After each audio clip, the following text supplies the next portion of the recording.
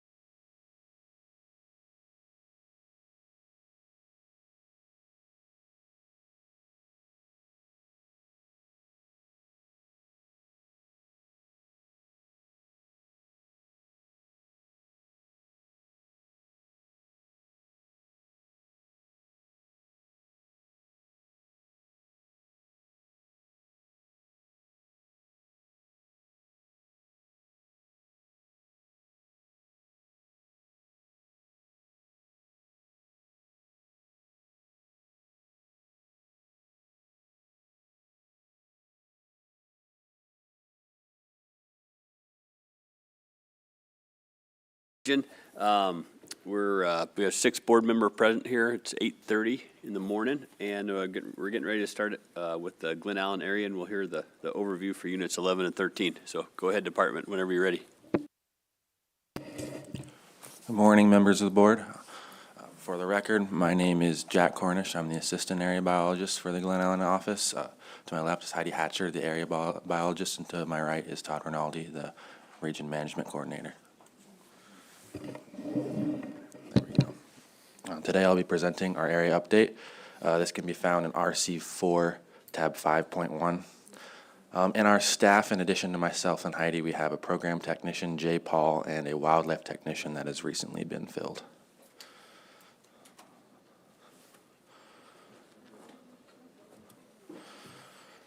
So units 11 and 13 are somewhat unique in the state, as they're sparsely populated with large portions of public wilderness, but they're still closely connected to the major urban areas of the state via the road system.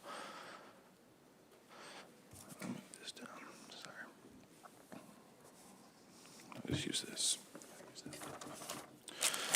So Unit 11 has more than 12,000 square miles, much of which is Wrangell St. Elias National Park and Preserve, and Unit 13 has larger than 23,000 square miles and over 2,000 miles of trails into the backcountry. It's accessible from, oh, sorry, wrong slide.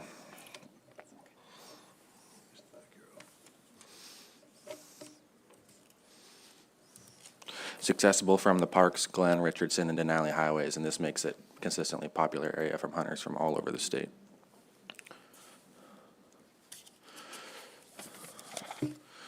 So the Copper Basin census area has around 2,600 residents, but we can have nearly twice as many moose hunters in a given year and 4 times as many caribou hunters in a single year.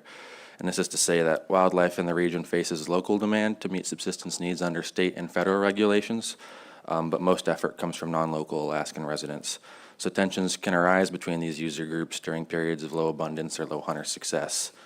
In the past 10 years, the Glen Allen management area has seen an average of 14% of all reported hunts for all species statewide and almost 22% of all hunts for all species in a given single year in 2016.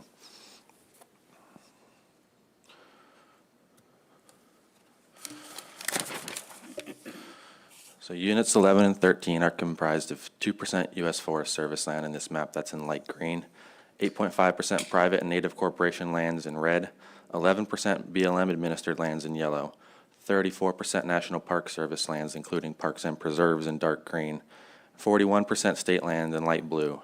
And it's important to note that some of these lands are only open to hunting by federally qualified subsistence users, including the park portions of Wrangell St. Elias National Park and Preserve, and BLM subsistence lands in 13B for 2024 and 2025, and that's specific to moose.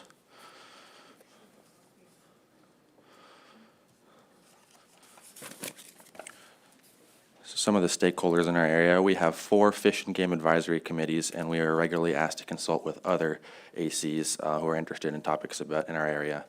Due to the mixture of land status, we also often collaborate, coordinate, or communicate with federal, state, tribal, and non-government agencies, including BLM Glen Allen Field Office, Wrangell St. Elias Park and Preserve, and their Subsistence Resource Commission, Denali National Park, U.S. Forest Service, Denali State Park, Ahtna Incorporated, Ahtna Intertribal Resource Commission, local village councils, the Matsu Borough Fish and Wildlife Commission, and a variety of nonprofits and other NGOs.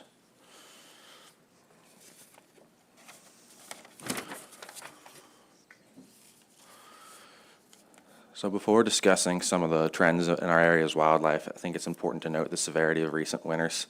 Snowpack has been considerably above average for 3 consecutive years in both units 11 and 13, and this has had a notable impact on wildlife, but it's been further compounded by a variety of other factors, including recent population peaks for many of our species.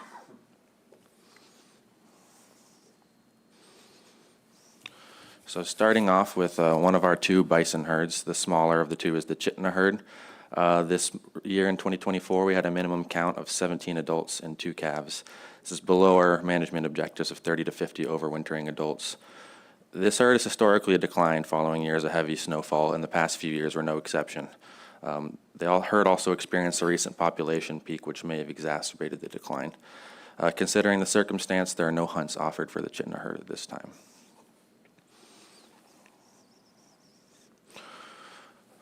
The larger copper herd faced a similar fate to the Chitina herd, with a recent population peak and subsequent decline during these severe winters. In 2024, the minimum count was 51 adults and 16 calves, which is just below our management objectives of at least 60 overwintering adults. Other factors are also at play in this decline, including higher than average hunter success in regulatory year 2023 and predation from a wolf pack that spends much of its time in the herd's range.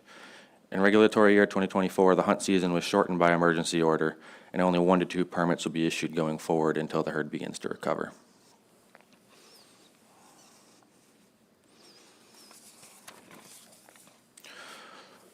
The Nelchina herd has historically been a very important resource for Alaskans on the road system, with as many as 5,000 caribou harvested annually in past years. In 2024, we had a minimum count of 11,738 animals and 12,526 based on our Reveille estimate, which is well below our management objectives of 35 to 40,000 post-fall hunt. Prior to the recent precipitous decline, we had a 10-year harvest average of 3,606 from regulatory year 2012 to 2021. So this precipitous decline began in 2022 as winter conditions contributed to significant mortality, and this continued into 2023. Herd health metrics began to show signs of nutritional limitation prior to this point, suggesting that these winters may have only hastened the onset of this decline. Last year, the herd wintered closer to calving grounds, and they found favorable conditions with less snow, and so far they seem to be sticking closer to home this year as well. There are no state or federal hunts held currently, and there are 2 proposals on the Nelchina caribou herd this year. You'll hear a bit more about the status of the herd during those updates.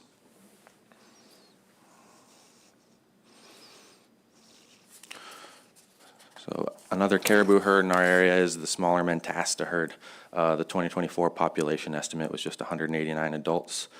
It's usually a small herd of less than 500 animals in recent years, and it spends much of its time on federal land in Unit 11, although it often mixes with the Nelchina herd on winter range. There's been no hunting opportunity for Mentasta animals since the early 90s, but given a harvestable surplus of excess bulls, a small amount of opportunity could have been provided, although this would require modification of the cooperative management plan between the department, the Park Service, Fish and Wildlife Service, and this plan was established in 1995.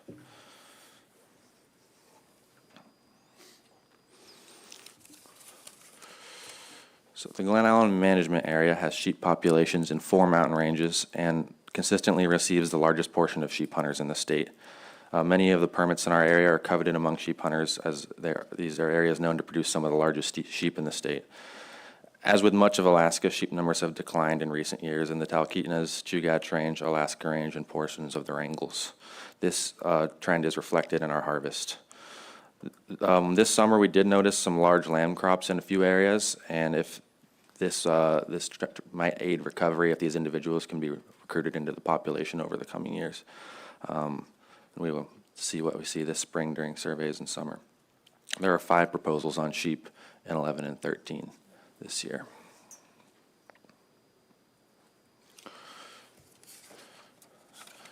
Goat populations in our management area have fluctuated in recent years, but they're relatively consistent with historic levels, especially compared to sheep.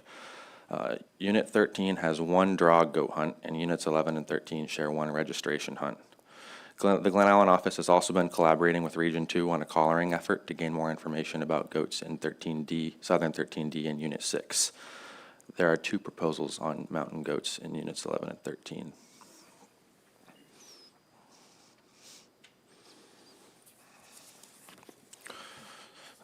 Moose in Unit 13 are managed at the subunit level, and each of these have unique contexts for management. Several were near historic highs with next to no cow harvest as we rolled into these severe winters, and this is leading to the declines we're now experiencing.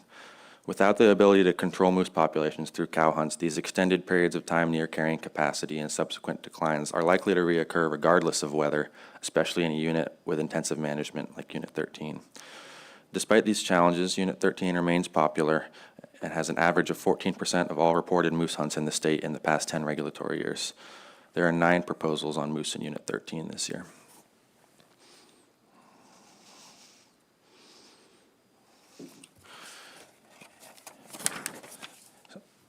Moving on to black bears. In Unit 11, black bear harvest is down, as is the female proportion of the harvest, but harvest is relatively consistent in Unit 13.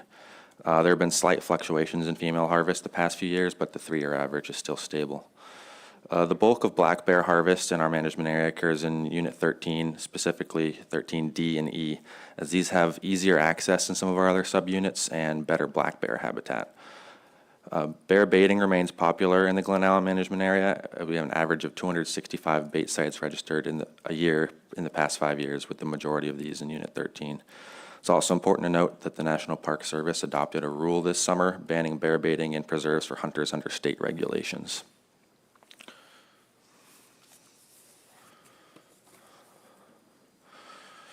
So moving on to brown bears, in Unit 11, the 3-year harvest average increased from the previous 3 years, and the female proportion of the harvest has decreased in this same period. Unit 13 harvest is stable, but the female proportion of the harvest also seems to be increasing, or is increasing contrary to Unit 11. There's one proposal this year to increase the annual brown bear bag limit in Unit 13 to 2 bears from 1.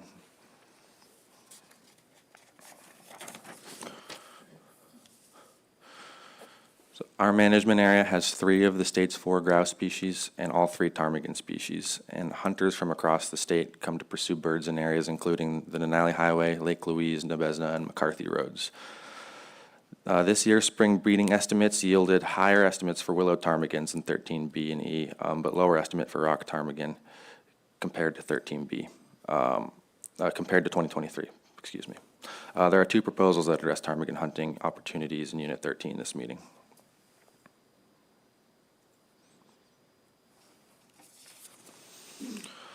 So when we look at our fur bearer data for the species required to be sealed in the Glen Allen management area, we see that 3-year harvest average for beaver, otter, wolverine are similar to the previous averages in Unit 11. Wolf harvest is down, but it's at a comparable low level considering the parkland status of much of this unit. In both 11 and 13, lynx is notably lower, and this is likely due to the fact that we've been in a low in our lynx hair cycle in recent years. Unit 13 beaver harvest is less than half of the previous average. Otter, wolverine, and wolf are lower in Unit 13, although SDA wolf take has increased in the regulatory year 2023, saw the highest total wolf take since 2000. There are 2 proposals that address fur bearers in Unit 11 this year.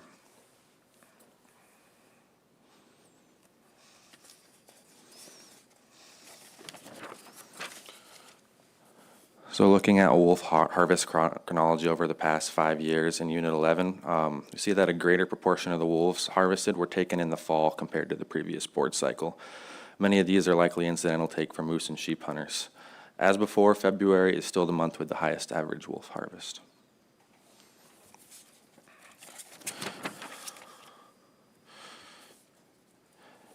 In Unit 13, wolf take distribution by month is similar to the past, with the bulk of it occurring in the winter, although a larger portion of same-day airborne take occurred in March compared to previous years.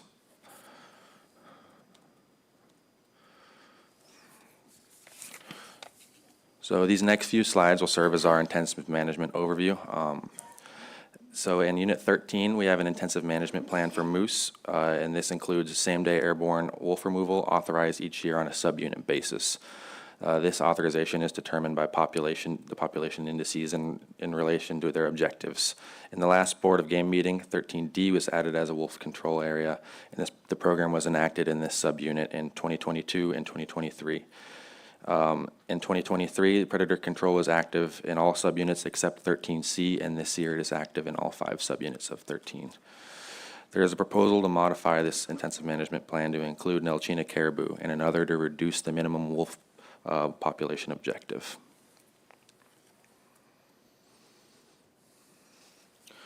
So on this table, you see the 3-year averages for moose population indices and their objectives and harvest objectives as well.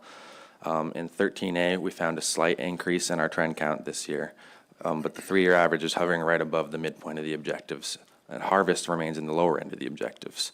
13B, D, and E also experienced increases in their estimates this year alone, but each of their 3-year averages continue to decline below the midpoint of the objectives, warranting predator control for each. 13C continued a sharp decline from the previous year, and it's below the midpoint of objectives. There are proposals to change population objectives in 13B and C this year, as well as proposals to reduce harvest objectives for B, C, and E.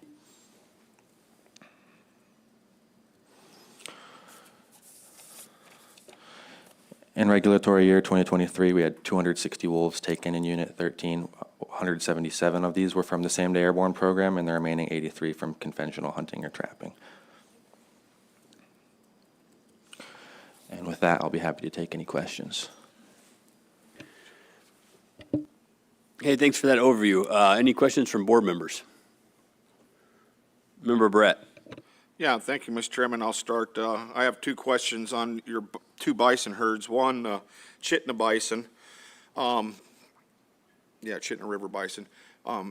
Is their population potentially also declining because there's a lack of habitat?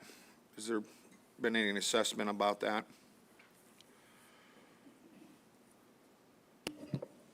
Through the chair, Member Barrett, that's an excellent question. We haven't done any habitat assessment, but the history of the herd suggests that we always kind of see an increase, and then we get a deep snow year and it declines. And through what we've seen with this herd, it suggests that that habitat is likely limiting. And my second bison question is for the Copper River bison. You mentioned that you have signs of predation on it. Is that fairly common now, or, with other bison herds, it's pretty rare?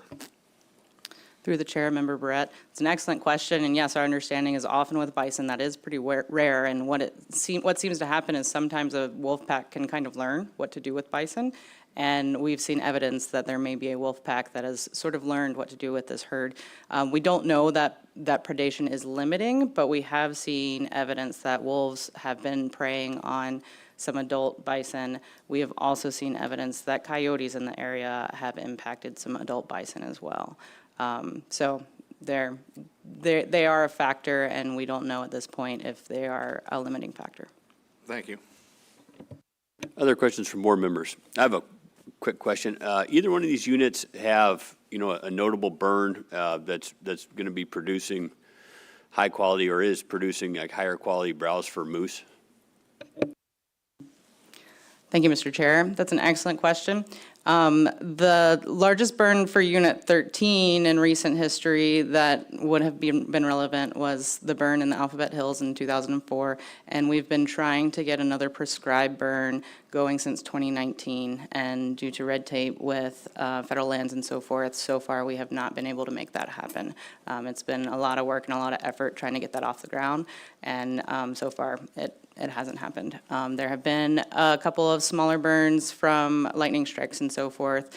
There's been a couple in 13C, one in 13D, and some in Unit 11. But for the most part, they have been more recent. They've not been very large areas. Some of the areas are very inaccessible, so they're not likely to help us very much in terms of providing more moose for hunters. And like I said, the prescribed burn efforts have been very difficult to follow through with. Thanks for that. Other questions from board members? Member Brett. Yeah, thank you, Mr. Chairman. Thanks, Jake. My question is on slide 15, or for reference. That graph for all those years with what seems like an incredibly high sow take, how is that affecting the population of grizzly bears out there? Through the chair, Member Barrett. So our analysis of brown bears in Unit 13, and it is a little bit confusing. The chart is for Unit 13, and then Unit 11 is summarized below because we, of course, talk about the two different areas. But specifically looking at Unit 13, we've done brown bear density estimates in a portion of 13A, which includes the Nelchina Caribou Calving Grounds. We've done that incrementally over time. So the first estimate was in 1998, and that estimate was repeated in 2011. And the results suggested that the brown bear population had declined between those two periods pretty substantially. And so we repeated that effort again in 2022. It was done a little bit differently, so it's a little bit difficult to do a complete comparison. But the results suggest that the brown bear population in that area seems to have stabilized now at that lower level compared to the 1998 estimate. All right, great, thank you. Any other questions from board members? Member Loring. Thank you, Mr. Chairman. Thanks again for your presentation. On slide on 21, How long has those current numbers been in place? Are they been in place for a while now, or on the objectives, the harvest and the population objectives? Thank you, Member Loring, through the chair. The population and harvest objectives were developed in the 90s, and in 2012, the population objectives for 13C were shifted. Well, in 2013, the population objectives for 13C were shifted, but otherwise, these objectives have been in place since the 90s, the mid-90s. Okay, thank you. Any other questions from board members? Sure, we'll have some questions during the proposal slides, but we can probably move right into proposals now.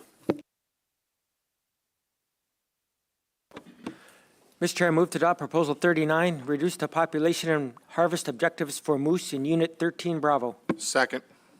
It's been moved and seconded. Department, whenever you're ready.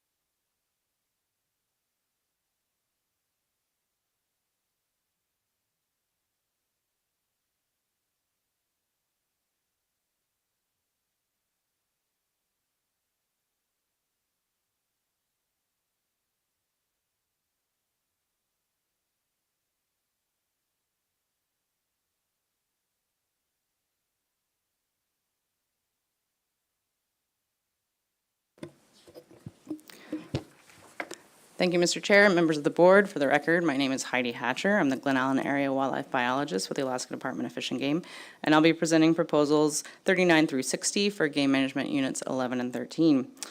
The Glen Allen area, as Jack mentioned, is very popular, and in my short 9.5 years in the Glen Allen office, this will be the 6th Board of Game meeting for which we've presented high-profile proposals showing how interested the public is in this area.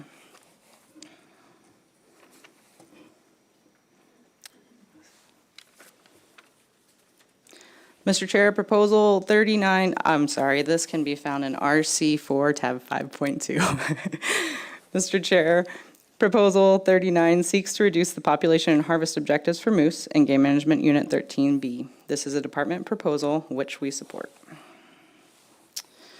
Game Management Unit 13B has a positive customary and traditional use finding with an an amount necessary for subsistence for Unit 13 as a whole of 300 to 600 moose. 13B has been included in an active intensive management plan for moose since regulatory year 2001. The moose abundance objectives for 13B is 5,300 to 6,300 moose, and the harvest objective is 310 to 620 moose. The proposal suggests lowering the abundance objective to 4,500 to 5,500 moose, which would shift the midpoint from 5,800 down to 5,000. The midpoint of the abundance objective is a trigger for activating wolf control, but Unit 13B moose abundance is currently below the current and proposed midpoints, so this shift would not change the current status of wolf control in 13B. The proposal also suggests lowering the harvest objective to 200 to 400 moose. Moose and wolf abundance are metrics that are used to activate or deactivate wolf control, and moose harvest numbers are not a component of that annual decision. Historically, population trends in Game Management Unit 13 have been assessed through minimum count surveys and established trend count areas, which provide robust population composition information and a data set for population trends since 1965. On this map of Unit 13, you can see the moose trend count areas in each subunit. Areas in red are ones we strive to survey annually, and those in orange are ones we survey less frequently. Once we have sufficient snow and frost conditions to spot the moose against a white background, even in the timber, we fly close transects to cover the moose habitat in each area, and each area is flown virtually the same way from year to year.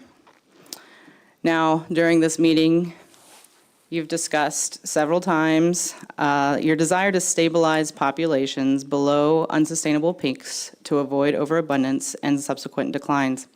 This is a widely accepted understanding of ungulate population dynamics, and Unit 13 is no exception. To set the stage regarding moose abundance objectives, I want to remind you that what we typically expect to see with ungulate populations. Maintaining a population at or above carrying capacity is not ideal, as there's less food available per animal. Overgrazing of available food resources can negatively impact habitat quantity and quality, and with less food per animal, we may see greater declines during severe winters. Higher density populations also tend to be more susceptible to parasites and diseases.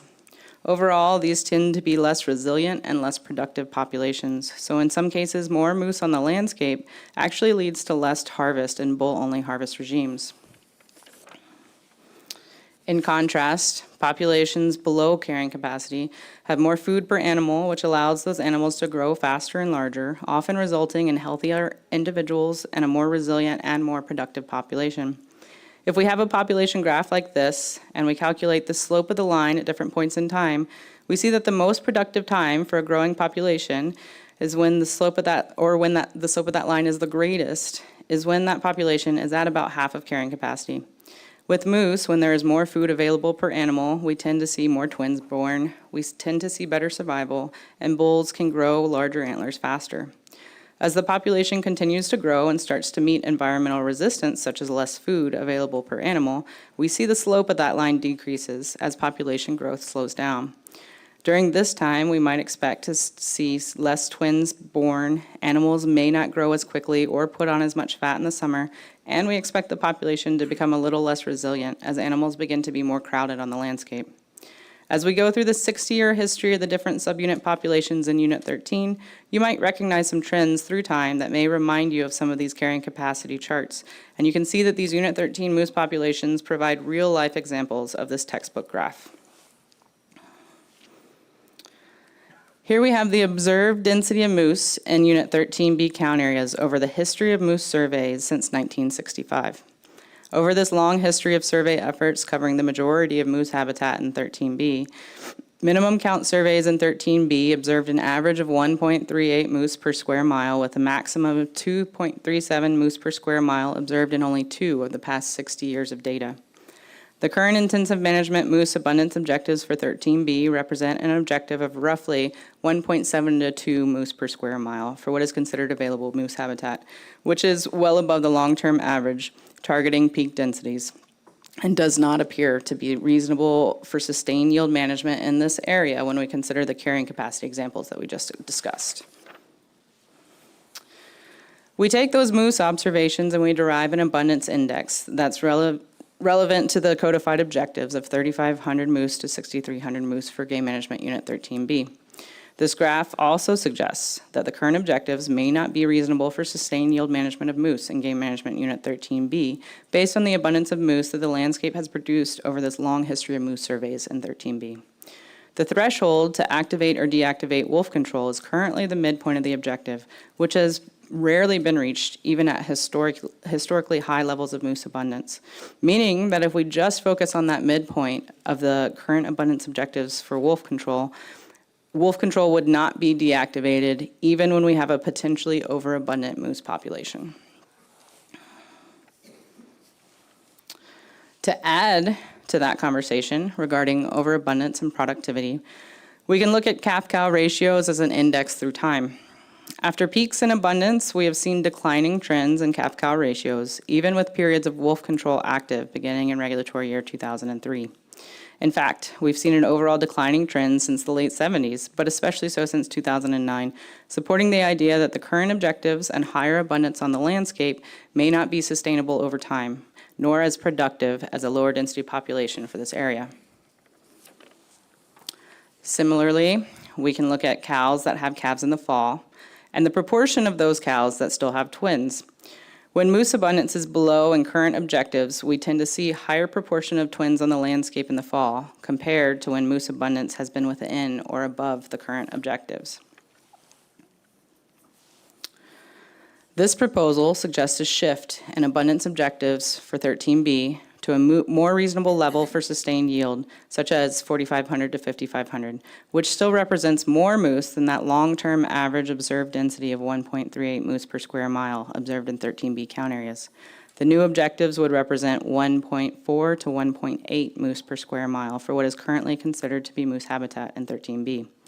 Lowering the objectives for moose would lower the trigger point for wolf control, which is currently the midpoint of the abundance objectives.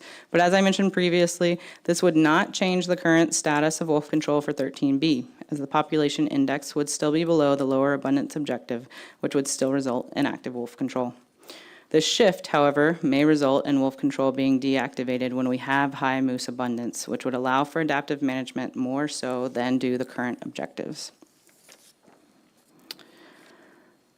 Along with a more reasonable abundance objective, this proposal also suggests a shift in harvest objectives, which was similarly proposed by the Copper Basin Advisory Committee in 2012. The current moose harvest objectives for 13B are 310 to 630 moose. In 2012, the Copper Basin Advisory Committee proposed harvest objectives of 265 to 315 moose for 13B. Considering that the long-term average harvest is 225 moose, with a historic range of 117 to 379 moose, the current proposal suggests an objective range for harvest of 200 to 400 moose, which would look like this transposed over the history of harvest for Unit 13B. The proposed harvest objectives combined with the proposed abundance objectives would represent a harvest rate of roughly 4.3 to 6.8%, which is realistically achievable for an area in which cow harvest cannot reliably be obtained due to regulatory frameworks.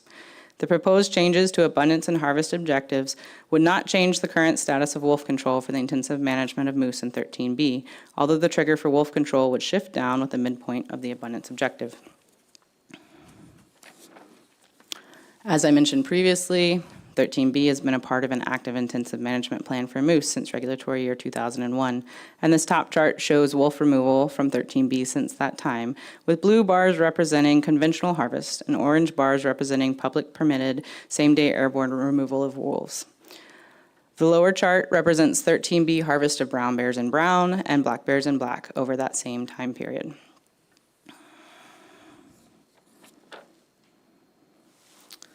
Proposal 39 seeks to reduce the population and harvest objectives for moose and game management unit 13B. The department supports adjusting the abundance and harvest objectives for moose in 13B. The proposed objectives would seek to stabilize the moose population below historic peaks that do not appear to be sustainable. Both moose abundance and harvest are below the proposed objectives at this time, and the proposed change would not affect the current status of intensive management in unit 13B. Thank you. Thank you for that. Questions from board members? Member Brett.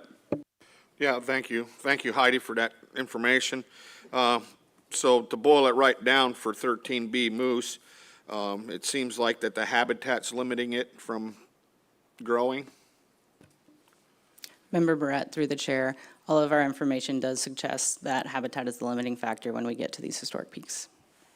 And I'll ask one more. So what survey techniques do you use in 13 for counting moose? Member Barrett, through the chair, we use minimum trend count surveys that I described in the presentation, and I can go back and show you the map if you'd like of where those areas are. I've seen the map. I was just, Yeah. so you just do trends in certain areas.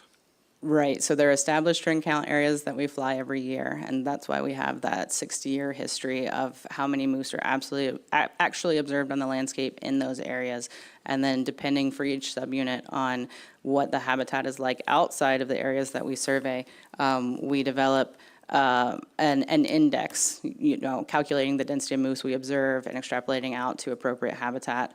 We develop an index. We do also strive to conduct a geospatial population estimate when we can. And in 13B specifically, I can go back if you'd like to see, but we have done a GSPE in 13B that agreed fairly well with the abundance index that we derive from minimum counts. Okay, thank you. Member Loring. Thank you, Mr. Chairman. Thanks again for the presentation on this proposal. Would you go to the slide on page number 9? It's the cow-calf ratios. I was just kind of curious. It looks like they're pretty low at this time. In 2023, maybe you had like 8 cows or 8 calves per 100 cows, and then Are the 2024 bumps up to maybe 13, kind of extrapolating on this chart? Is that a preliminary number, or is that your solid number for 24? Thank you, Mr. Loring, through the chair. That is our number that, from our observations from 2024. Okay. And is there anything you can point that to, getting an increase, or to continue to expect an increase maybe through this winter? Is it just all pretty much predation driven? Member Loring, through the chair. Based on the history of wolf removal as well as what we understand about brown bear densities, we don't believe that this is purely predation driven. After these deep snow years, and you can see that 13B is now at a fairly low density of moose compared to the history of moose in that area, we would expect that in the coming years we should see calf-cow ratios start to increase as there's less moose on the landscape, and hopefully that habitat has not been negatively impacted. Okay, thank you for that explanation. Appreciate it.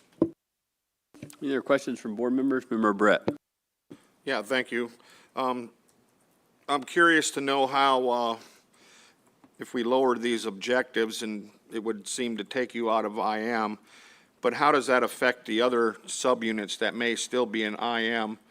And, you know, removing predators off the range in those other units, I'm sure it's got to affect 13B. Have you thought, or have you addressed that? Thank you, Member Brett, through the chair. Lowering these objectives would still keep us in IM. We would still be activating wolf control because there are so few moose on the landscape. This would just make it so that once we grow more moose in 13B, we could deactivate wolf control at some point in the future. And every subunit in Unit 13, every year we determine whether or not to activate or deactivate wolf control based on the moose in that subunit. So it's a very dynamic situation and a much more surgical approach to implementing intensive management for moose. And so and you guys do have a proposal on the wolf objectives for Unit 13. Our minimum wolf objectives in IM are for Unit 13 as a whole. So yes, while what we do in one subunit may affect the neighboring subunits, it's a very dynamic situation, and that's why we've taken the surgical approach so that we can use adaptive management where we need it. Just one more.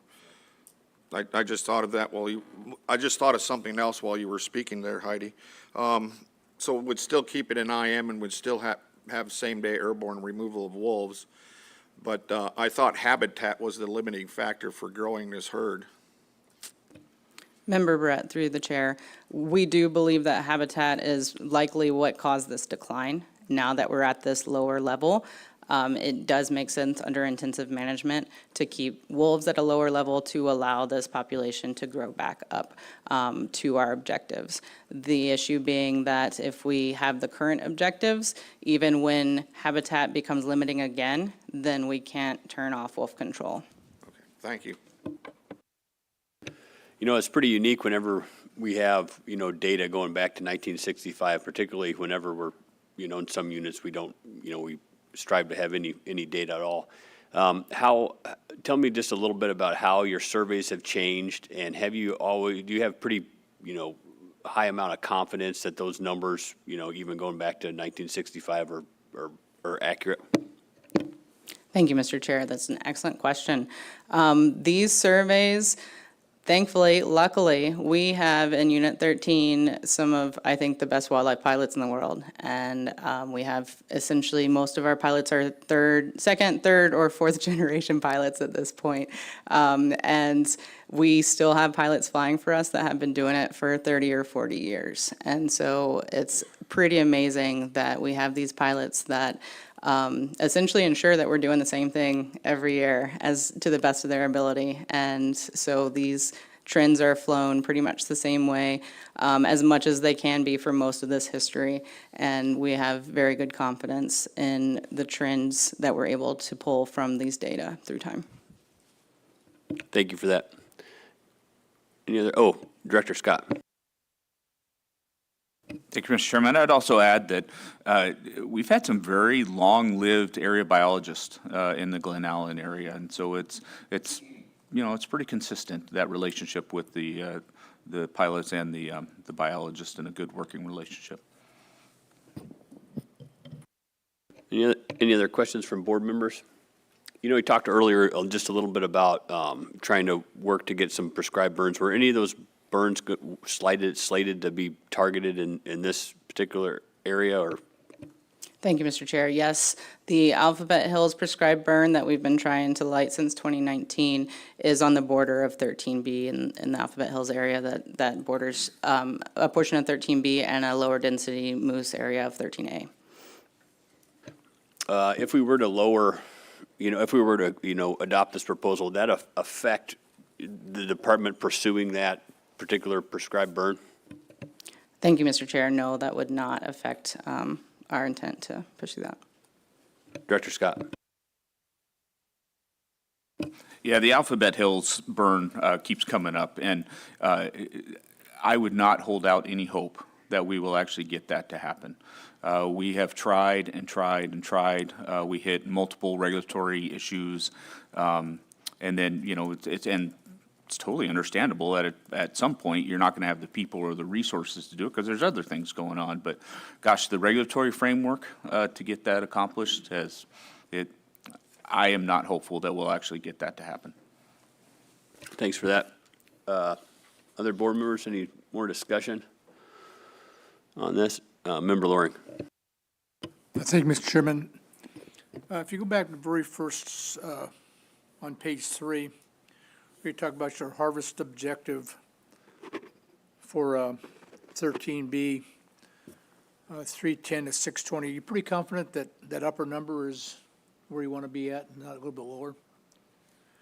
It seems like it's been there for quite a while, ever since, at least looking back through the 2010, 2011, 2012 area. Member Loring, through the chair. That's a great question. This slide shows you the actual moose harvest through history since we have reporting, essentially. And so the proposed objectives were 200 to 400, so it would include the highest harvest that we've ever seen. But in reality, if we exceed those harvest objectives, it doesn't change our management. So right now, the current harvest objective is 310 to 620, looking for 200 to 400 on this regulation. On that very first page, yeah. Page number 3. Member Loring, through the chair, that's correct. Okay. Any other questions from board members? Oh, Member Gardner. How long have the upper and lower objective that are in place right now, how long has that been in place? Thank you, Member Garner, through the chair. This chart actually shows you when those objectives were put into place. When you see those objectives show up is when they were established, so in the mid-90s. So from mid-90s to now, the area hasn't been able to increase in carrying capacity. It's been, Member Garner, through the chair, that is correct. thank you. Director Scott. Yeah, because we're going to see several of these coming up, I guess I would just add that most of the objectives across the state of Alaska were established between 1999 and 2001, largely in response to the intensive management law, actually in response to the intensive management law. It's based on the best data we had at that point in time.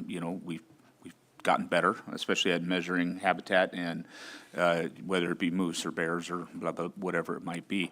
The harvest objectives, each case is different, but oftentimes they added 10% when they looked at the historical data and then went plus 10%. So, that's just how they approached it, and that was the methodology. And I mentioned yesterday, we're usually pretty skittish about approaching these, but here we are. We started with Dillingham and moving into Unit 13, and I anticipate we'll see that in several units across the state in the next few years. I know we have, like I said before, a long-standing data set here. Do you anticipate in any time in the future wanting to adjust this furthermore? I know that's a very hard question to answer, but do you have any concerns that, oh yeah, maybe we got this wrong, we'd like to change it again? And I realize that's a very hard question. Mr. Chair, I think that's an excellent question. And I feel very fortunate to be managing moose in this area because of this long and unique data set. And that's why we're bringing this proposal to you now, because now we have 60 years of data to say, well, it looks like this is really maybe where we should be looking at. I could see, and I believe you had some comments from the public, maybe from the PACs and AC, that maybe these proposed objectives are still a little bit too high. So while I hope that this would be the end-all be-all, it is possible that in the future, when we do more research on moose in the area, or if the habitat changes, that could be a huge thing. It is possible that we could revisit these, but I wouldn't see that happening for a long time. Thank you. Any further discussion here from board members? Member Brett. Yeah, we'll just also add to the record that,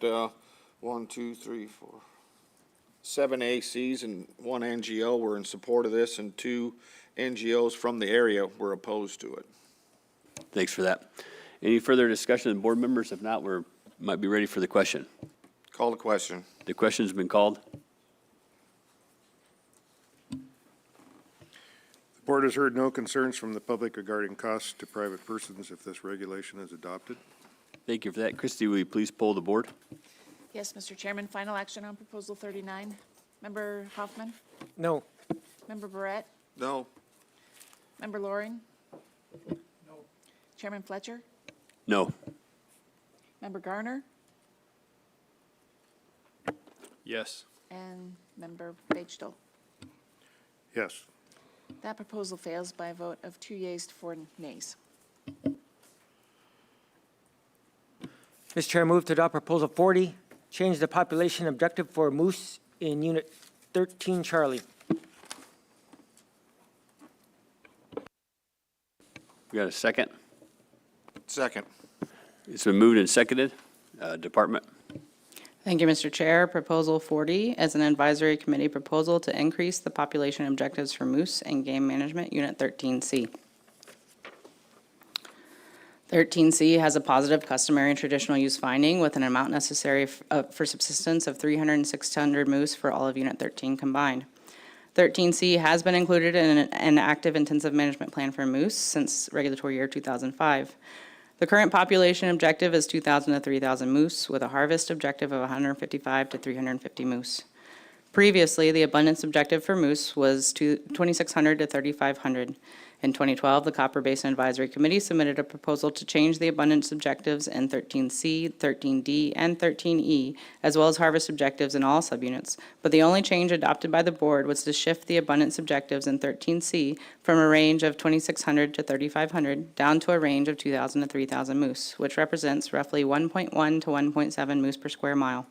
This proposal suggests a shift in objectives back up to 2,500 to 3,250 moose. I explained previously how population trends in Game Management Unit 13 have been assessed through minimum count surveys and established trend count areas, which provide robust population composition information and a data set for population trends since 1965. This graph represents those raw counts for our 2 main count areas in 13C. An asterisk indicates a year where we only got one of those 2 count areas counted, which explains the low numbers. So, looking at density, this is the resulting density observed in those 2 count areas, as well as a third 13C count area that we survey less frequently. It's also understood that a portion of 13C has relatively low densities of moose. When the abundance objective for 13C was first established in 1995 and then shifted in 2013, this was during a period when these counts were not consistently used to derive abundance estimates for 13C. So when we reassessed moose trend count data in 2016, we developed a consistent way to use trend count data and observed densities in count areas 10 and 16 especially to derive a reasonable abundance index for the entire historic data set of 13C, which looks like this. The 13C moose population experienced a historically high peak in abundance from about 2011 to 2019, but no additional hunting opportunity was offered to take advantage of cow moose during that time of what was likely overabundance. And for at least the last half of that period, bull to cow ratios suggest that the available bull harvest was being utilized to its full potential. In more recent years, counts have been similar to what they were in 2012 when the Copper Basin Advisory Committee said that the moose population and harvest levels were healthy and sustainable, and they had nearly enough moose for this area. Unfortunately, these high levels coincided with back-to-back severe winters in 2021-22, 2022-23, and 2023-24. The high moose numbers during times of deep snow is exactly what we want to avoid. As Member Barrett put it eloquently yesterday, if you don't use them, you lose them. In February 2022, the Chistachina Fun Days dog races in 13C were canceled because there were too many moose crowded onto the trails in the deep snow. Again, in February 2023, they sought to haze moose off the trails in order to hold the dog races, as there were still too many moose crowding onto the trails in the deep snow. Now, the moose numbers are declining, as we typically see when there is an overabundance of moose in combination with deep snow winters. This chart overlays fall calf-cow ratios with our abundance index. Aside from the decline in abundance after these most recent deep snow winters, we have also seen a decline since 2006 in calves per 100 cows observed in the fall, even with wolf control intermittently activated. That decline began as abundance exceeded the midpoint of the current objectives. A browse survey was conducted in 2022, which documented 26% mean plant offtake with 95% confidence intervals that ranged up to 32% offtake, when the abundance index was just below the current higher objective. We have not yet developed meaningful thresholds for browse removal in Unit 13, but in interior Alaska, the suggested threshold is to maintain below 35% mean plant offtake. So our browse survey results suggested that we would not want to target abundance much higher than that 2022 level. If we look at the cows with calves in our fall surveys through time, the proportion of those cows that have twins suggests that the population is more productive with a higher proportion of twins in years when abundance is within or below the current objectives. And generally, we see a lower proportion of twins in years when abundance is above the current objectives. This chart shows wolf take by hunters and trappers in blue and same-day airborne wolf control removal in orange for 13C. Wolf control was suspended in 13C for regulatory year 2023, but a high number of wolves were still taken in that subunit by hunters and trappers, as 13C has some of the most effective trapping coverage for any game management unit 13 subunit in years with manageable snow conditions. Wolf control is active this winter in regulatory year 2024, based on the continued decline in moose trend counts observed in November of 2024.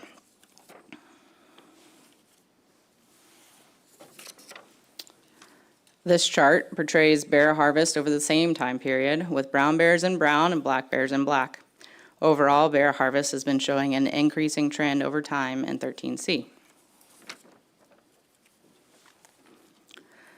With the 2016 adjustment to derive a consistent abundant index for the entire history of counts in 13C, the Copper Basin Advisory Committee now feels that the existing abundance objectives are too low, and they would like to see the trigger for wolf control shifted upward by adjusting the objectives upward to a range of 2,500 to 3,250 for 13C. This shifts the midpoint from 2,500 to 2,875.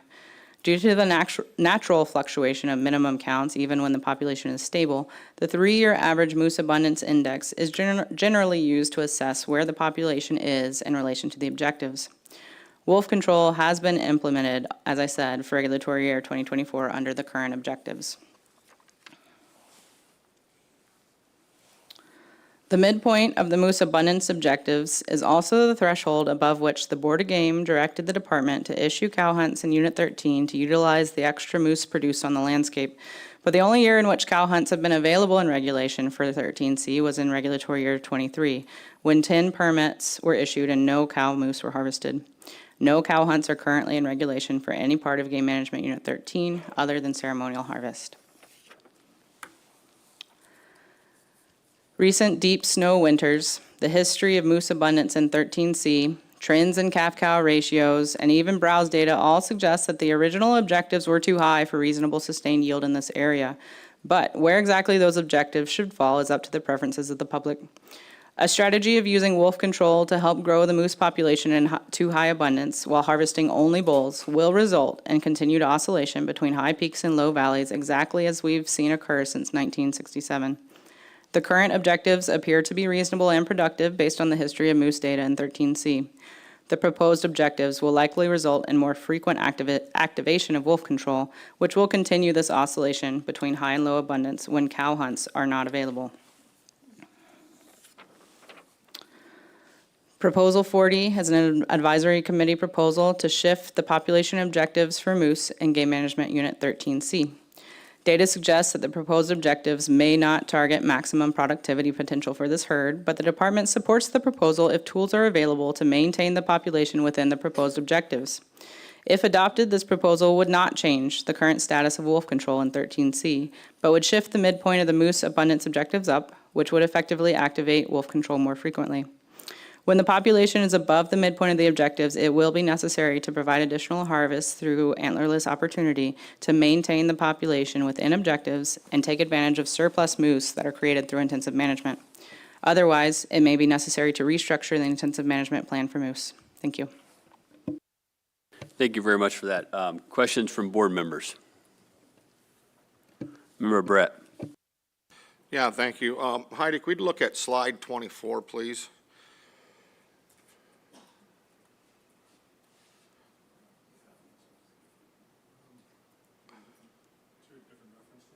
Or 12 out of 106?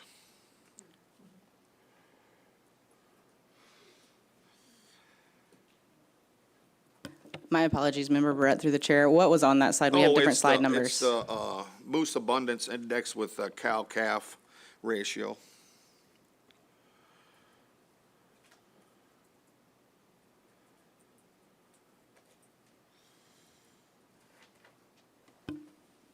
Through the chair, is that the slide you're looking for? No, it was, next, yeah. The proportion you of go. twins. You were talking in that slide about cows were more productive when they were within the objectives, but I don't quite understand cows with twins were more productive when they were within the objectives. But in 21 to 23, there's a steep decline, and I don't understand how that twinning rate is correct with what you said. Thank you, Member Barrett, through the chair. It's a great question. Essentially, once we get to that point where you mentioned if we don't use them, we lose them. If we're limited by habitat, then we start to go through a decline. And during that decline, we're not going to see that more productive period because the habitat is recovering. The other big thing about 2021, 2022, 2023, 22 and 23 especially, is that follows those deep snow years, which also can affect productivity of cows as it affects their body condition. Those last years show that population is declining, is in decline, and is not as productive because it's going on the downtrend. It's when the population is growing on the uptrend that you see them most productive. In this graph, they tend to be more productive when they're within or below the population objectives. Okay, thank you. Absolutely. Member Loring. I got two short questions, just kind of logistics. Remind me, what time of year are the surveys or the estimates done for the cow-calf ratios? Is that done after the winter survival? Thank you, Member Loring, through the chair. In 13C, our calf-cow ratios are coming from essentially our trend count data is also considered a composition survey, and so it's done after the hunting season going into the winter. Okay, that helps. And then on one of the slides you had, you showed the harvest, and then you also showed the included ceremonial take. And the last couple of years, I didn't see any color change, like there was none reported. Are you pretty confident in your reporting, your potlatch moose take reporting? Because I can't imagine that there'd be 2 years where there's no take. Thank you, Member Loring, through the chair. It's an excellent question. It is very possible that there's unreported harvest, but in general, in Unit 13, with our local communities, folks are very knowledgeable about the potlatch ceremonial harvest permit and how to get it, and they're usually pretty darn good about coming to get the permit, and then if they don't report, then we follow up with them and try to get a report. Do you add a percentage, like a fudge factor percentage to those numbers, knowing that there's probably not 100% reporting? Because there's not 100% reporting anyplace else, so how are you adjusting for that take that's probably happening, but you don't know about it? Thank you, Member Loring, through the chair. None of these numbers have any estimate of what's unreported. This is just showing you what has been reported. Certainly, we know more cows may be taken, and the number of cows being taken is probably not enough to affect any population dynamics. Okay, thanks so much. Member Garner. Thank you, Mr. Chair. On the slide with the moose abundance index, seems to be a lot of ebb and flow and up and down and much less flat line. You had mentioned that during an overabundance, combined with deep snow winters, there seems to be a steep decline. And that's what we're seeing in the 2022, 23, 24. On that graph, the previous declines, is there information on what caused those? Is that a similar situation? Thank you, Mr. Garner, through the chair. There have been years in the past where we have had deep snow conditions when we were at peak abundance that did cause some of these declines. I don't think that we have enough information to inform all of the declines through this cycle, but I can also say that there are years in the past when we are not at peak abundance that we have deep snow years that do not cause these declines as well. Any more questions from board members? Member Brett. Yeah, thank you. When it comes to the counting, surveying the moose there, I think you said you had 2 trend areas in there. How confident when you extrapolate that over the rest of the unit, how confident are you that represents all of 13, since they're really congregating points where you count moose? Thank you, Member Barrett, through the chair. For 13C specifically, we do recognize that part of the habitat is lower density, and we calculate that into our factors. But the take-home message here is that this abundance index, it is an index, and it shows you a consistent calculation through time. So from the actual counts every year in those same count areas and our understanding of the surrounding habitat, this is a very strong and very confident representation of what has happened through time on the landscape. Thank you. Other questions from board members? Intent? If not, we might be ready for the question on proposal 40. No, we're not. We're going to wait a second. I'll call the question. The question's been called. Board has heard no concerns from the public regarding costs to private persons if this regulation is adopted. Cheryl, did you have a comment? Thank you, Mr. Chair. It would help to have a little more discussion on the proposals about board members' intent before voting. Thank you.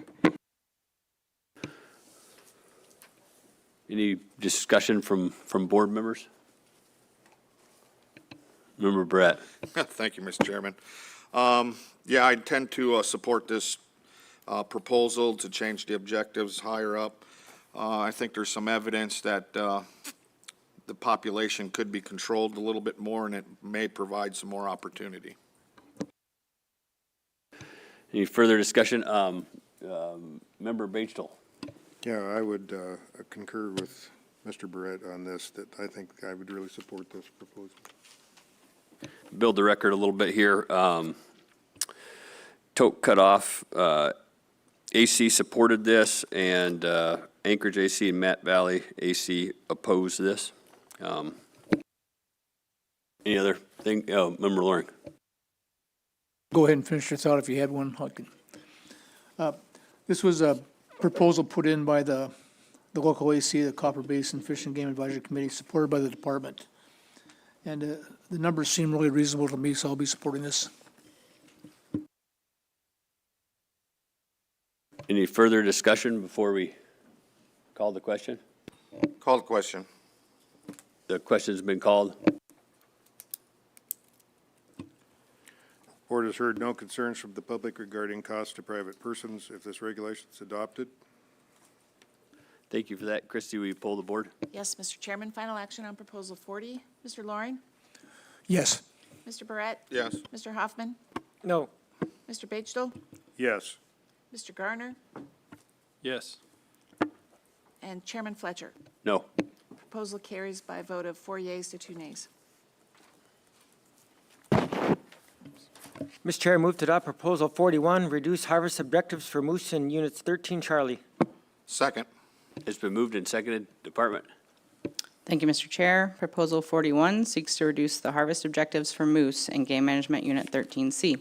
This is a department proposal, which we support.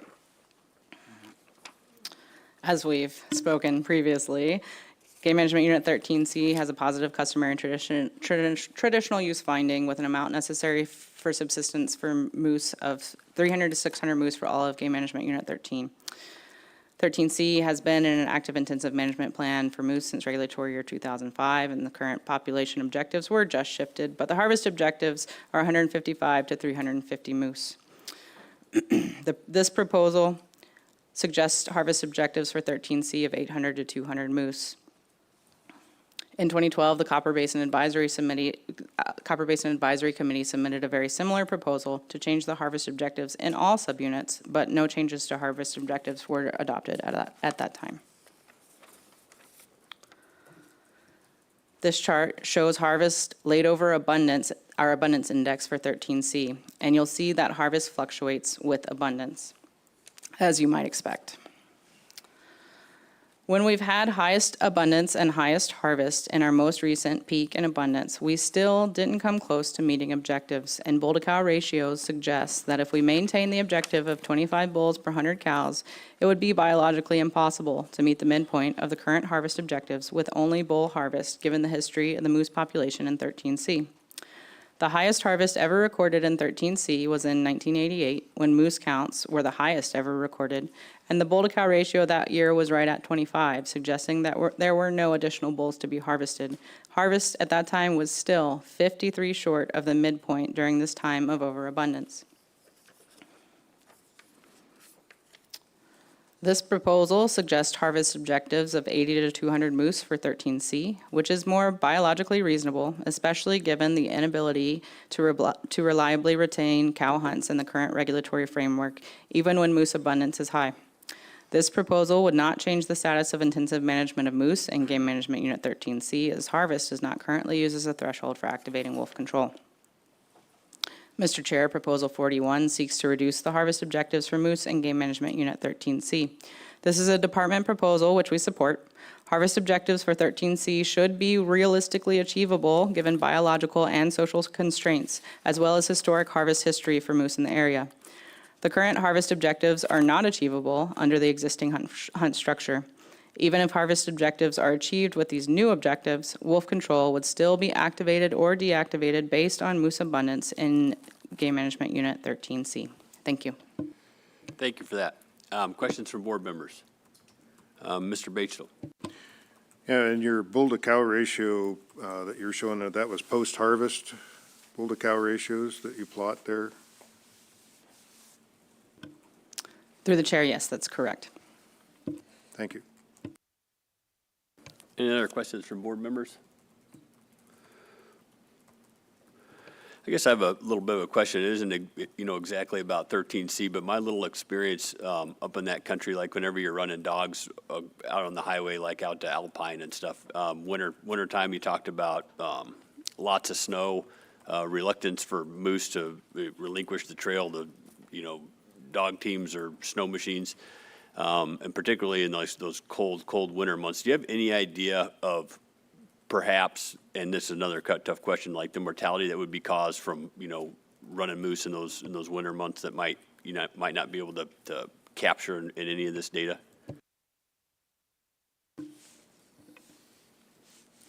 Thank you, Mr. Chair. It's an excellent question.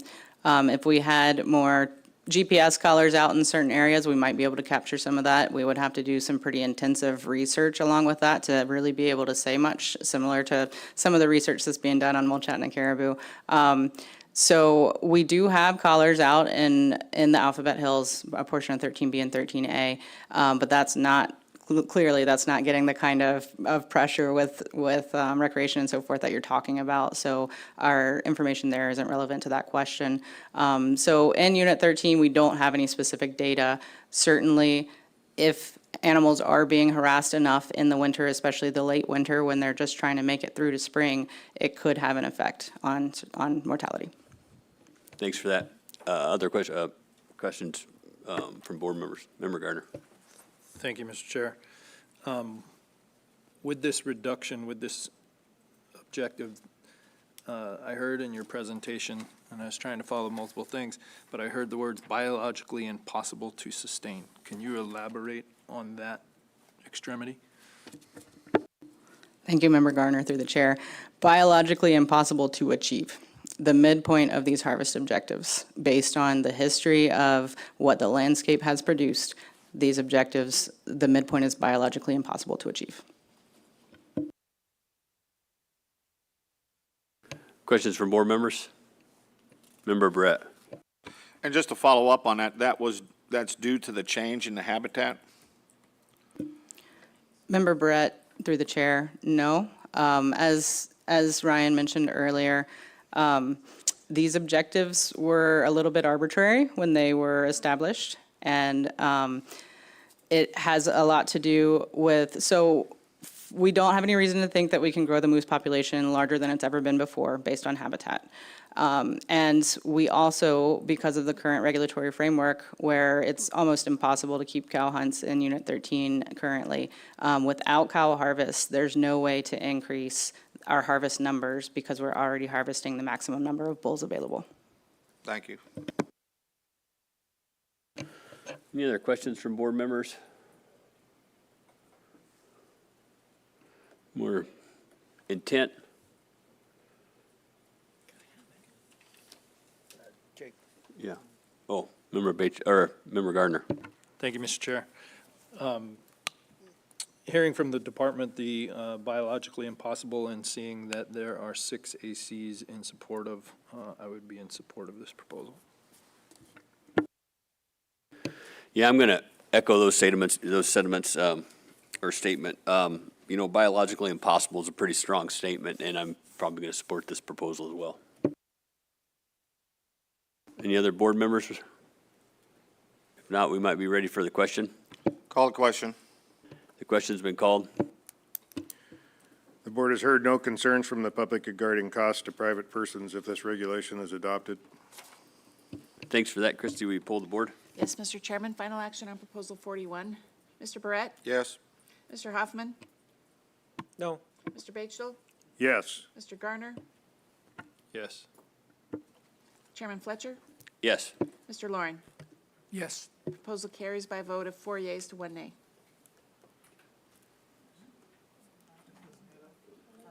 Oh, 5 to 1, excuse me. What did I say? Mr. Chair, I move to adopt Proposal 42, reduce the harvest objectives for moose in Unit 13 Echo. Second. It's been moved and seconded. Thank you, Mr. Chair. Proposal 42 seeks to reduce the harvest objectives for moose and game management Unit 13E. This is a department proposal similar to the previous one, which we support. Game Management Unit 13E has a positive customary and traditional use finding with an amount necessary for subsistence of 300 to 600 moose for all of Game Management Unit 13 combined. Unit 13E has been included in an active intensive management plan for moose since regulatory year 2001. As I mentioned previously, in 2012, the Copper Basin Advisory Committee proposed a similar change of harvest objectives in all subunits, but no changes were adopted for harvest objectives at that time. This proposal suggests a shift in harvest objectives from 300 to 600 moose to 150 to 300 moose. Just like in 13C, harvest fluctuates with abundance, and when we had high abundance and high harvest in our most recent peak in abundance from 2012 through 2021, we still didn't come close to meeting objectives. Again, bull-to-cow ratio suggests that if we maintain the objective of 25 bulls per 100 cows, it would be biologically impossible to meet the midpoint of the current harvest objectives with only bull harvest, given the history of the moose population in 13E.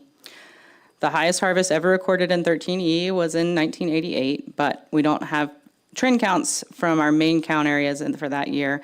That said, bull-to-cow ratios in surrounding years still suggest that there were no additional bulls to be harvested, and harvest was barely at the lower objective, still 147 moose shy of the midpoint during that time of overabundance. This top chart on this slide shows wolf removal in 13E since the intensive management plan was established, with hunting and trapping in blue and same-day airborne harvest in orange. In recent years, wolf control was deactivated as moose abundance was high. In fact, it was over the current abundance objectives. But no antlerless moose harvest opportunity was available, and no additional bull harvest was available to reduce moose abundance. The lower chart shows brown bear harvest in brown and black bear harvest in black over the same time period, and bear harvest has remained relatively stable in this area through time. This proposal suggests harvest objectives of 150 to 300 moose in 13E, which is more biologically reasonable, especially given the inability to reliably retain cow hunts in the current regulatory framework, even when moose abundance is high. Mr. Chair, Proposal 42 seeks to reduce the harvest objectives for moose in Game Management Unit 13E. This is a department proposal which we support. Harvest objectives for 13E should be realistically achievable given biological and social constraints, as well as historic harvest history for moose in the area. The current harvest objectives are not achievable under the existing hunt structure. Even if harvest objectives are achieved with these new objectives, wolf control will still be activated or deactivated based on moose abundance in Unit 13E, so the status of intensive management of moose in 13E would not change. Thank you.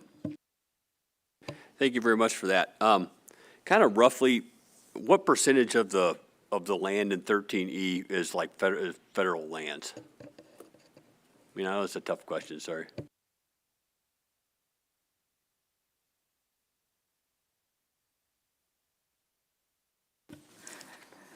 Mr. Chair, there's an excellent question. We don't have that off the top of our heads. It is most definitely less than, well, we can come back to you with that information. You know, does the federal government conduct surveys, moose surveys as well? And Thank you, Mr. Chair. Most of the federal land in 13E that is accessible and would be available to hunters is BLM lands, and they do not conduct any moose surveys. There is a little bit of National Park Service lands on the periphery of 13E that are really not a huge part of this conversation for moose because they're not that accessible, and a lot of it is very mountainous terrain. But I am not aware of whether the Park Service conducts any moose surveys in that particular area because it is kind of a periphery area. thank you. Other questions from board members?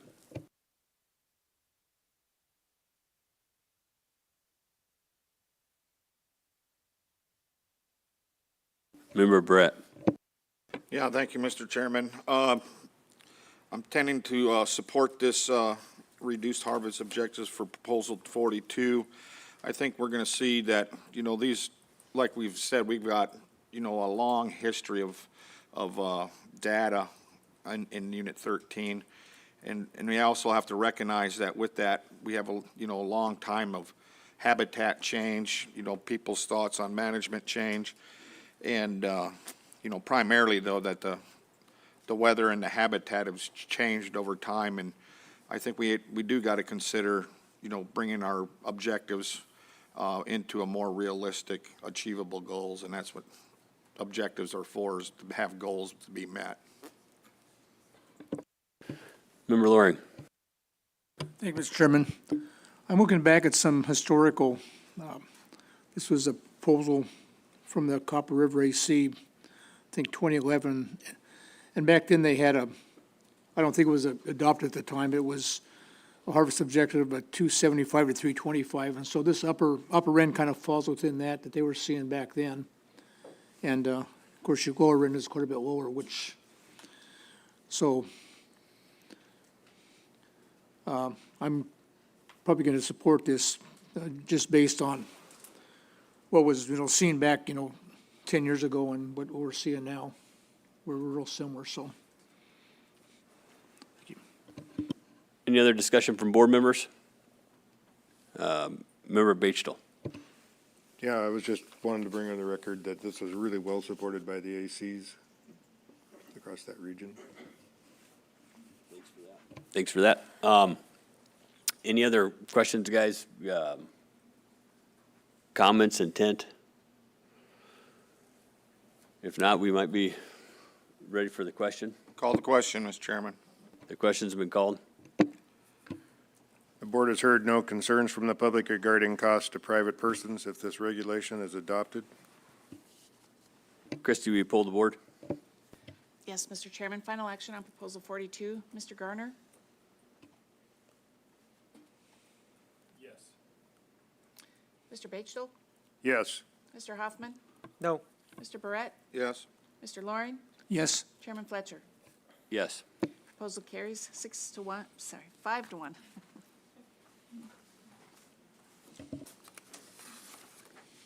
Mr. Chair, move to adopt proposal 43. Establish Go ahead. establish a antlerless moose season in Unit 13 Alpha. Second. It's been moved and seconded. Department?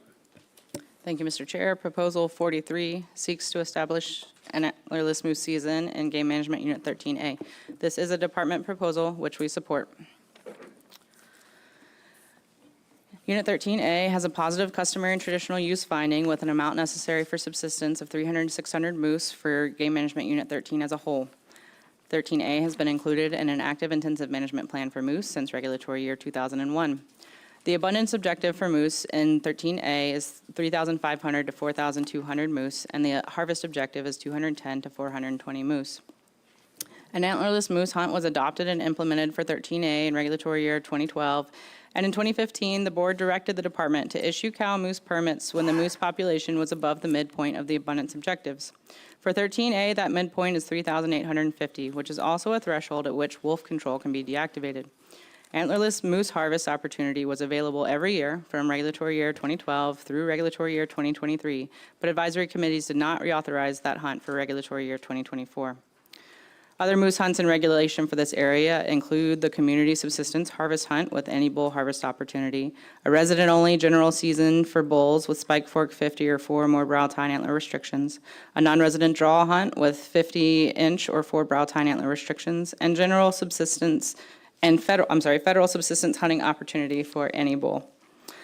This proposal suggests a draw hunt for 13A with a bag limit of 1 antlerless moose in season dates of October 1st through the 31st, with up to 200 permits available to be issued, although no more than 25 permits have been issued for this hunt in the past, given the board's direction to target up to 1% of the estimated cow population. As with the rest of Game Management Unit 13, moose populations in 13A have been assessed through minimum count surveys and established trend count areas, which provide robust population composition information and a data set for population trends since 1965. For the western portion of Unit 13A, which is our higher density moose habitat, this is what those raw counts look like, as well as observed moose densities calculated from those observations. I apologize that the latest 2024 counts aren't depicted, but the counts went up slightly from 1,406 moose last year to 1,473 moose this year, or 1.57 moose per square miles. We take our moose observations, factoring in that a large part of 13A is poor moose habitat with low moose densities, and we derive an abundance index that is relevant to the codified objectives of 3,500 to 4,200 moose for 13A. Since 2012, we have used a combination of cow hunts and intermittent wolf control in an effort to stabilize the population within the abundance objectives, which has been fairly successful so far. The 2024 index rose to 3,904 moose, just above the midpoint of the objectives of 3,850. But the 3-year average is just below that midpoint at 3,757 moose. The top chart here shows wolf removals in 13A since it was included in an active intensive management plan for moose, with blue representing harvest through hunting and trapping and orange representing permitted same-day airborne wolf removal. The lower chart shows bear harvest in 13A with brown bears in brown and black bears in black. Bear harvest has been relatively stable through time in this area.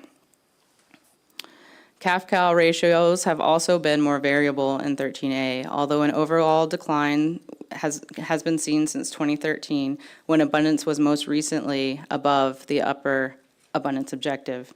And this is a concern that we will continue to monitor. If we look at the cows with calves in our fall surveys, the proportion of those that have twins has shown an overall declining trend since 2003, which also suggests that abundance objectives for 13A may not be the most productive range for this population over time. We don't yet have robust spring twinning data in 13A, but we are working in that direction to hopefully establish some meaningful thresholds and meaningful metrics to look at more closely in Unit 13. That said, so far, this combination of intensive management and antlerless moose hunts, we've not only been able to stabilize the population within objectives, but we've also been able to meet the biologically reasonable harvest objectives in 13A. This has been a successful approach so far for managing this moose population, but this hunt was not reauthorized after regulatory year 2023. If we're going to continue to utilize wolf control to provide high levels of human consumptive use for this population, it will be necessary to offer cow hunts in years when moose abundance is above the midpoint of the population objective, as the board directed the department to do in 2015. Since 1993, bull-to-cow ratios also suggest that there have not been additional bulls available to harvest, so the only way to utilize the extra moose available on the landscape and avoid overabundance is through cow harvest.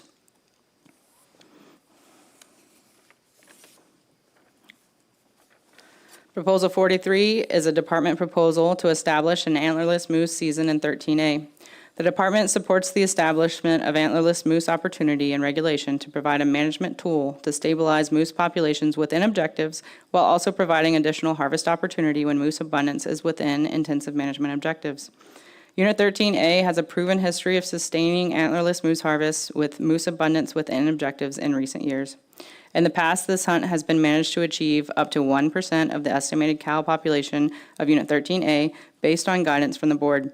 Without antlerless hunts, it may be prudent to reevaluate the abundance objectives for wolf control, or the wolf control threshold for moose in Game Management Unit 13A. Thank you. Thank you for that. And once again, it's really neat on these bar graphs. We see such a data set going back for such a great length of time. I have a question for you. Between like 1992 and 1994, you know, those numbers like tripled. What do you have I guess what slide on mine it says it's 51. Do you have any idea why? That's not the slide I'm looking at. Where am I at here? I'll find it. We can come back to it. Any other questions from board members? Member Brett. Yes, thank you. Heidi, the three ACs that commented on or voted on the antlerless hunt, so there wasn't a majority of ACs in favor of the antlerless hunt? Member Barrett, through the chair, it was very split, so no, there was not a majority in favor. Thank you. Any other questions from board members? Member Gardner. Thank you, Mr. Chair. On the moose harvest slide, in your presentation, you had said the department is directed to authorized to use cow hunts when above midpoint on the harvest. And looking at that graph, I don't see us above midpoint. Member Garner, through the chair, thank you for that question and for clarification. The department was directed to issue cow hunts when we were above the midpoint of the abundance objectives, not the harvest objectives. Member Loring. Thank you, Mr. Chair. Has the department tried to get an antlerless hunt in this area in the past and not been successful, or is this the first try? Thank you, Member Loring, through the chair. This antlerless hunt was on the books and permits were being issued from 2012 through 2023, and it was not reauthorized by the local advisory committee for 2024. So we're trying to get it back on the books. Okay, thanks for the explanation. Any other questions? Member Brett. Yeah, thank you, Mr. Chairman. Yeah, Heidi, I know you get to some of the AC meetings, if not a bunch of them. Has the ACs or even the department discuss lowering the bull-cow ratio? 25's a common number in the interior. But I know other units, especially in the south central region, that we're managing a bull-cow ratio at a much lower, sometimes 15 bulls per 100. And is there any discussion? Because there's a lot of discussion that, people are shooting moose for meat, and it's not necessarily for antlers. And sometimes that's why we play with that bull-cow ratio is, for more mature moose. Has that ever been brought up as an option? Thank you, Member Brett, through the chair. Absolutely, that discussion has been had, and at the local Copper Basin Advisory Committee, the discussion was that the 25 bulls per 100 cows is too low, and they would like to see it higher. Director Scott. Thank you, Mr. Chairman. Hey, I really appreciate all the discussion. The board can't do this.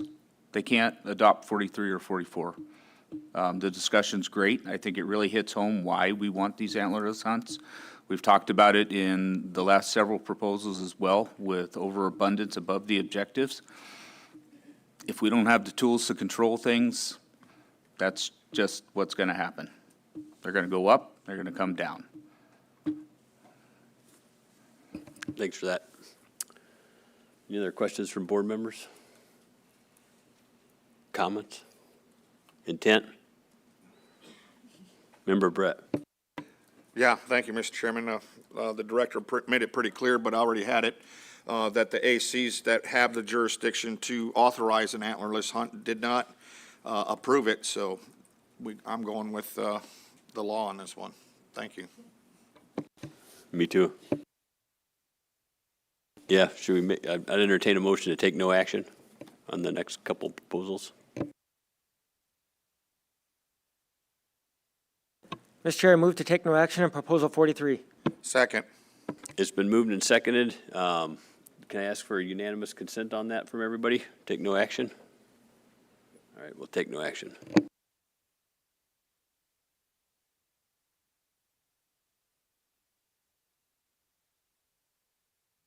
Mr. Chair, I move to take no action on Proposal 44. It's been moved and seconded. Can I ask for unanimous consent to take no action on 44? And with an explanation why. It's against the, we can't reauthorize it, or we can't authorize it. That would be the explanation. Okay. Yeah, so everybody's good with that, taking no action? All right. Mr. Chair, I move to adopt Proposal 45, add a 5-day archery-only season for hunting moose in Units 13. Second. It's been moved and seconded. Department? Thank you, Mr. Archery only season for hunting moose in Game Management Unit 13. The department is neutral on methods and means and allocation for moose harvest.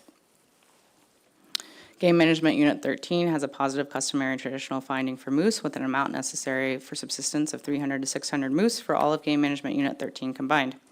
Game Management Unit 13 has had an active intensive management plan for moose since regulatory year 2001, and population and harvest objectives vary by subunit. Moose hunts currently available in regulation include the community subsistence harvest hunt with any bull opportunity, resident-only general season hunt with spike fork 50 or 4 more brow tine antler restrictions, a resident draw hunt for any bull in 13D, non-resident draw hunts for each subunit with 50-inch or 4 brow tine antler restrictions, and federal subsistence hunting opportunity for any bull. This is a proposal to add 5 days of archery-only moose hunting opportunity to the general season moose hunt in Unit 13 with season dates of August 27th to the 31st. And there would be current general season antler restrictions of spike fork 50 or 4 more brow tines. This hunt would not be available for community subsistence harvest participants, but those hunters can already hunt moose during those dates and may use archery equipment if they so choose. This table shows the distribution of bull moose harvest within the available hunt structure since 2014, keeping in mind that 2024 data is preliminary. Just in the past couple of weeks, we've had 22 additional harvest reports entered in our database, bringing the preliminary harvest total up to 713 moose for regulatory year 24, which is higher than either of the previous 2 years. Over the combined 5 years of 2019 through 2023, this is the chronology of bull harvest over the fall season dates. On average, 4 bulls are harvested annually with archery equipment and Game Management Unit 13, although all hunters may choose to harvest a moose in Game Management Unit 13 with archery equipment. This proposal is not expected to substantially increase moose harvests with the early season dates, and at this time, we have no reason to believe that adopting this proposal would cause a biological concern. And just to clarify on this chart, the blue harvest is the community subsistence harvest hunt, and the orange is all other hunts. Proposal 45 is a public proposal that seeks to add a 5-day archery-only season for hunting moose in Game Management Unit 13, and the department is neutral on both methods and means and allocation of moose harvest. This proposal would provide additional opportunity for archery hunters. If the board chooses to create this new archery-only hunt, it would need to determine if the hunt should be open to residents only or to residents and non-residents. Thank you. Thank you very much for that, Department. Any questions from board members? Member Loring. Thank you, Mr. Chairman. There's the archery-only hunts that are put into regulation areas that either have significant moose in urban areas that, might cause traffic problems, or areas that we can't hunt with firearms, say on maybe some military bases. And also places that are closed to rifle hunting by law, like the Dalton Highway Corridor. Is any issues like that in this area as far as, nuisance moose that are causing problems either with, around schools or that type of thing that we'd actually have to have this type of hunt versus a general hunt? Member Loring, through the chair, no, we don't have any issues similar to those. Any more questions from board members? Member Brett. Yeah, thank you. Yeah, Heidi, did I hear you correctly that there are currently archers hunting in Unit 13 for moose? Member Barrett, through the chair, correct. I believe I said the most that have been harvested are 4 bulls annually, or average 4 bulls annually with archery equipment. But we have nothing we don't have data to say how many people how much effort in the archery community was going on. That is correct. Thanks. Any more questions from board members? Member Brett. Yeah, thank you, Mr. Chairman. To build on the record a little bit, I don't intend to support this proposal. It seems already that if archers are interested in hunting in Unit 13, they are, and so they have plenty of opportunity to hunt with archery equipment in 13 currently.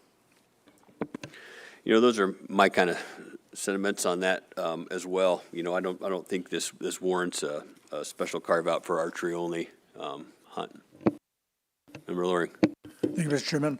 I didn't hear any testimony from the public at this meeting that there was any conflicts, significant conflicts between archers and resident hunters. 13 is a big area, lots of square miles and lots of moose habitat, a lot of access. So I think there's plenty of opportunity to hunt with the weapon of choice, the legal weapon of choice during the regular general season. So I won't be supporting this either.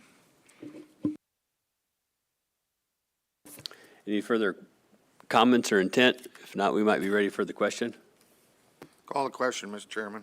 The question's been called. The board has heard no concerns from the public regarding costs to private persons if this regulation is adopted. Thanks for that. Christie, will you pull the board? Yes, Mr. Chairman, final action on Proposal 45. Mr. Batchel?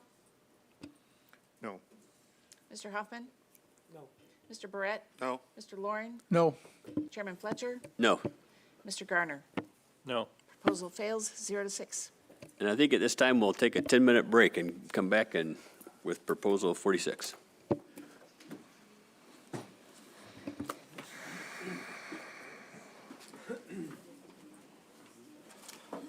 10-minute break, I should set the alarm.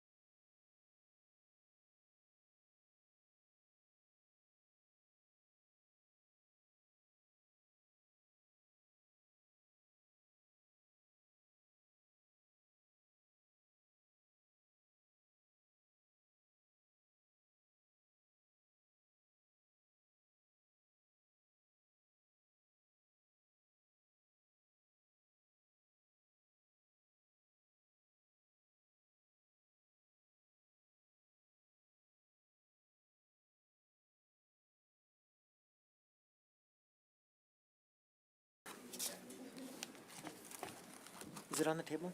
No? Nope. Okay. Put it on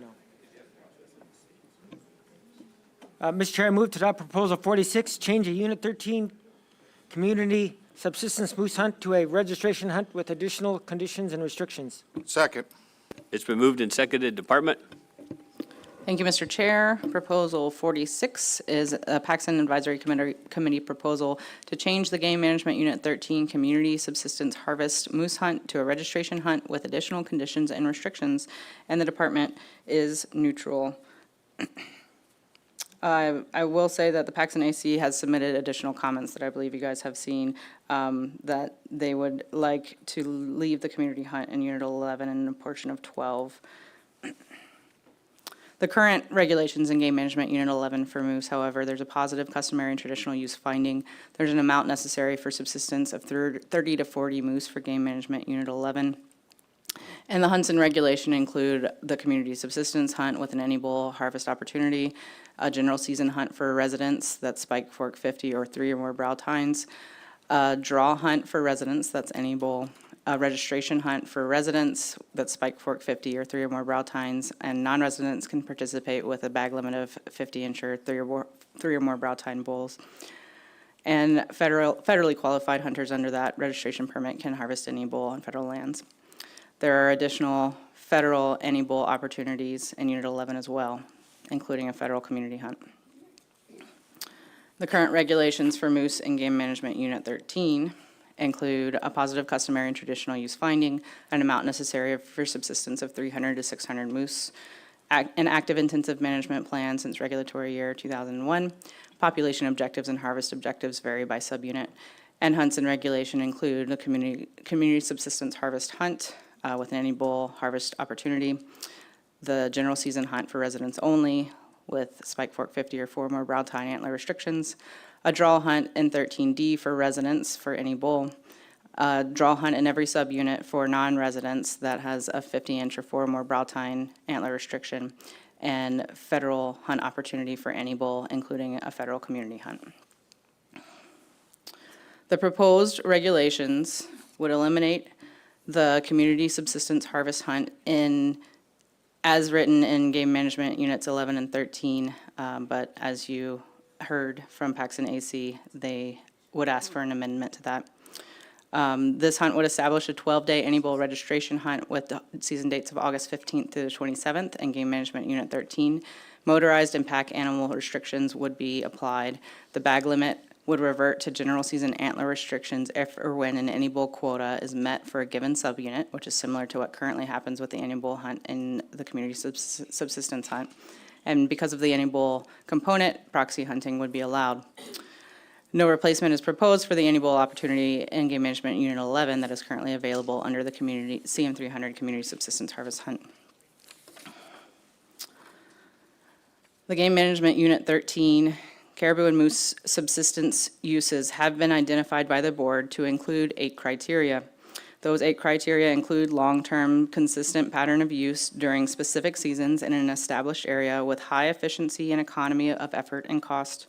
Criteria also include handing down knowledge of fishing or hunting skills, values, and lore from generation to generation, sharing, trading, bartering, or gift-giving of the harvest, and using a wide variety of the fish and game resources to provide substantial economic, cultural, social, and nutritional elements of the subsistence way of life. This table shows the history of the community subsistence harvest hunt, and participation is largely in Unit 13.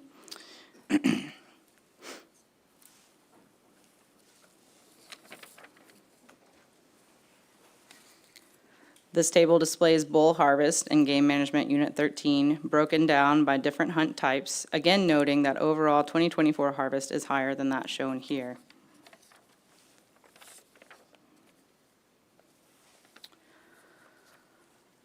The top table on this slide shows community subsistence harvest by transportation, compared to the bottom table, which is general season harvest by transportation. You can see that highway vehicles are more popular in the community subsistence harvest hunt than in the general season, but ATVs and ORVs are still more popular for both hunts. Mr. Chair, Proposal 46 seeks to change the Game Management Unit 13 Community Subsistence Harvest Hunt to a registration hunt with additional conditions and restrictions.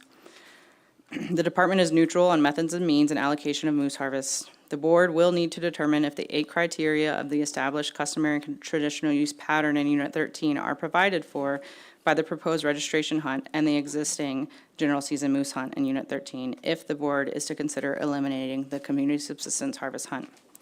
The board will also have to determine if the new hunt structure and existing proxy regulations provide for the communal pattern of use that has been identified for moose and caribou in Unit 13, and whether the regulations continue to provide a normally diligent participant a reasonable opportunity for success in harvesting moose for subsistence uses. Depending on hunting effort and success with the new hunt structure, overall levels of any bull harvest could decline, and the hunt structure poses no conservation concerns, but may alleviate hunting pressure that has resulted in a decline in bull-to-cow ratios in most subunits. The board would also need to determine if the community subsistence harvest would be eliminated for Unit 11, or if any changes would need to be necessary for the hunt, the community subsistence harvest hunt that is also available in a portion of Unit 12. Thank you. Thank you very much for that. Questions from board members? Member Brett. Yeah, sorry about this. Was somebody going to get the window for you? Did the Paxton AC submit an RC with their recommendations for removing 11 and portion of 12?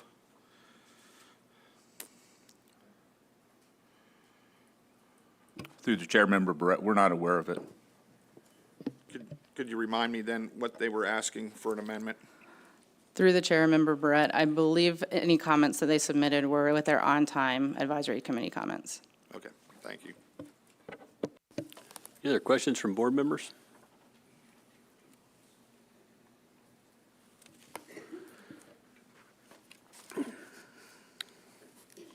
Vice Chair Hoffman. Yeah, thank you, Mr. Chair. Regarding the community hunts and just one aspect of it for reporting, and all the groups, what happens if you don't report? Thank you, Member Hoffman, through the chair. And are you speaking specifically to the group, the annual group report? Correct. Correct. So if a group does not submit their annual group report, the entire group is put on the failure to report list, and everyone is penalized. And if I may, Mr. Chair, so how many times has that happened? Member Hoffman, through the chair, that FTR process does go through the standard process of a couple of reminders before people get put on the failure to report list. And so it has not happened very frequently, only a couple times. I noticed the Alaska Wildlife Troopers, Captain Johnson, you had a comment on this proposal? 46. Yes, Mr. Chair, thank you. Let me pull it up real quick. Yeah, AWT was neutral on the proposal relative to the allocative nature. Just only comment was essentially just some concerns with the way the proposed regulatory language regarding the motorized access was framed out. It would just need to be cleaned up if the board was looking to adopt this in its current form. That was one of the key ones. The other one was just given the dates. From an enforcement perspective, you know, there's other hunting that occurs in Unit 13 during the proposed dates. Dull sheep hunting for one. If Nelchina caribou was ever to open again, that would be occurring at the same time. And a trooper would have no way from a distance, looking at somebody running on a four-wheeler down a trail, to know what they were pursuing or what kind of tags they had. So essentially, without stopping and checking every single person, we would have no way to know if somebody was violating the motorized restriction that's asked for in this proposal, if there were other hunts going on at the same time, which normally there would be. Thanks for that. Member Loring. Thank you, Mr. Chairman. Kind of follow up on Captain Johnson's comments. I asked the Paxton AC when they're testifying what they thought their definition of the highways were, and he pretty much gave me a right-of-way type definition, you know. But I know that there's quite a bit of hunting use, say on the pipeline corridor and other places that are close to the highway that the local folks would normally hunt with, and, that are close enough to the highway to be able to harvest a moose and pack it back or whatever, that would be eliminated from this. So is that sound kind of what you're seeing too? Member Loring through the chair, yes, that sounds accurate. Cheryl helped me out here with the definition of pack animals, but, do we have Captain Johnson, what would your definition of a pack animal be? I'm an animal and I can carry a pack. Is it, can a dog pull a sled? Is that a pack animal? Does it have to be a horse or a mule? How would you determine that? Mr. Chair, I just off the top of my head, I would say I'm not aware of a definition in regulation for that. I know from a legal standpoint, and Cheryl can certainly weigh in too, but if it's not defined, we basically go to whatever Webster says or a standard dictionary. But to surmise what you've just stated, yes, if it said a pack animal, then any species that was designated as an animal that was used to haul anything would fall under that definition unless the board created a definition. Cheryl, would it be useful if we decided to adopt this proposal to come up with a definition of pack animal, or do you think that how it is right now is fine, just the term pack animal?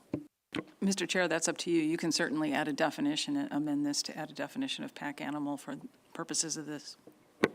I know in the codified 92.085 and then number 16, we talked just a little bit about it, but it's not allowed methods and means, and it states with aid or use of domestic goats and sheep as pack animals for sheep, goat, or muskox hunting. But I don't know, Member Loring. Well, that'd be a good discussion to have, and if we did, we need to be pretty inclusive. I know folks use dogs, and some of the bigger dogs can pack a couple hindquarters of caribou. They're pretty capable of carrying weight, so I think if we're gonna do this, we probably need to look at all the possible options, but just for thought. Director Scott. Thank you, Mr. Chairman. So the species in the regulation you just cited, those are all based on disease concerns, not access and things like that, but domestic goats and sheep, passing on to wild goat, sheep, and muskox, things like that. Member Brett. Yeah, thank you, Mr. Chairman. I should have brought it up a little earlier in the proposals, but it'll still help pertain to this proposal also.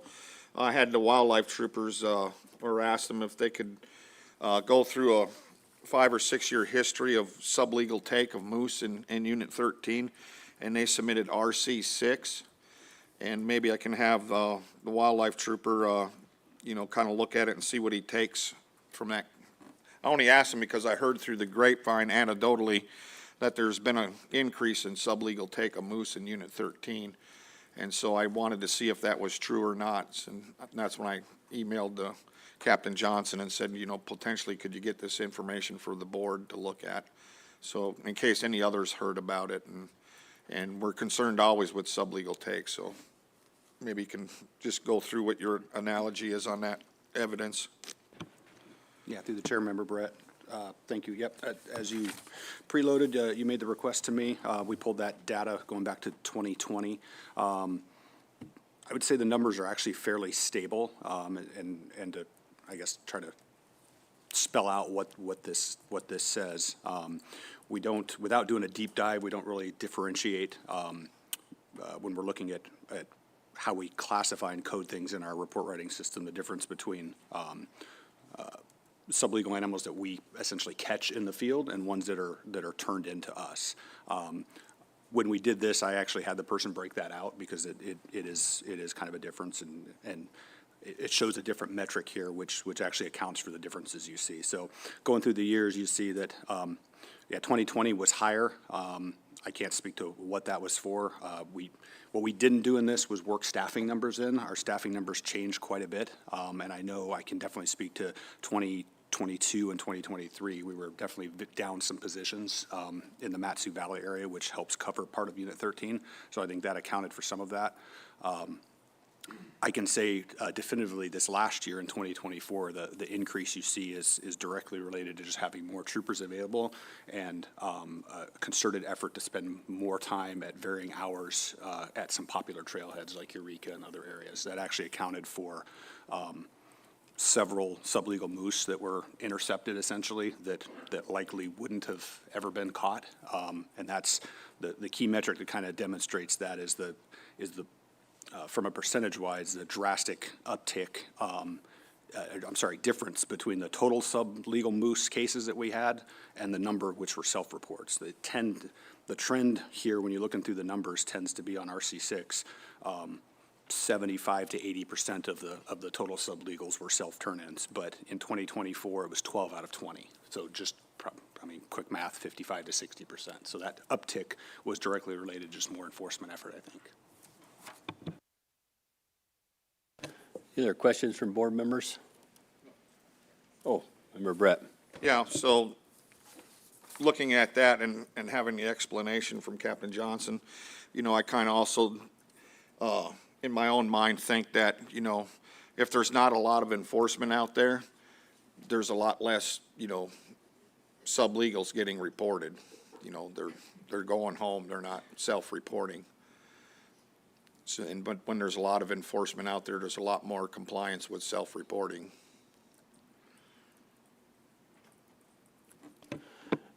Other questions, comments from board members? Member Gardner. Thank you, Mr. Chair. On the chart on the history of the CM300 hunt, looks like there was number of permits issued 2016, 17, 18 at an all-time high, and it looks that it has a downward trend. Any insight as to why the downward trend?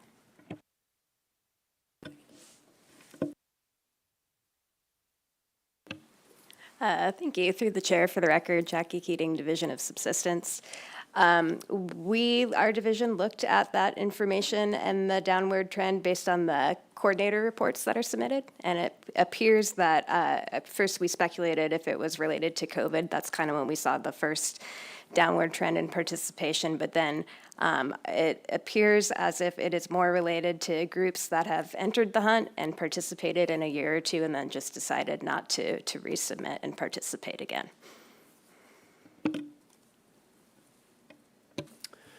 For the sake of conversation, is anybody interested in making a motion to amend this proposal to what the PAX and AC suggested the amendment to be?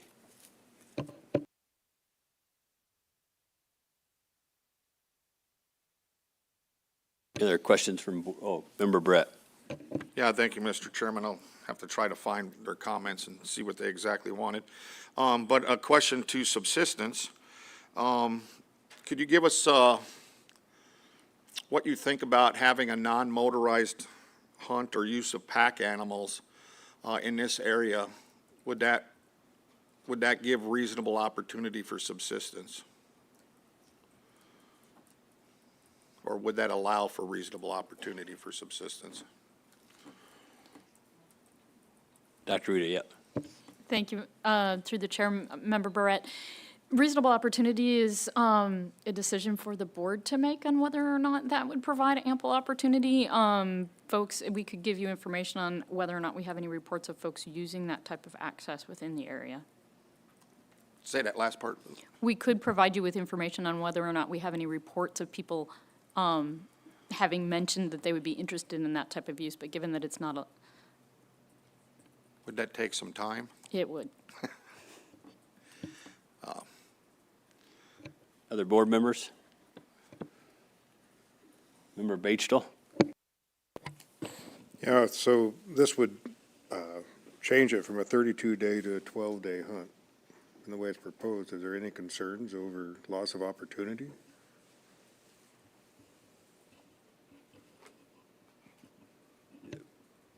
A question for the department, probably.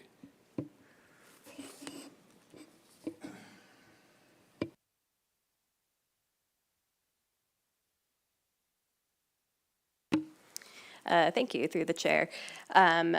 Again, opportunity is something for the board to consider, and so I think that's a great question to pose. I can't give you the answer to that, but I think that if there is going to be a shortening in the period of time offered, that the board needs to consider. One, if that affects the reasonable opportunity for subsistence, and the other consideration is if any modifications still provide for the community pattern of use that's been identified by this board. Mr. Chair, I'll also add that in terms of overall opportunity, there is still the general season hunt available. Other board member questions? Member Loring. I was just going to suggest to Member Barrett that looks like the Paxton AC just wants to look at Unit 13B versus the whole unit and make that maybe into a test opportunity to see how it's going to work. Member Brett. Yeah, thank you, Mr. Chairman. I'd like to make a motion. Just give me a minute here to think.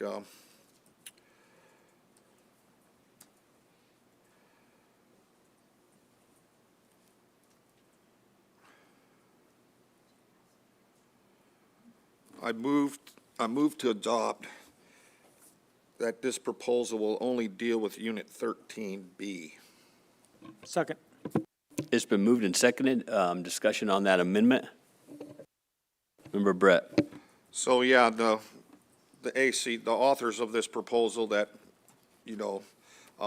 submitted it, in their on-time comments, reduced that down to only 13B as an area to test to see how removing a community subsistence hunt. I think that's a reasonable thing. I like not to jump sometimes with both feet in the water and not know what the bottom is at. So I could support, reducing it down to Unit 13B. Yeah, discussion on the amendment. Member Loring. Thank you, Mr. Chairman. 13B does have one large Clearwater controlled use area, which does close to motorized vehicle hunting already, so that's part of their request. And a large part of that controlled use area borders the Denali Highway, which is a major highway going through, so we would have some other issues to look at regardless of what area they're looking at, but that would alleviate some of the concerns already just by that controlled use area. You still have to look at pack animals, but it already eliminates motorized use for hunting. My thoughts on this amendment are, and I agree with Member Brett, if you're, easing into something sometimes is better, but I kind of think this amendment complicates this immensely, so I'm probably not going to support the amendment. Vice Chair Hoffman. Yeah, thank you, Mr. Chair. Question to the department. If we adopted this, how would it work with the pre-existing hunt system we got going on now? Thank you, Member Hoffman, through the chair.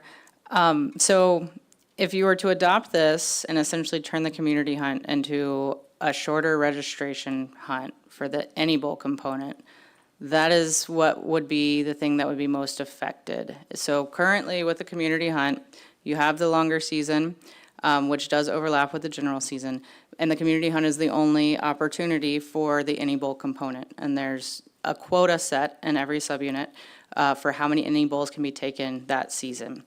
And so when a quota is met for a subunit, then the hunters can still hunt that subunit, but the antler restrictions are put into place. And if you're looking at any bull opportunity, that would affect opportunity because that any bull opportunity would only be available in the shorter, earlier season. In terms of how it would affect the other hunts, though, the other hunts don't have currently any of that any bull opportunity. They're not affected by the any bull quotas. And it would affect, in terms of moose, as AWT pointed out, it would absolutely affect other, there are other hunts going on, and people might be in the field hunting sheep and so forth. So this hunt structure, as we look at it so far, would not change, it would not affect the other moose hunts in the area. Discussion from board members on the amendment? Called question on the amendment. Okay, so the question's been called on the amendment. And the amendment is that the proposal only applies to Unit 13B. Mr. Loring? Yes. Mr. Barrett? Yes. Mr. Hoffman? Yes. Mr. Bachel? Yes. Mr. Garner? Yes. Mr. Fletcher? No. The amendment carries by a vote of 5 yeas to 1 nay. All right, we have an amended proposal in front of us, guys. This proposal is only dealing with a certain contingent there that the Paxton AC wanted. Further discussion on this proposal? Member Brett. Yes, thank you. Heidi, what would be the quota for 13B if we went to a registration hunt for any bull? Thank you. Through the chair, our quotas in 13B lately have been, hold on one moment, please. I actually have that information.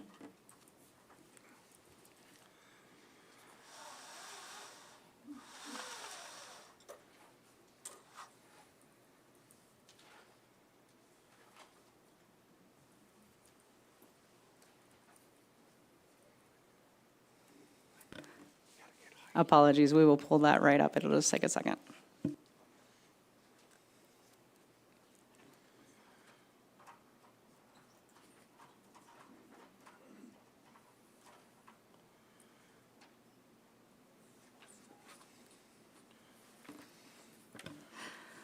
Through the chair, the most recent quotas have been in the low 30s. So last year, the quota was 32 any bulls for 13B.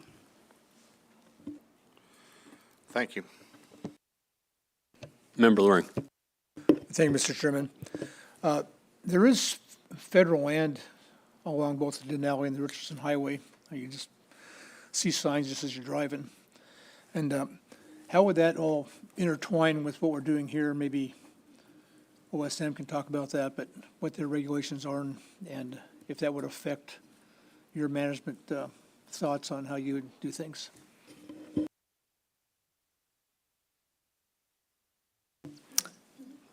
Thank you, Member Loring, through the chair. In terms of on the fish and game side, we already have that complication that we have to factor in. Unfortunately, on the federal side, we're not getting enough antler reports to really be able to tease out how many bulls are being harvested. But the way that we develop our quotas is based on how many moose are seen on the landscape after the hunting season, so we're still able to account for that.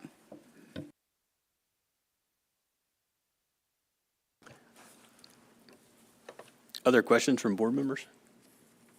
Member Brett. Yeah, thank you, Mr. Chairman. I've heard you speak in the past that you have your quotas for the community subsistence harvest, but you don't let all the bulls get taken out of certain drainages or popular drainage. Is there a drainage or an area in 13B that would, have such location of moose that you'd have to really watch it so there's not an overharvest in a particular small demographic area? Thank you, Member Barrett, through the chair. We manage moose in Unit 13 on the subunit level. So when we make a quota for a subunit, we don't specify particular areas where it may or may not be applicable. Yeah, thank you. Thank you. Other discussion from board members? Member Brett. We're still on the amendment, right? Oh, No, we are, yeah. Yeah, so thank you, Mr. Chairman. I'd like to make another amendment. I move to adopt to remove motorized transport or pack animals from the proposal. Second. It's been moved and seconded. Discussion on the amendment? Thank you, Mr. Chairman. I do recognize the Paxton AC and what they were talking about. I I think there is some conflict with other uses going on. It would make enforcement a little more difficult. And I think it would reduce the reasonable opportunity for subsistence by not having the use of a motorized vehicle or pack animal. Member Loring. Thank you, Mr. Chairman. That was my thought about other trails or pipeline trails, that type of thing, close by the roads that would be affected. But I got a quick question for the department. Just to clarify, the current areas in regulation that are closed to motorized vehicles, say the Clearwater and packs and closed areas completely closed, those are still unaffected. That still would apply to any type of hunt we have? Member Loring through the chair, that is correct. And if now we're talking about a proposal that would remove the community hunt in 13B and replace it with a registration permit, I do just want to say, in terms of affecting other hunts, community hunters would not be eligible to participate in this 13B hunt. Thank you. Director Scott. Thank you, Mr. Chairman, and I don't know that I've ever done this. I actually have a question for Heidi as well. Sorry to do it, but just curious, your thoughts on if we go to an open registration hunt in 13B, the remainder of Unit 13 stays under the community subsistence hunt. Is that going to attract a bunch of attention? Director Scott through the chair, I absolutely think that it would, yes. Thank you.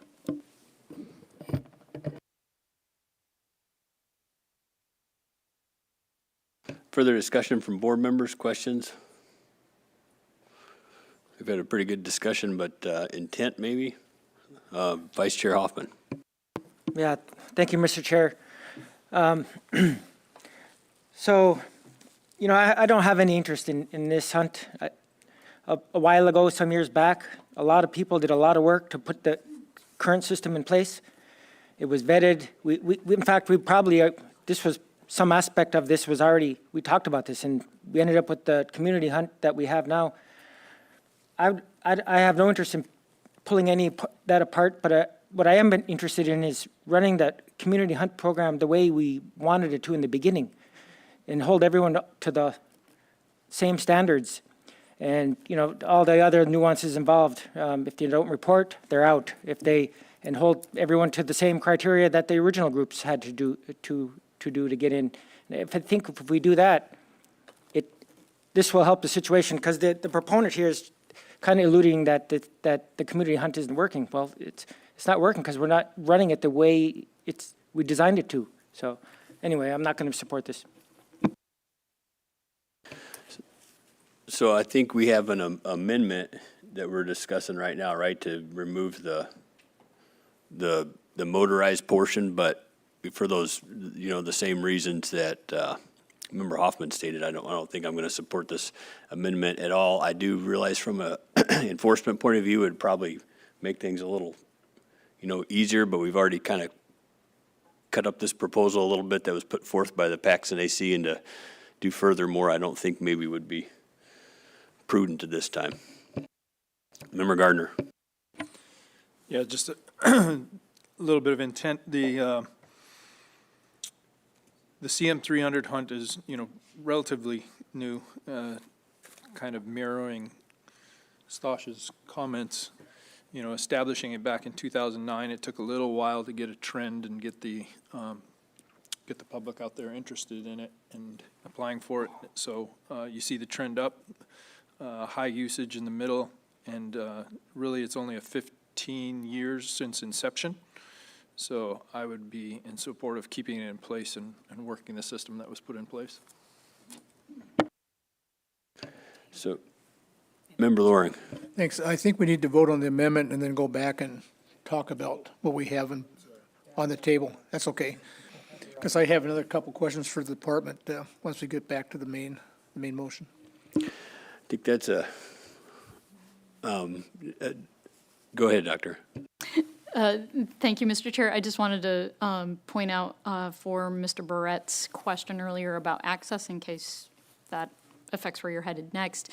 Subsistence does have a special publication that was submitted for a prior board meeting. It's called the Overview of Use Patterns, Regulations, and Harvest History of Moose and Game Management Unit 13. And on page 26, let me go there.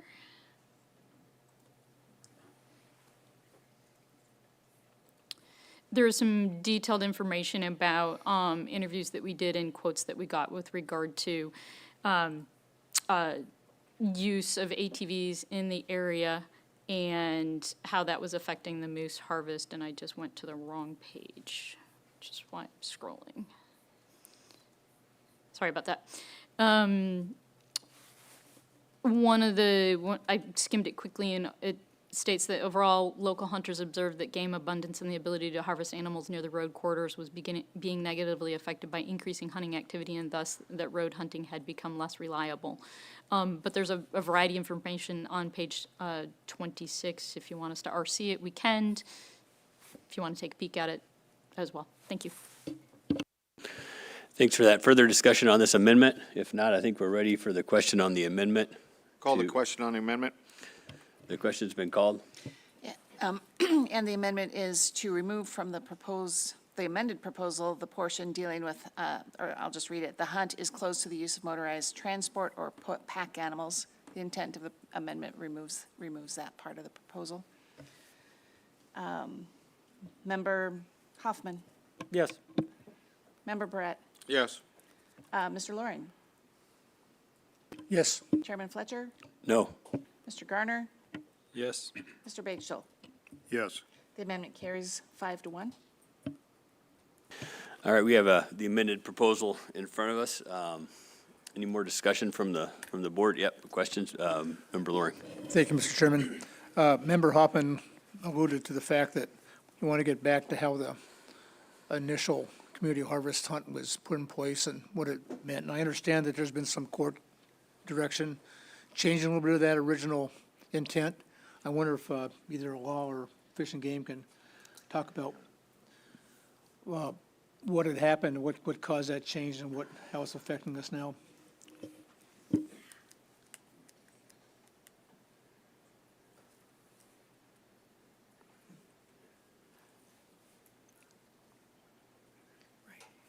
Mr. Chairman, I'm going to ask Department of Law, Ms. Brookings, to weigh in.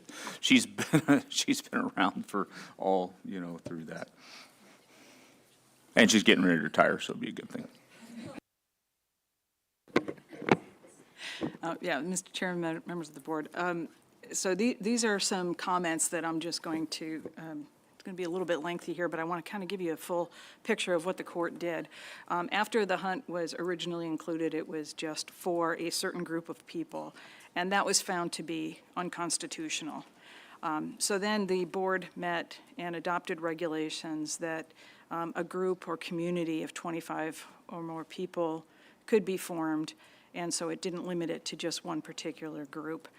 There are a set of findings that I believe you have in RC1 that explain the community pattern of use. Those findings were adopted by the board. So then the second time the board adopted regulations, there were 2 more lawsuits. And so the Alaska Supreme Court has addressed several of the questions that were raised and provided this following guidance to the board. Consideration of different subsistence users' patterns of use, like the single subsistence user versus a community subsistence use. Those patterns of use do not violate the equal access provisions of Title VIII of the Constitution if all Alaskans are eligible to participate in those patterns of use. Exclusive or special privileges to take wildlife are prohibited, so the board's determinations must apply equally to all Alaska residents. And then I've got some quotes here. To be invalid under the equal access clauses of Article 8, a regulation must place limits on the admission to resource user groups. We have consistently defined user groups in terms of the nature of the resource, such as fish and wildlife, and the nature of the use, such as commercial, sport, or subsistence. We have refused to define user groups based on a particular means or method of access to the resource, and we've declined to recognize a constitutional right to convenient access. Instead, we've repeatedly held that inconvenience is in no sense the equivalent of a bar to eligibility for participation in subsistence hunting and fishing, and does not suffice to trigger an analysis under the equal access clauses. The equal access clauses of Article 8 do not guarantee access to a resource by a person's preferred means or methods, and those means of access may be restricted by the board if those restrictions apply equally to all persons in the state and do not preclude all uses of the resource. Subsistence uses cannot be constitutionally limited to members of communities that had historically practiced subsistence hunting and fishing. The board must adopt regulations that provide a reasonable opportunity for subsistence uses of game populations that are customarily and traditionally taken or used for subsistence, and you've heard talk about the C&T and ANS here. The regulations creating an individual subsistence hunt and a parallel community harvest hunt based on a community hunting pattern originally defined by the Otna-Athabascan residents and then later adopted by others do provide a reasonable opportunity for all Alaskans and for each use pattern. The group size of 25 and the board's findings that were adopted by the board, there's a couple sets of findings, regarding community use were found to be reasonable. Some differences between the community and individual hunt seasons and size differences for moose hunting are permissible based on sufficient findings by the board. A longer season and allocation of bulls without antler restrictions to the community permit holders was supported by testimony to the board that the community harvest permit holders prefer to hunt as close to home as possible, hunt in the same areas each year, and travel shorter distances to hunt. Although individual permit holders would also benefit from a longer season and fewer size restrictions, the board's regulations were not unreasonable. Eliminating antler restrictions for moose for holders of community permits while retaining antler restrictions for individual permit holders did not allow community permit holders to take more bulls than the individual permit holders. The size of bull distinction did not result in a greater bag limit for the community permit holders, so the court upheld that distinction. Regulations limiting community permit holders and individual permit holders to 1 caribou permit per household avoided a discrepancy in bag limits. That was actually subsequently changed after the court decision was entered. And then the court also said that the board's determination of the amount reasonably necessary for subsistence was valid. We also have another case that I'll mention that was not specifically addressing the community subsistence hunt, but this is the Maury case. The Alaska Supreme Court found that all Alaskans are eligible to participate in subsistence hunting and fishing, and that there is no specific statutory authorization to distinguish between users at a Tier 1 level. And so the court said, we hold that the board lacks the authority to adopt eligibility criteria for first-tier subsistence users. That was kind of a lot, but that should give you an overview of how this works. One last thing I'll say is that to look at the findings, the court did say that because the board had found the 2 different patterns of use, I think we've heard you may have heard some testimony that you can't get rid of the community subsistence hunt because you found that community pattern. But you can, as Heidi correctly said, look at the other regulations that you have in place to see if those community patterns can still be followed. And then your obligations would be met. Thank you. Thanks for that. Further discussion from board members?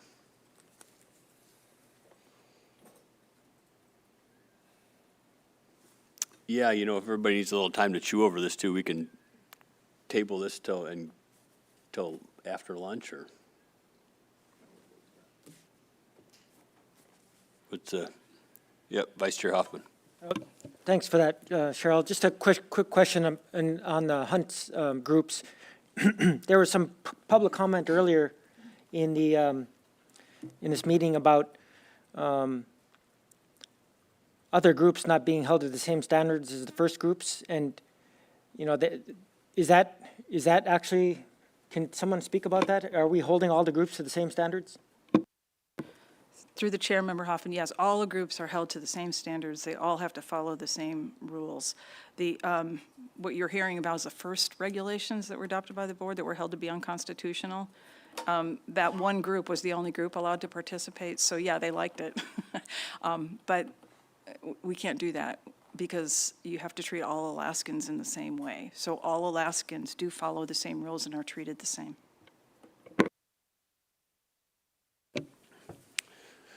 More questions, further discussion? Intent? Member Brett? Yeah, thank you, Mr. Chairman. I intend to support this as amended. I think the Paxton AC wants to try something different. I think there's some in the, in the area that want to try something different. I'm willing to try something different. Thank you. Vice Chair Hoffman? Yeah, thank you, Mr. Chair. I'm still going to stick with my original comments about not supporting this that I mentioned at not the most timely time. I guess my, a few of my thoughts on this, since I remember the Paxton AC here that presented this, I mean, they really liked the aspect of the non-motorized aspect. I know we took it out of this proposal. I think the community, aspect of this is really affected.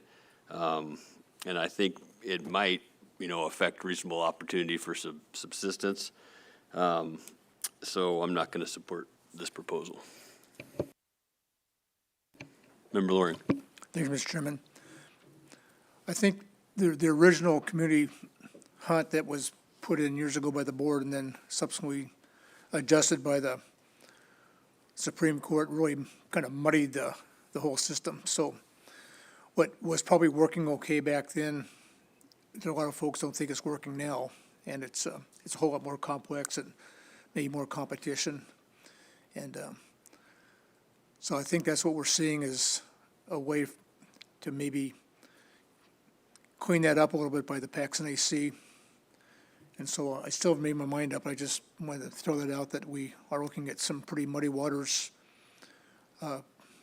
since the Supreme Court actually weighed in and said some things were unconstitutional that we originally thought were going to work, and this board spent a lot of time on, with the stakeholders originally.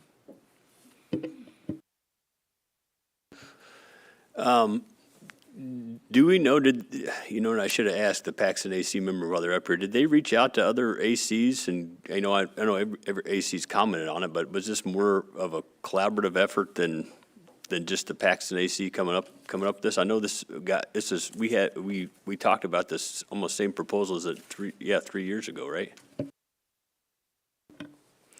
Mr. Chair, I'd recommend taking a look at the comments from the other ACs to see what they thought about this proposal. I believe that most ACs voted against it. That was my recollection as well. Member Brett.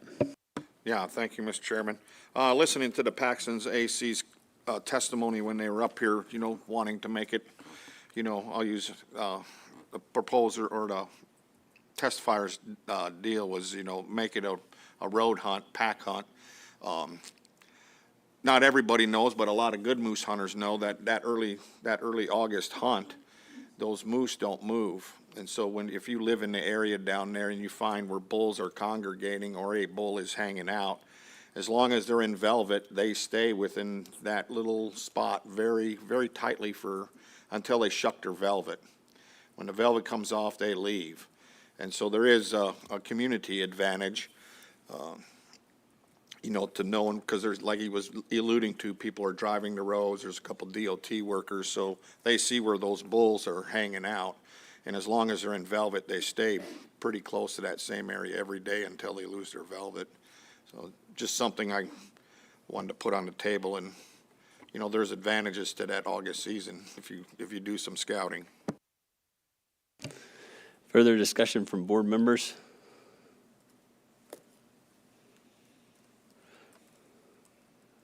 Member Loring. I know we don't have the opportunity, but I'm kind of curious if the PAC and the AC did weigh in, if this would be a deal breaker for them by taking out the motorized section.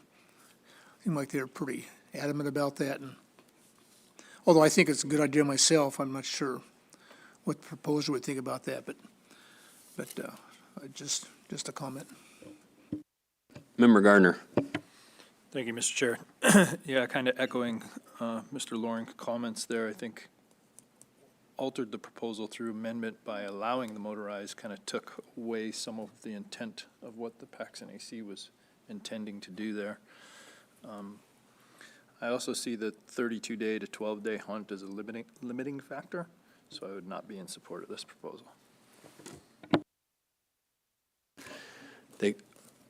Dr. Rita. Thank you, Mr. Chair.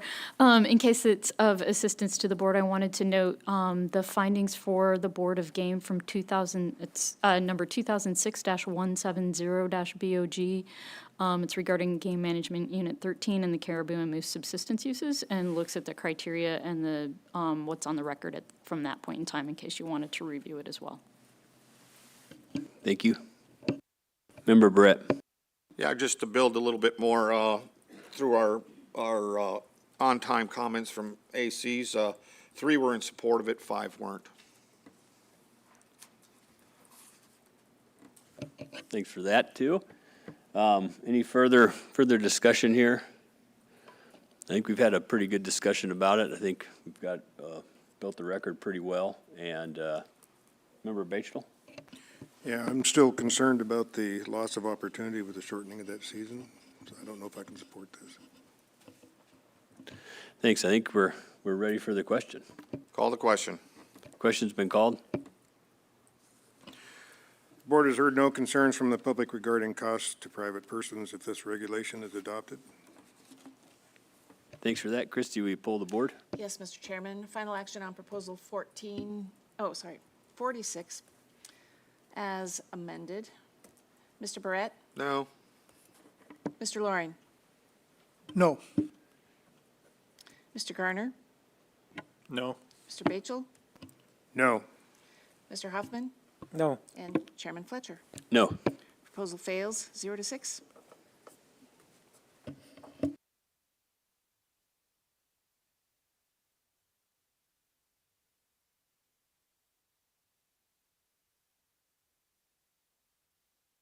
Mr. Chair, I move to adopt Proposal 47, change the Unit 13 Community Subsistence Moose Hunt to a red, we're on 47, pardon me. Mr. Chair, I move to adopt Proposal 47, open a late-season archery-only drawing permit hunt for any bull moose in Units 13 Echo and 13 Bravo along the Denali Highway. Second. It's been moved and seconded. Department? Thank you, Mr. Chair. Proposal 47 is a public proposal to open a late-season archery-only drawing permit hunt for any bull moose in Game Management Units 13B and 13E along the Denali Highway. The department is neutral on methods and means, as well as the allocation of moose harvest opportunity. As we've discussed the current regulations in Unit 13, there's a positive customary and traditional use finding, an amount necessary for subsistence of 300 to 600 moose for Unit 13 as a whole, and there's been an active intensive management plan since regulatory year 2001. The population objectives and harvest objectives vary by subunit. Hunts in regulation include the community subsistence harvest hunt, the general season hunt for residents, a draw hunt for residents for any bull in 13D, non-resident draw hunts with antler restrictions, and a federal any bull hunt opportunity. This proposal would establish a resident-only archery draw hunt for moose within a 5-mile corridor on either side of the Denali Highway with season dates of September 25th through the 30th and a bag limit of any bull. This map shows, this is the handy-dandy map for you for Unit 13. And this is the close-up of the sections of 13B and 13E that include the Denali Highway.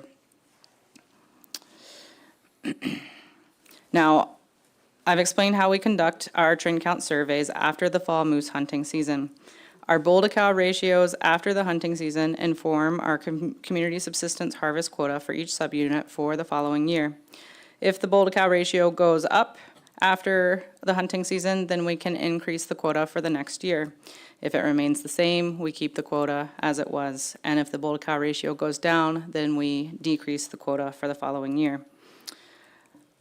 And of course, as I mentioned previously, when we reach a quota, any bull quota for a subunit, then we can close that subunit, the any bull harvest in that subunit by emergency order, and the bag limit reverts to general season antler restrictions, so hunting can still take place.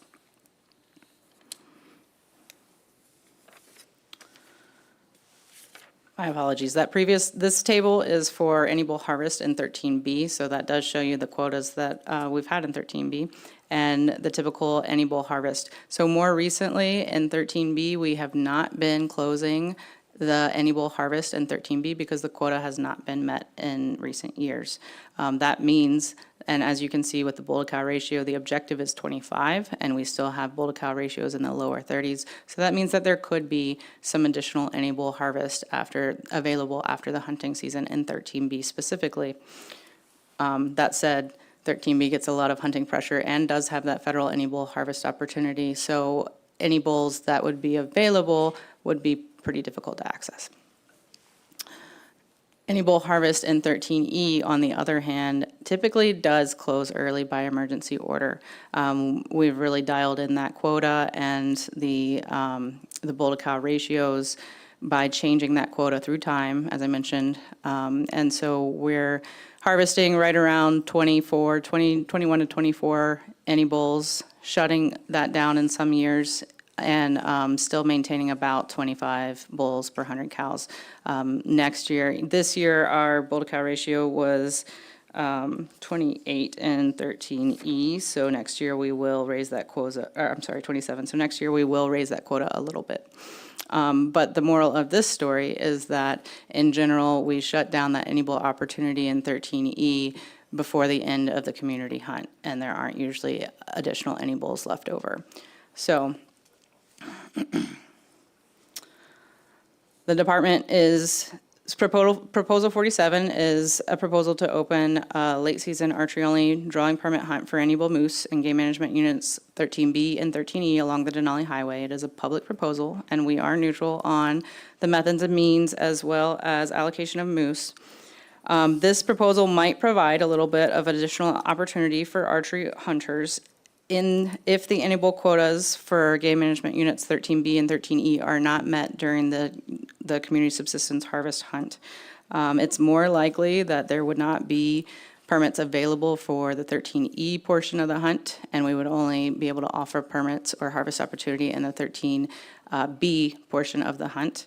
And it is possible, if we did offer permits, that if the community subsistence harvest quota was met that year, the any bull opportunity for that later season archery hunt could close before it ever opens.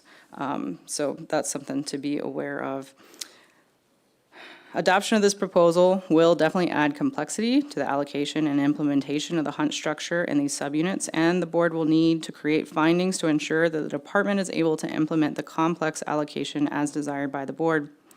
The board will also need to consider whether this additional non-subsistence opportunity would reduce the opportunity for subsistence, and if so, whether reasonable opportunity for subsistence would still be provided. It is possible that if any bulls are taken by this late season archery hunt, that could affect the bull to cow ratio for the following year and in turn affect the community hunt quotas. Thank you. Thank you very much for that. Questions from board members? Member Brett. Yes, thank you. If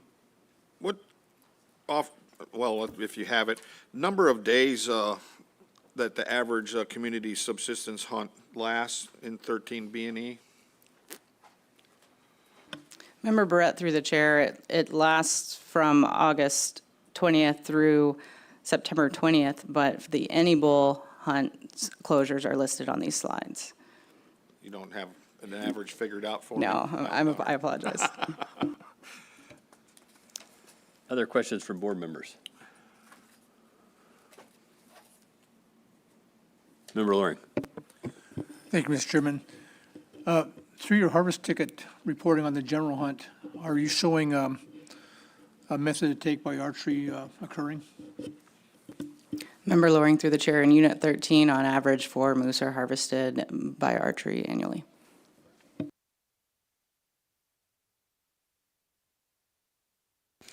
Member Loring. And has the department heard any comments about, from either archery hunters or general season hunters or community harvest hunters of conflicts between those user groups, between archery and firearms? Member Loring through the chair, I have not heard any such complaints. Could you elaborate a little bit more on that comment that you made about, any additional take of bulls could affect that bull to cow ratio? What kind of numbers are we talking about here? Any idea? Mr. Chair, it would be unlikely that the additional harvest in this hunt would affect bull to cow ratios to the point that the CSH quota would start being shifted as a result, but over time, it is possible that the quota could be affected by, 1 moose every couple of years, potentially, if enough harvest is being taken to affect the overall any bull population in Unit 13. Thanks for explaining that to me. Other board members' questions? Comment? Member Bechtel. I wonder about the quality of meat between the 25th and the end of the month. And if you have any comments on that. Member Bechtel through the chair, that's a great question, and our Fish and Game website actually talks about that a little bit in some areas. And essentially the understanding is that bulls in the rut, the meat can taste just fine if you take care of it, but it can be a lot more difficult to take care of because they are rolling in the mud and urine and so forth, and so that can be difficult to handle. Thank you. Other board members' questions? Comments? Oh, Member Brett. Yeah, thank you, Mr. Chairman. Has anybody, came to the department and, I don't know if it was a complaint or not, but felt that, or maybe even to the Division of Subsistence, that I see there's a lot of opportunity through the years here where there was, 10 days or less opportunity for subsistence due to the quotas. So I was curious if anybody was challenging or mentioning, say, hey, my reasonable opportunity's not being met with these short seasons. Member Barrett through the chair. As some of you are probably aware, the community hunt has gone through many different iterations. And one of the reasons that more recently you're not seeing these early closures as much is because the board took action, gave direction on how to allocate those any bull locking tags that are necessary to harvest an any bull in the community hunt. Early on in the hunt, there was 1 any bull locking tag for every 3 households that applied to be in a group. And pretty soon, as the hunt became more and more popular, then the any bull opportunity was getting shut down very quickly. And in order to address that, the board directed us to essentially issue a maximum of 350 any bull locking tags and issue them based on a scoring criteria.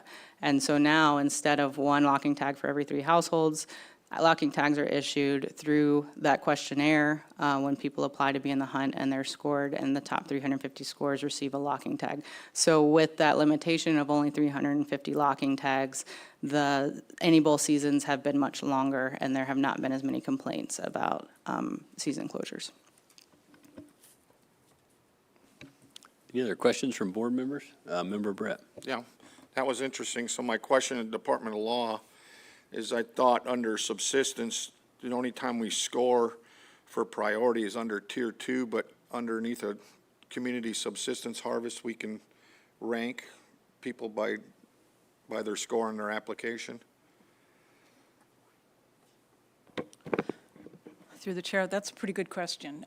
The scoring criteria was adopted in 2017, and it's scored within the community subsistence group. So all Alaskans are still eligible to form a community or group and to participate in the community subsistence hunt.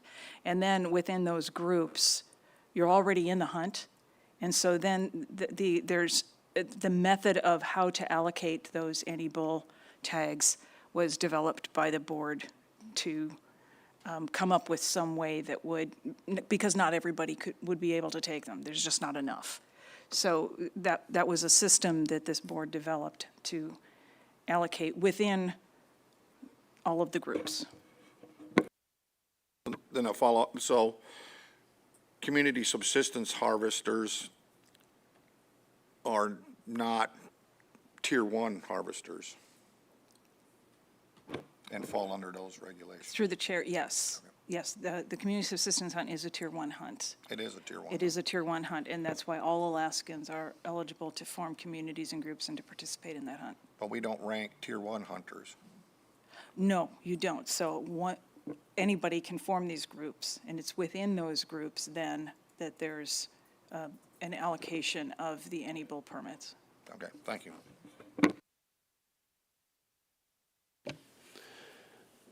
Further discussion about the proposal in front of us here? I'm not going to support this, this proposal. There's no stopping, there's a lot of opportunity for a person with a bow to take moose. And I don't think it warrants creating a special season. The meat quality, is going to be affected at this time, and I'm a little bit concerned about the department's comments that over time, this could affect that bull-to-cow ratio with the taking of any bull, so I'm not going to support this proposal. Member Loring. Thank you, Mr. Chairman. Along with those comments, it's pretty well known among avid moose hunters that the later in the season you get, the easier it is to get the moose to you to call. They're more receptive, during the rut. So I think the harvest would be higher than during a regular general season. And it really concerns me that Fish and Game's concerned about putting this type of hunt into already complex mix of regulations that this population's managed under already. It's a lot different than, say, a general hunt in 20A that doesn't have this complex system going on with community harvest and general hunts and so on and so forth. So based on that, I'll be opposing this. Vice Chair Hoffman. Yeah, thank you, Mr. Chair. I won't be supporting this as well. I agree with the last two comments just made by Member Fletcher and Loring, but also to add to what they said, a certain degree of wounding would probably be happening due to the fact that these bulls are in full-blown rut and they can wounding would probably be, I don't know how much, but it would happen more in that time of the year. Member Brett. Yeah, thank you, Mr. Chairman. And my opposition to this proposal is having this in the drawing hunt supplement. We're already going to discuss bison, why somebody got drawed for a tag, and all of a sudden the department said, well, there's not enough allocation for that hunt. And you get a bunch of disgruntled people that applied for a drawing hunt. So I really see that as a potential in this hunt, especially with the low ratio. Any further discussion? If not, Member Batchel. Yeah, everything what already been said by other members, but also that this was greatly opposed to by both the ACs and the public. Thanks. I think we might be ready for the question on this. Call the question. The question's been called. The board has heard no concerns from the public regarding costs to private persons if this regulation is adopted. Thank you. Christie, will you pull the board? Yes, Mr. Chairman. Final action on Proposal 47. Mr. Batchel? No. Mr. Garner? No.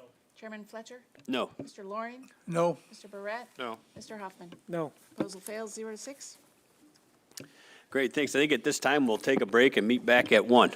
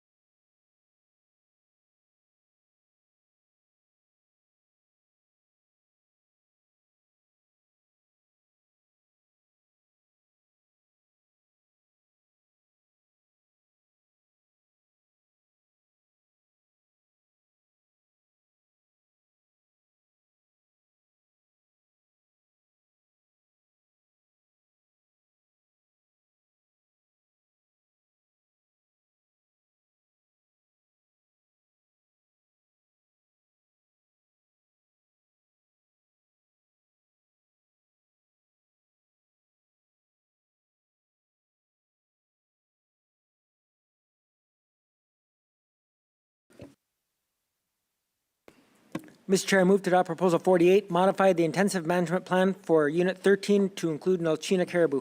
Second. It's been moved and seconded. Department? Thank you, Mr. Chair. Proposal 48 is a Copper Basin Advisory Committee proposal to modify the intensive management plan for Game Management Unit 13 to include Nelchina caribou. The department recommendation is to support with amendments. The slide shows the current regulations for Nelchina caribou. There's a positive customary and traditional use finding for Nelchina caribou in Game Management Units 12 and 13. There's an amount necessary for subsistence of 600 to 1,000 caribou. There is an intensive management objective of 35,000 to 40,000 caribou post-fall hunt. There's an active intensive management plan in Unit 13 for moose. That's 5 AAC 92.121. And there are hunts in state regulation for Nelchina caribou that we administer according to findings 2019-223-BOG. Those include a Tier 2 option, 3 Tier 1 options, 2 registration hunts and a community hunt for caribou, and several draw options, including a youth hunt, a resident draw hunt, and a non-resident draw hunt. Now, none of these hunts are currently offered due to the status of the herd, and these hunts do not have to be closed by emergency order every year. We simply don't offer permits as long as there's not sufficient harvestable surplus to offer a hunt. There are also federal subsistence hunts available for caribou. The proposed regulations under this proposal would add Nelchina caribou to 5 AAC 92.121 for intensive which is currently the intensive management plan for moose. So we'll start with what happened to the Nelchina caribou herd. I'm going to walk you through the history of the herd because it's important to understand the context of what we're seeing now and what we might expect to see down the road. Boom and bust cycles are normal for caribou. The last large decline observed for Nelchina occurred in the late 60s and early 70s. Harvest continued during that time, which may have delayed the recovery of the herd, but the herd did grow again, as we typically see with caribou.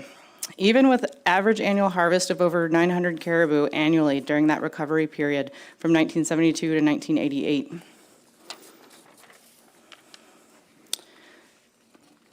The last recovery period was roughly 15 years to get back to what our current objectives are, even with that harvest occurring annually, which is one change we've already made in response to this latest decline, as we've shut down harvests beginning in regulatory year 23. I have a couple of snowflakes on this chart. They're around 88 and 89, because we had 2 deep snow severe winters back to back, which affected local populations like bison and moose. But you see here it didn't substantially impact the caribou herd. There are a number of reasons this could be, but it could very well be related to the fact that this herd had just recovered to moderate densities and the range had a period of recovery as well. There were additional single severe winters in the years since then, such as in 2012 and 2018, but the back-to-back severe winters are more rare, and even the single severe winters then didn't have the same effects that one single severe winter did more recently. Following this recovery period, the herd grew and was at or above the higher end of the objectives for roughly 6 to 8 years. During this time, the higher objective of a maximum of 40,000 animals was established in 1991 based on range studies that suggested that the landscape couldn't sustain the herd at higher levels long term. Some scientific journal articles from that period suggest an abundance of 30,000 caribou may be a more appropriate objective. Because Nelchina is in a unique situation where harvest demand and hunter access are large enough to potentially control the growth of the herd, the Board of Game set the 40,000 objective with the intention of avoiding the typical boom and bust cycles we see with caribou, with the goal of maintaining the herd below carrying capacity to provide a more steady and reliable harvest opportunity over time. In the mid-90s, as the herd peaked above 50,000, managers were seeing red flags in forage availability, and harvest was increased to intentionally reduce the herd back below the higher objective, and a minimum objective was established in 1996. Research efforts and additional survey and inventory activities were also established during this period to better understand the status of the herd through time. For the next 13 years or so, the herd was maintained at or below the lower objective through hunter harvest. During this time, we have partition and calf growth data, and we see an overall improvement in herd health metrics, with significant increases in 3-year-old partition rates, which you see on the top chart as the gray line, and a general increase in 4-month calf weights on the bottom chart, up until about 2010, which just happens to coincide with the next documented peak above the objectives. 2010 is also the year that the community subsistence harvest hunt was not offered due to litigation, which likely affected the manager's ability to achieve the desired harvest to prevent growth of the herd. When the department needs to limit harvest, it's pretty easy for us to do that by shutting things down by emergency order. But when we need to increase harvest, that can be a lengthy and difficult process through the Board of Game and Public Interest, which can make it difficult to achieve the harvest we need when we have healthy growing populations, and that likely played a role with the management of this herd beginning in 2010. After 2010, the herd remained above objectives for most of the next 9 years. In 2019, the herd peaked at more than 53,000 in the summer minimum count. You don't see that number reflected on this chart because this is the fall population estimate, which is relative to the post-fall hunt objectives for this herd. That can cause some confusion at times for folks because this herd is unique in that we have both summer counts and fall population estimates, which are not generated for all herds. By this point in 2019, we were already concerned about red flags that we were seeing in herd health metrics such as calf weights and growth metrics.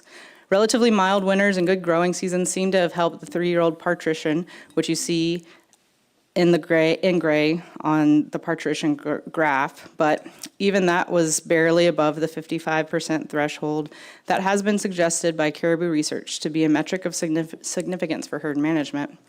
Evidence suggests that when 3-year-old partition is below that 55% threshold for a growing population, you want to consider reducing that population, as this threshold in other herds has preceded precipitous declines associated with overabundance. An increase in 3-year-old partition also typically coincides with herd growth, which matches the high minimum count we saw in 2019. Given these overall declining herd metrics and the minimum count above 53,000 in 2019, we intentionally worked to reduce the size of the herd. In 2019, the herd was scattered and difficult for hunters to access, and then migrated out of the area during the October closure, so we didn't get the amount of harvest that we had hoped for. We were able to obtain additional harvest in 2020 to reduce the herd to the lower level of the objectives. Overall, we used a very similar harvest strategy to that used for peaks in 1995 and 96, as well as 2015 and 2016, which you see on the chart for summer abundance and relative harvest rates of bulls and cows, with gray bars being summer abundance, the blue line being harvest rates of bulls, and the orange line harvest rates of cows. In 2021, we reduced harvest by establishing relatively small quotas to stabilize the population at that lower level. But unfortunately, after that hunting season, we had our first severe winter that dramatically impacted the herd. Ironically, the summer of 2021 also coincided with a rusty tussock caterpillar outbreak in a portion of the Nelchina caribou herd's summer range in 13E, which decimated vegetation in some areas. We don't know if or how much this may have affected the herd, but it's an important reminder that even habitat can be dynamic and stochastic events can have both short-term and long-term effects. So the decline of this herd began in the winter of 2021-22 and continued over the winter of 2022-23. There were 2 deep snow winters, and portions of the herd migrated as far as 300 miles to nearly to Dawson, Yukon over those winters. During that first winter, more than a third of our collared adult cows died, and during the second winter, more than a quarter of the remaining adult collared cows died. Recruitment of calves both years was almost nothing. We saw late thaw, late migration, and late calving following these winters, and we were on the calving grounds, capturing and weighing neonates, and raised some in captivity for future range studies. Some of these calves had signs of gestational dysmaturity, which means that mom did not have enough energy to fully develop the fetus. They were born small, some with features similar to premature birth in other species, and seemed to be prone to infection, less likely to survive. We saw this in captured calves, and then we also saw some of the same similar signs in 4-month-old calves that we captured in the wild in October. Also, In each spring following those severe winters, we saw decreased productivity and decreased neonate survival. And those summers, we had record low calf-cow ratios with 31 calves per 100 cows the first summer and 13 calves per 100 cows the second summer. So this precipitous decline occurred in adults, and there was almost no recruitment of calves across 3 cohorts.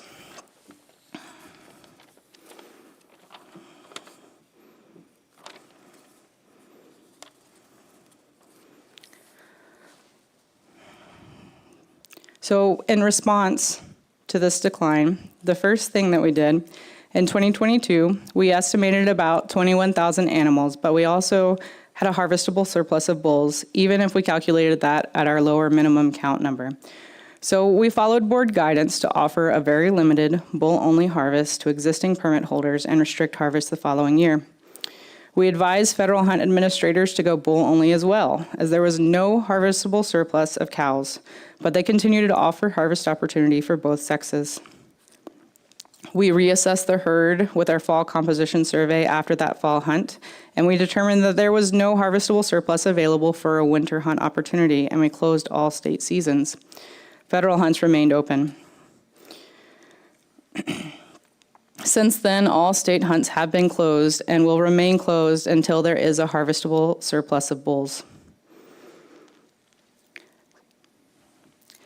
We have also increased our survey and inventory efforts. We did dual summer count efforts in 2022 and in 2023 and 2024. Both years we completed what we call a traditional minimum count, and also completed later in the summer a photocensus. We've also been tracking partition and neonate survival. In 2024, we conducted more intensive partition surveys than we've ever done before and started the neonate survival work, and both will continue into 2025. We have ongoing habitat assessment work, and caribou benefit from wolf control in Unit 13 under the intensive management plan for moose. Wolf control was active in the winter of 23-24 in 13A, which includes the Nelchina calving grounds, as well as 13B, 13D, and 13E. Caribou that winter, however, wintered on federal lands in Units 11 and 12. This winter, we have active wolf control in all of Unit 13. And so far, most of the herd is wintering largely in Unit 13, although some have since moved onto federal lands in Units 11 and 12.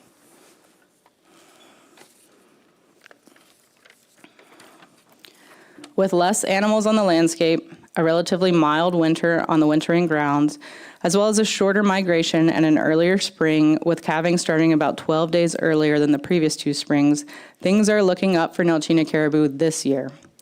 Partition rates improved this spring. I have on this chart the actual partition rates we documented on this graph, but I mentioned we did more intensive surveys, so this year is not comparable to previous years.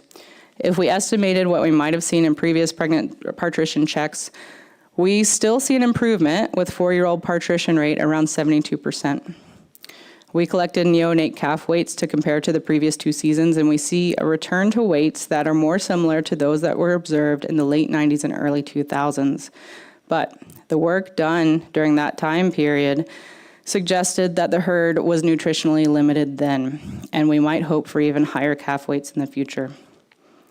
We deployed 32 collars on neonate caribou as a pilot effort to compare to the poor survival that we saw over the previous two springs. And we saw promising survival rates with the earlier calving, earlier spring, and seemingly healthier animals this year. By the end of June, only 12 neonates had perished. While all died of predation, 6 of them most likely died from eagle predation, and the other 6 from a combination of toothed predators such as bears, wolves, and wolverine. That said, 63% survival for calves born just prior to peak calving is a good start, and next year we'll increase our sample size and capture across more of the calving period. We conducted 2 summer minimum counts this year, one in June and another in July, both of which were just over 12,000 animals. And with those, we also did a reveille estimate, which was just under 13,000 animals. That is up from the minimum last year was less than 8,000, and the reveille estimate last year was just under 9,000 animals. It helps that we have 46 calves per 100 cows, and we still had 41 calves per 100 cows in the fall. We had the largest and heaviest calves we've had since at least 2014 and 2015, and we saw less anomalies in our 4-month-old calves this year, such as polled animals, broken antlers, or curly coats. These large calves are a promising sign for recruitment of this cohort. So far, the caribou herd is largely wintering, as I mentioned in Unit 13, where we will have wolf control active this winter, which is also a positive sign.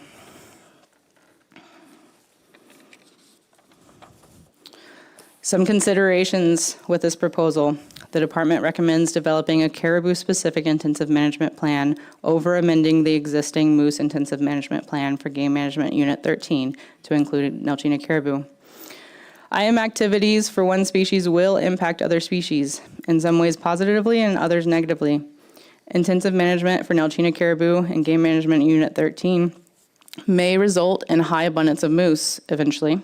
Without tools to take advantage of extra moose on the landscape, this could result in a decline in moose abundance, which unfortunately we've already seen that in 13B, C, and E after having recent peaks in abundance and no tools to take advantage of those moose.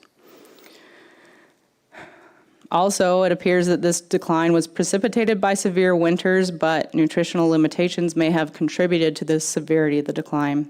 The availability of lichens on the calving grounds may impact herd recovery, and we're working on research to better understand that. The next step towards Nelchina intensive management plan would be a feasibility assessment. Proposal 48, to modify the intensive management plan for Game Management Unit 13 to include Nelchina caribou, is a Copper Basin Advisory Committee proposal. And the department supports developing a feasibility assessment for an intensive management plan specific to Nelchina caribou, but does not support modifying the existing intensive management plan for moose in Unit 13 to include caribou. Thank you. Thanks for that presentation. Questions from board members?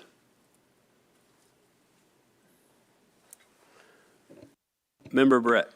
Yeah, thank you. I got a couple questions. I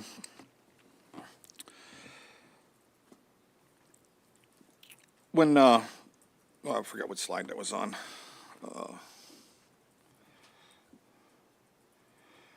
Slide 92.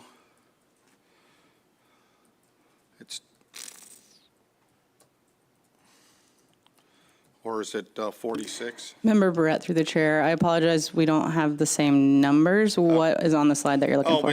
You was talking about when federal hunts were open and state hunts were open, and I was curious, in regulatory year 22, how many cows were harvested by the federal side?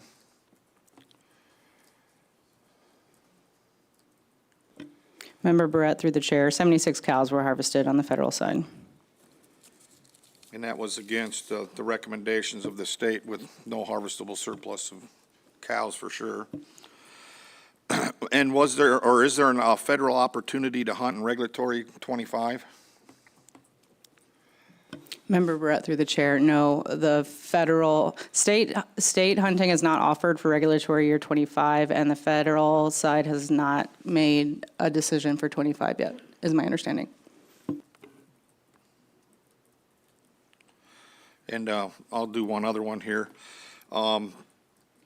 So when you were having difficulty to meeting your harvest because you needed additional harvest, did the conditions to the permit hinder participants from participating in that opportunity? Member Barrett, through the chair, this most recent time that we tried to increase harvest, it was in 2019 specifically, it was more an issue of the caribou leaving the hunt area than the conditions of the permit. Okay, thank you. Other questions from board members? I have a question for you. Do you guys have a way? Did you guys have a way to capture or collect or anything like that? The amount of hunter participation you had, like in the early 50s to the, late 60s, something like that, or like how was that conducted? Did somebody just get a hunting license and go hunting? No seasons, no bag limits, all that kind of stuff. How did that go?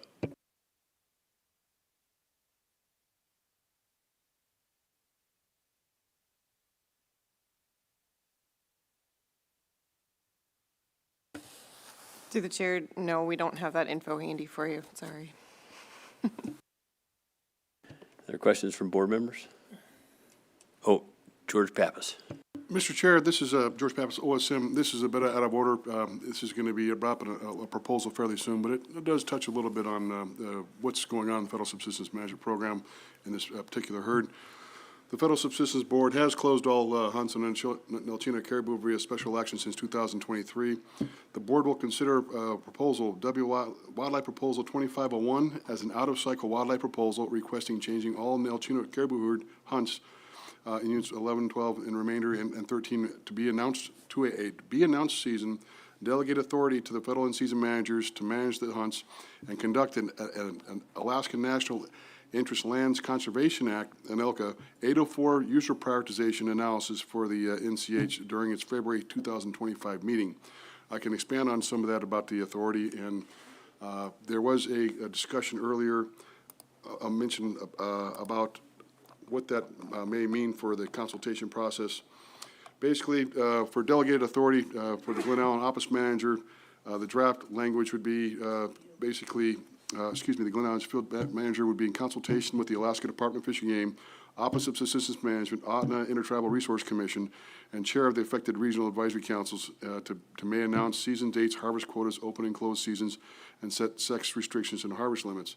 Further, current standing language for delegated authority is the intent of the board, which would be the Federal Subsistence Board, that actions related to management of the caribou by federal officials be coordinated prior to implementation with the Alaska Department of Fish and Game, representatives of the Office of Subsistence Management, ADNA Intertribal Resource Commission, and the chair of the affected councils, which would be the regional advisory councils, the Federal Subsistence Regional Advisory Councils, to the extent possible. The Office of Subsistence Management will be used by managers to facilitate communication of actions and to ensure proposed actions are technically administratively aligned with legal mandates and policies. And federal managers are expected to work with the managers from the state and other federal agencies, the council chair or alternates, local tribes, Alaska Native corporations to minimize disruptions to subsistence resource users and existing agency programs consistent with the needs for special action.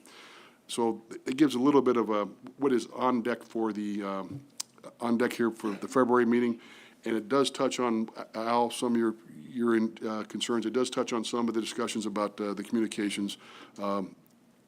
Hopefully this helps a little bit as painting the background as we discuss this herd. Thank you, Mr. Chair. And I apologize, Mr. Chair, my notes say 70 federal cows. Other questions from board members? So, you know, moose and caribou are two completely different species, as everyone here knows. I would imagine an IM program to help either one of those species would be completely different. How much spillover would it be? I mean, what are your efforts for intensive management on moose? How much do caribou right now benefit from that? Is that hard to say? Thank you, Mr. Chair.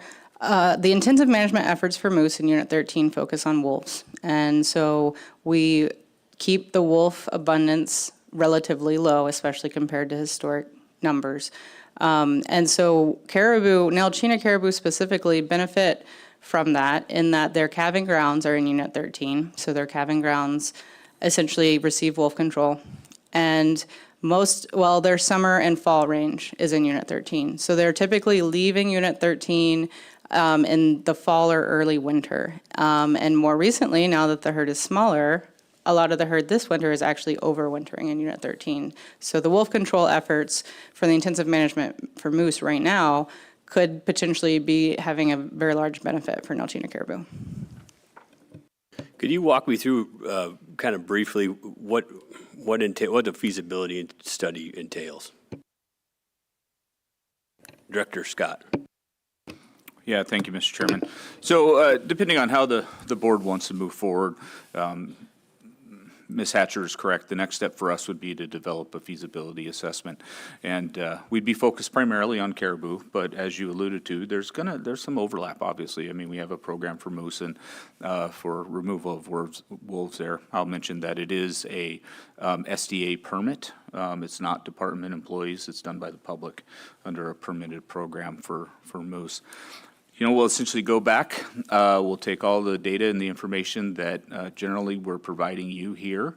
We'll start to look at cause-specific mortality, try to sort out really what's killing calves, what's killing adults, what kind of a survival do we have for both.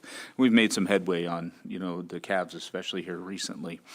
And then once we, if we can narrow it down, maybe we can't, but then we start looking at actual reasonable or common sense things that we can do, or maybe the public can do to impact positively. I'm sorry? Somebody say anything? Oh. To positively impact the trajectory of the herd. Looks like, this year we've got some positive indicators. So that's great. We don't know, what'll happen in the coming years, but our intent is to positively impact. We'll bring all that and this is a summary. We'll bring all that information back to the board with a recommendation on whether or not we actually think it's feasible to move forward and implement a predator control program. At that point, if we think we've found a way to get to it and the board agrees and we come to agreement, then we'll develop an operational plan. And that's the nuts and bolts of it, essentially. How we're going to do it, what resources are going to be used, what are our trigger points going to be, that kind of stuff. And then we'll implement it. Thanks for that. Member Loring. Thank you, Mr. Chairman. Thanks for that discussion, Ryan. I appreciate that. Earlier, you testified that probably 50% of the calves are killed by eagles, if I got that right. And what kind of impact do bears have? It seems like in other caribou populations, bears have a pretty big impact on caribou calves. Brown bears do. And are you seeing that in the Nocina herd also, or not? And then how do you actually go about determining how the animals are, the calves are being killed? Whether are eagles actually killing them, or are they just, scavenging them on later from a different type of kill? Can you maybe go through that a little bit? And then finally, will bears possibly be considered in a intense management plan? I guess that's something we'll have to decide. Yeah, through the chair, Member Loring, we're not going to take any of them off the table at this point. It's fairly preliminary, to have that discussion, but it would be part of the feasibility assessment and looking at cost-specific mortality. I didn't mean to overload you with questions, but maybe you can kind of touch on the ones you remember. Member Loring, through the chair. Those are great questions. And that's why it's going to be really important. Like we said, this was an initial investigation, and it's going to be important to follow through and continue this and improve it a little bit. There are some things in terms of what the actual predator is. There are some things that we can try to do, like actually swabbing kill injuries for DNA and sending that off to identify species. That's been done in other herds, and it's worked, and it's shown that the predators that people thought were killing these calves were often not the ones that actually did the deed. And in some cases, eagles are a difficult one for sure, because on the Nilchina caribou calving grounds, there are a lot of eagles. They're also eating Dall sheep the same time, the same time of the year. And it's actually, the Nilchina calving grounds are right in a golden eagle migratory corridor. Of course, the migration's pretty much over by then, but there's a lot of golden eagles there, and there's some bald eagles as well. In some cases, it's pretty clear that there are puncture wounds, and you send the calf in for necropsy, and it bled out into its abdomen from, eagle injuries. And in some cases, it's not as clear. In terms of the other predators, such as bears, we absolutely know that bears eat calves, and there are bears on the Nilchina caribou calving grounds. Our understanding of the bear densities is that they are much lower than they were in the late 90s. But there are bears still out there eating calves, especially sows with cubs, because, there's even been some evidence that suggests maybe some of these sows are going to the calving grounds because they know that's a good source of food, and then they're teaching their cubs that. And so it's kind of some evidence of some seasonal movement in that way. And so bears are going to eat some calves. From this preliminary investigation, it was there were very few mortalities that we could definitively assign to bears, and a lot of mortalities that had a lot of signs that did not look as likely as it was bears, which is why it's going to be so important to continue this and do some further investigation into what's happening. One short follow-up. How long are the calves actually susceptible to eagle? First 10 days, first 2 weeks before they're big enough or they're no longer considered an easy prey item? Member Loring, through the chair, that is something that we'll get a better understanding of as we continue these investigations. We did have some mortalities as old as 21 days, the calf as old as 21 days, that seem to be eagle mortalities. Director Scott. Yeah, thank you, Mr. Chairman. I guess I want to expand a little bit too. I'm not sure when the optimum point in time would be for this, but now seems as good as any. You know, the department provided its recommendation. We supported the proposal to look into a potential intensive management program for Nelchina caribou. We definitely want to separate it out from moose. As you alluded to, Mr. Chairman, there are different factors at play that we have to consider. And following our own protocol, that's a recommendation. If we're going to have dual intensive management programs, we want to have them separated. A couple other things, and you know, we can dig back into our memory banks a little bit here, even in this meeting. We are going to have competing IM programs, you know, in one way or another, they are going to impact each other. Pretty good chance they're going to impact each other positively, but we've got to be careful of that moose population. You've seen it. You've seen the data. You've seen the objectives. You know what's going on. Killing more bulls, that ain't it. That's not the important side of that equation that we need to be working on. We need that tool. We need the antlerless hunts, frankly. And we have to weigh that. You know, I mentioned to think about the logistics and the resources, personnel we have involved. You know, Region 4 has got a pretty good program, pretty huge program going right now out west. So one of the things that comes to my mind, I believe the commissioner even mentioned it, you know, we need to understand how we're going to be able to take advantage of these additional animals, whether it's directed, that we increase the number of caribou, or indirect, where we increase the number of moose. You know, we have to weigh how we allocate our time, our resources, our personnel between these intensive management programs. And if we move out of Region 4, recognize, you know, Region 3 is about to open out in Unit 20E. We've got other ones. I believe, I keep saying this, you had 11 or 13 IM proposals last go around. So there's a lot going on there. So these are all questions that are going to come into play with this feasibility assessment. But again, I do want to stress that we supported the proposal to look into it. And I think it's only fair and transparent to say that there is an existing intensive management feasibility assessment for Nelchina caribou. I want to go back and dig into it and see, to explore options that may not have come up, we haven't thought of, and see if there is something that we can do.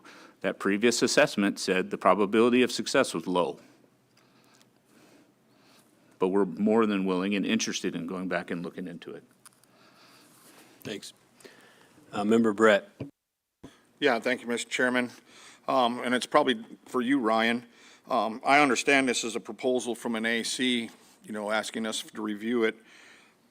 But it's not necessary to come before the board and ask us for a feasibility study.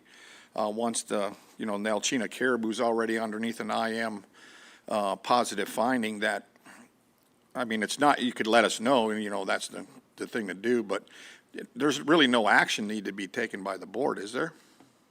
Through the chair, Member Brett, that's correct. You know, I think you've heard our interest in this.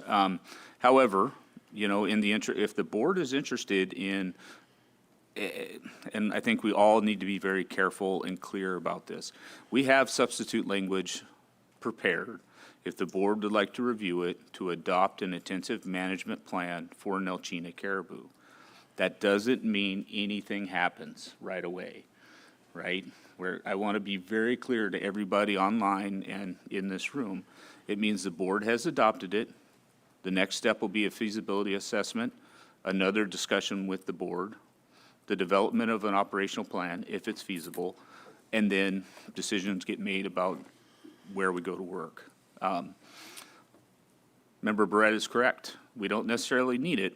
My intent is to continue forward with it, but if the board is interested in doing that, we have that available for your review. Are there examples where we've added species to other IM plans?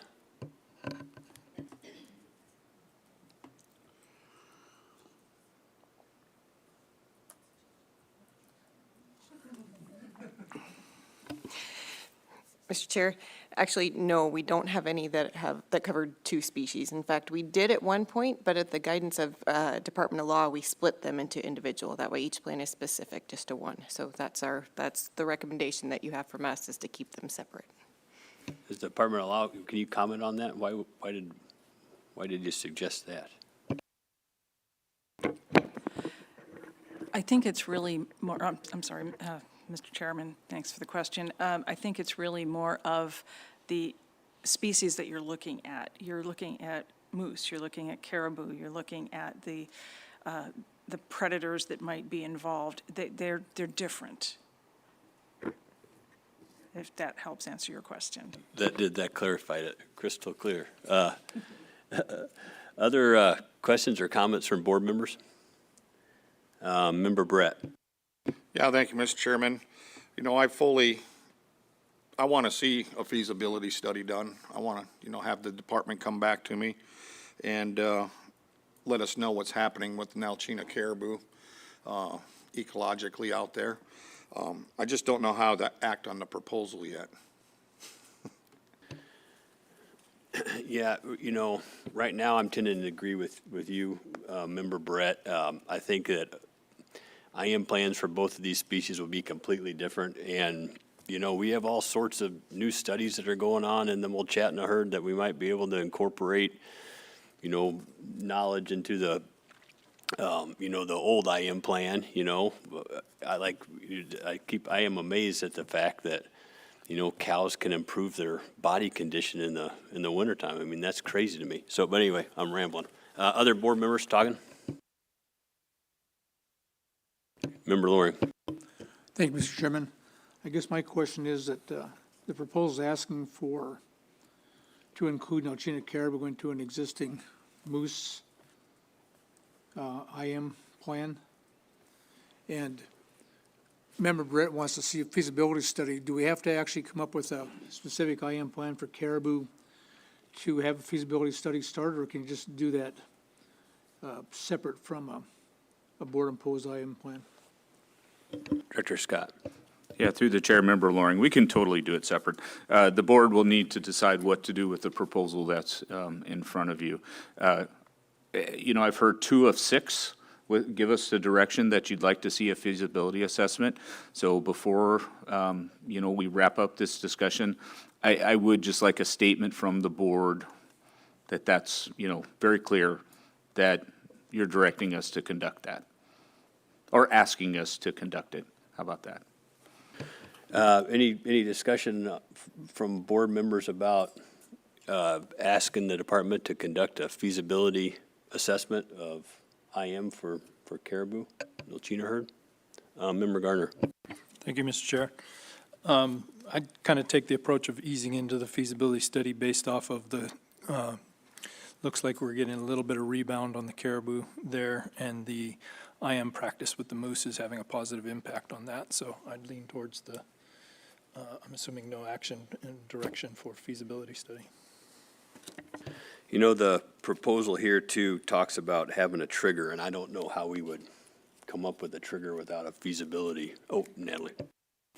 Thank you, Mr. Chair. I thought it might be worth mentioning that if you read the existing intensive management plans that the board has adopted, there are statements in there about objectives, both predator and prey in all of those plans. And it's not only possible, but highly likely our feasibility assessment will help us all put the most pertinent, best information in that plan. So in terms of what we do next, feasibility assessment will help with making sure that this thing is designed to the best way it can be. So just a little bit of additional forethought for you. Other questions or comments from board members? Member Loring. Thank you, Mr. Chairman. Yeah, I think as the board, we should ask the department to conduct a feasibility study. They feel comfortable that that would benefit their movements in the future and how this goes. And that keeps us away from maybe vote the proposal down or take no action on it because it goes into an area that combines two different species in one IM, and that's kind of been frowned upon in the past or recommended against not doing in the past. So, and that would eliminate the trigger and all that kind of stuff too if we take no action on it. So I'm not sure how the board wants to go, but it'd kind of be my suggestion. Does anybody else have any other suggestions on that? Member Batchel. Yeah, I would agree with Mr. Loring on that we should direct the agency to take on that plan and not accept this. So am I correct? So we could vote on this proposal, or could we table this proposal till time pending? Oh, Member Brett. Yeah, thank you, Mr. Chairman. I would maybe recommend take no action on it due to our discussions that we've had here. And, you know, this proposal was to modify an existing management plan or create a new one. We don't have enough data and information to do either of those things at this meeting. What other board members think about taking no action on proposal 48 until this feasibility study? So, and we've asked the department, we've given the department direction to conduct a feasibility study for Nuchina Caribou. Thank you, Mr. Chairman. I got it, clear. I really appreciate the discussion, and we'll be working on it. You may want to consider, yeah, I mean, whatever action you want to do this, but likely I will focus on the South Central meeting next year to be back in front of you with a feasibility assessment. Thanks for that. So do we do a roll call vote for take no action, or do we do a unanimous consent to take no action?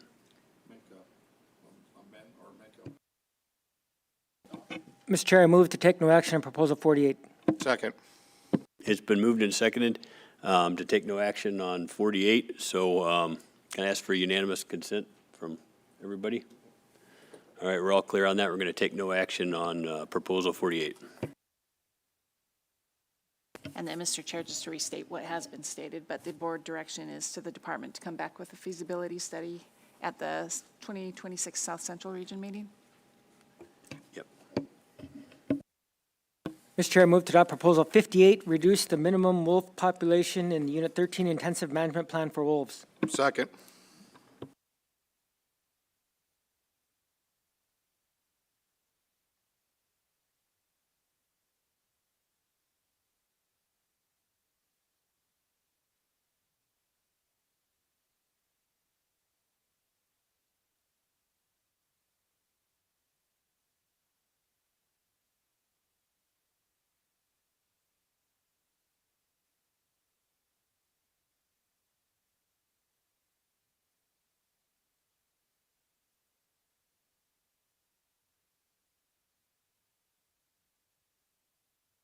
It's been moved and seconded.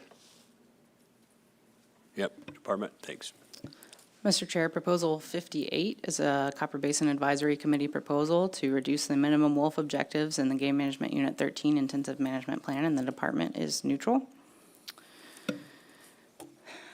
The Intensive Management Plan that establishes the Game Management Unit 13 Wolf Predation Control Area has been in place since regulatory year 2001, although Game Management Unit 13C was not added until regulatory year 2005, and Game Management Unit 13D was not added until regulatory year 2022. The plan is for the intensive management of moose. The proposal suggests reducing the minimum wolf objective to facilitate recovery of Nuchina caribou, but Nuchina caribou are not addressed directly by this intensive management plan. Wolf control occurs in the winter when snow conditions allow for effective tracking and removal of wolves. Wolf control is not activated in a subunit until moose composition and abundance, I apologize, this is in the way, and minimum count surveys are completed. And moose population status is assessed in November for a wolf control start date, ideally of January 1st. The Game Management Unit 13 Intensive Management Program and Wolf Removal Program has long been contentious between user groups, as Game Management Unit 13 is a popular area for wolf hunters and trappers. The decision to activate wolf control is made on an annual basis for each subunit and is dependent on moose abundance for that subunit, as well as overall wolf abundance across Game Management Unit 13.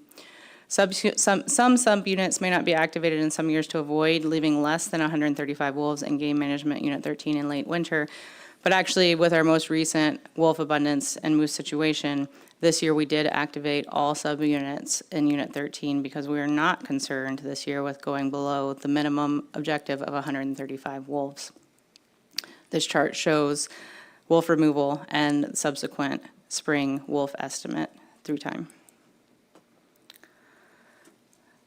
I'll go back to, just to cover, for clarity, there is a positive customary and traditional use finding for wolves in Game Management Unit 13. The amount necessary for subsistence of 8 to 24 wolves in Game Management Unit 13. There's an active intensive management plan for moose, and the late winter minimum abundance for objective for wolves in Game Management Unit 13 is 135 to 165 as a minimum. We also have a wolf hunting season of August 10th to April 30th. Hides must be sealed within 30 days of kill. We have a wolf trapping season, October 15th to April 30th. Hides must be sealed again within 30 days of after the close of the season. And the proposed regulation is to adjust that late winter minimum abundance of wolves in Game Management Unit 13 to a minimum of 100.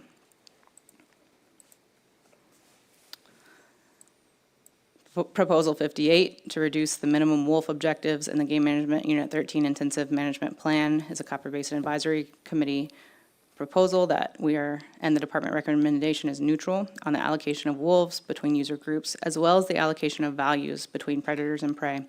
The intensive management plan in question is for moose, not caribou, but the proposal, if adopted, is not likely to have a measurable effect on the population recovery of moose or Nelchina caribou herd. While wolves are clearly predators that compete with hunters for moose and caribou, wolves also provide ecosystem services. The current minimum wolf objective for Game Management Unit 13 has been effective in allowing moose populations to grow from population lows observed in the 2000s, and it is reasonable to assume that the current wolf objective will be effective for allowing Nelchina caribou population to recover as well. If the board adopts this proposal, the department recommends an amendment to allow for staff removal of wolves in the intensive management plan. The board would also have to determine whether the adopted regulations continue to provide a normally diligent participant a reasonable opportunity for success in harvesting wolves for subsistence uses. Thank you. Thank you for that. Questions from board members? Member Brett. Thank you. Heidi, is there has there been or is there an active IM project for Nelchina caribou? Member Barrett, through the chair, no, because we don't have an intensive management plan for Nelchina caribou. I thought your slide showed one in 92, 121. That's for moose. Oh, that was for moose, okay. Other questions from board members? Oh, sorry. So this reduction in wolves would fall under the intensive management plan for moose, and they're using it for caribou. Is that proper?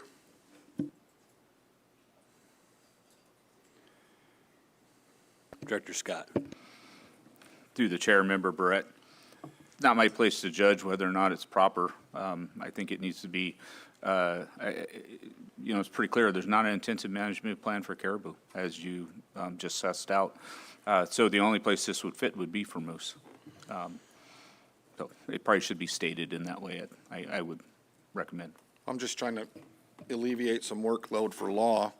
If we, adopt a modification for a wolf or for a moose management plan, but we're going to use it on a caribou herd. for justification, as this proposal suggests. Yeah, through the chair, Member Brett, I appreciate that. Yeah, thank you. Member Loring. Thank you, Mr. Chairman. Yeah, I think that the department's already said that caribou or a moose intensive harvest, or wolves taken on a moose intensive harvest, our IM plan does benefit caribou in a way, so I think we can maybe either amend out or designate that this is strictly for part of the moose IM program that may have an effect on caribou, but I don't think we're gonna get in any kind of a bind, making it for caribou, if that makes sense, where caribou will benefit to some extent by reducing the number down to 100 under a moose plan, as long as we can make this proposal or change the wording of this proposal to make sure it says moose. Any other questions from board members? Director Scott. Yeah, thank you, Mr. Chairman. I just want to make a couple other points. There's only a couple intensive management plans across the state that don't include department employees. This is a housekeeping thing. We're just trying to make them be concise and clear. So it's, and that issue has generated a lot of attention on this board meeting. So I just want to be very clear. The SDA program in Unit 13 actually does pretty well. It's close. People can get in there. They can access it. We have quite a bit of participation. So this is truly the staff portion of that it's just to make it consistent with other plans across the state. We are not planning on getting in a helicopter and going out and doing that. The other thing I wanted to point out is you have another allocative issue here. Not only do you have, intensive management to benefit moose, potentially caribou, you have a group of SDA pilots and gunners, but you also have a pretty doggone active trapping community in Unit 13. And I don't want to say it's a conflict, but it's regularly a discussion about, and one of the reasons that Ms. Hatcher would systematically open up the subunits was to specifically give wolf trappers an opportunity to get in there and trap wolves. So I just ask you to, consider that as well in your deliberations. Member Brett, you want to speak to that? Sure, thank you, Mr. Chairman. As this proposal is written, and as we had this discussion, I'm not in supporting this proposal. Even if we were to amend it, and we could amend it to say the moose IM portion of it, I haven't been presented with any data that would say that reducing that wolf population down to 100 is going to benefit the moose population. And it's really mixing a lot of things, and it really opens the door for scrutiny from the public. Where we're talking about caribou and it doesn't fit our thing, so we're going to change the word from caribou to moose and go. And unfortunately, we have that portion in there where the staff wants to be, or the department wants to be included in potentially having some kind of removal operation. That one's difficult. They haven't had it so far. I think the current 100 to 150 wolves, the same-day airborne and the trappers have been really effective in potentially meeting those goals. It might be just beneficial to wait till another meeting to add the department in Unit 13 to be able to have removal opportunity. Member Loring. Thank you, Mr. Chairman. Thanks for those comments, Mr. Barrett. Just a quick question. We don't have an amendment in front of us right now, but if we were to, maybe I can ask Department of Law, if we amend it to include department employees to participate, is that going to be an issue with noticing the public? I know that one of the other proposals drew a lot of attention over the same issue, and I just wonder if we'd be okay if we did decide to amend it to include department employees participating.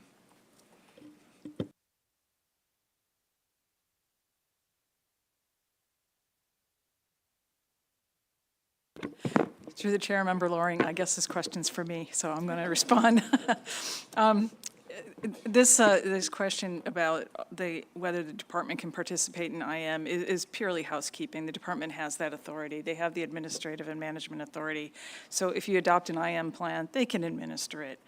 It's just, the reason that it's being referred to as a housekeeping matter is that we've got some different IM programs that were adopted at different times, and the language might not be consistent, even though the intent might be across the board. But there is significant legislative history for AS 1605783, which is the same-day airborne statute, that clarifies that the department has always had that authority. So again, it's just housekeeping, and if you don't do it, they can do it anyway if they want to. Thank you for that. Further discussion from board members? My feeling is if we don't agree with this, they can, like what Department of Law said, they can do it anyway. And just to be kind of consistent with my last vote, I'm not agreeing with, adding or making any kind of substitutive language or an amendment to this to, for the benefit of caribou to that moose IM program. So I'm probably not going to support it. Any other questions from board members? Comments? If not, we might be ready for the question on this. Call the question. The question's been called. The board has heard no concerns from the public regarding costs to private persons if the regulation is adopted. Thanks for that. Christie, will you poll the board? Yes, Mr. Chairman. Final action on Proposal 58. Mr. Gardner? No. Mr. Bachel? No. Mr. Hoffman? No. Mr. Barrett? No. Mr. Loring? No. Chairman Fletcher? No. Proposal fails 0-6.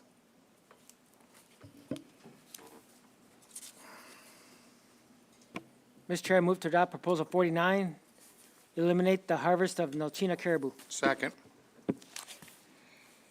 It's been moved and seconded. Department? Thank you, Mr. Chair. Proposal 49 is a public proposal to eliminate the harvest of Nelchina caribou, and the department is opposed. There are multiple subunits listed, some of which are not in the call. But first, let's talk about the current regulations for caribou in Unit 14. There's no customary and traditional use finding for caribou in game management units 14A and 14B. This area is included in the non-subsistence use area. This area has caribou that we refer to as the Western Talkeetna caribou herd. They have a separate management plan, separate survey activities, and a separate hunt structure. It's a draw hunt, and it's largely fly-in access. There's relatively low harvest, and it does not contribute to the amount necessary for subsistence for Nelchina caribou. Collar data has shown movement back and forth from 14A or B to 13, but collars tend to return back to Unit 14 before hunting season. The Western Talkeetna caribou herd is a largely localized group of caribou that does not contribute significantly to the Nelchina herd as we understand it. We see small amounts of movement back and forth between Nelchina and Western Talkeetna, similar to what we see with Delta caribou, Macomb caribou, 40-mile caribou, Mentasta caribou. But each area is managed separately, as these are other herds or not major contributors to Nelchina caribou in reliable or meaningful ways. The rest of this presentation will focus on Nelchina caribou in Units 11 and 13. As we discussed previously, the current regulations for Nelchina caribou in Units 11 and 13, there is a positive customary and traditional use finding for Nelchina caribou in game management Units 12 and 13. There's an amount necessary for subsistence of 600 to 1,000 caribou. There is an intensive management objective of 35,000 to 40,000 caribou post-fall hunt. In game management Unit 11, there are no caribou hunts in state regulation. In Game Management Unit 13, I explained previously that we have several hunts and we administer those according to Board of Game findings, but we do not have to emergency order close those every year. We simply wait until we start to get harvestable surplus before we will start to issue permits. And there are also several Nelchina caribou hunts in federal regulation, including a bull-only hunt in Unit 11 that may be announced, an either sex hunt in Unit 12 that may be announced and usually is, and the Unit 13 up to 2 caribou federal subsistence opportunity. And I will take the opportunity to remind the board that when there was a small harvestable surplus of bulls only and no harvestable surplus of cows, the federal hunt administrators offered hunt opportunity for both bulls and cows.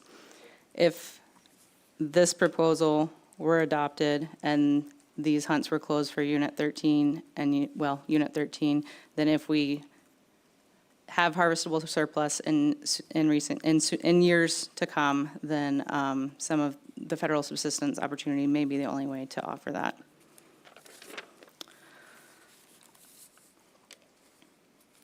I mentioned as well that the caribou hunts that are in state regulation, we administer under findings 2019-223-BOG.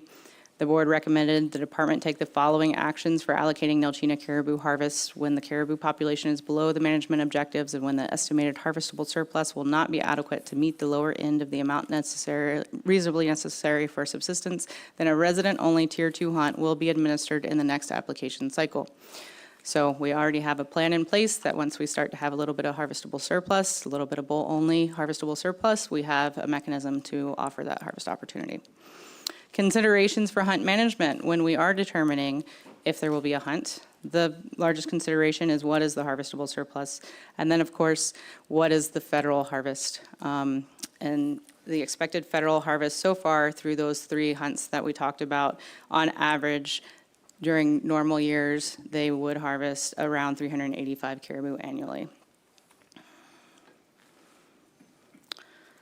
So, a little bit more about Nelchina caribou. After a period of overabundance, the herd experienced a dramatic decline as 2 severe winters in a row, coinciding with 2 winters of long-distance migration for the herd, impacted the adult survival and calf recruitment rates of the herd. This is not the first precipitous decline for this herd. As we've talked about previously, following the decline in the late 60s and early 70s, harvest continued every year, averaging more than 900 caribou annually throughout the recovery period. In contrast, following our most recent decline, we have already taken action to allow for recovery by eliminating harvest of Nelchina caribou under state regulations. We hope to see the Nelchina caribou herd begin to recover in coming years. As with any adaptive management strategy, the herd will be assessed annually, and no state harvest opportunity will be offered if there is not sufficient harvestable surplus to allow for it. Caribou hunting in Game Management Unit 13 will remain closed for 6 years if the herd does not develop sufficient harvestable surplus to allow for state hunting opportunity in that time. A moratorium is not necessary to ensure that happens, as we've demonstrated by closing state hunting seasons already for regulatory year 23, 24, and 25, and pursuing the closure of federal Nelchina hunts when there was no harvestable surplus as well. So, how do we keep tabs on the herd? We conduct partition and productivity checks. They have been flown in early June since 1997, and as I mentioned previously, this past spring, we started more intensive partition tracking, and we'll continue that into the future. We also started neonate mortality investigations this spring, which will also continue. Every summer, we also conduct summer abundance surveys. We try to get either a traditional minimum count or a photo survey, depending on what the caribou do and how much they cooperate. During that time, we also conduct a summer composition survey, which is a different survey with a different methodology. We also track harvest if hunts are open. Currently, of course, there's no harvest to track for the most part. We conduct in the fall, we conduct captures and another composition survey. We collect, when we capture 4-month-old calves of the year, we collect calf growth metrics. And then we have a pool of GPS collars that we monitor throughout the year so that we can see where they're overwintering. And our overall pool of collars, we monitor, and we try to monitor at least once a month through the winter to give us an idea of overwinter mortality. And when the opportunity arises, then we'll also investigate some of those mortalities.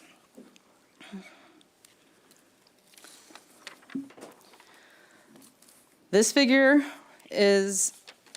represents a model that is purely for illustrative purposes. As the herd may start to recover, this shows 2 potential harvest strategies. The abundance strategy in blue is what's proposed in this proposal, where you don't harvest until you reach the midpoint of the objectives. I'd like to remind you that if we didn't harvest populations below their IM objectives, then we wouldn't be harvesting moose in most of Unit 13. But with the blue strategy, the line shows you what the population trajectory would look like, and then the bar shows you how much we would harvest and when we would start harvesting. So with this illustrative example, roughly 20 years down the road, we might start harvesting all of a sudden 3,500 caribou in the first year when we hit that midpoint of an objective. In contrast, the composition strategy is where we have harvestable surplus when we start to get more than 40 bulls per 100 cows. And at that point, we can start to harvest very limited bull-only harvest opportunity.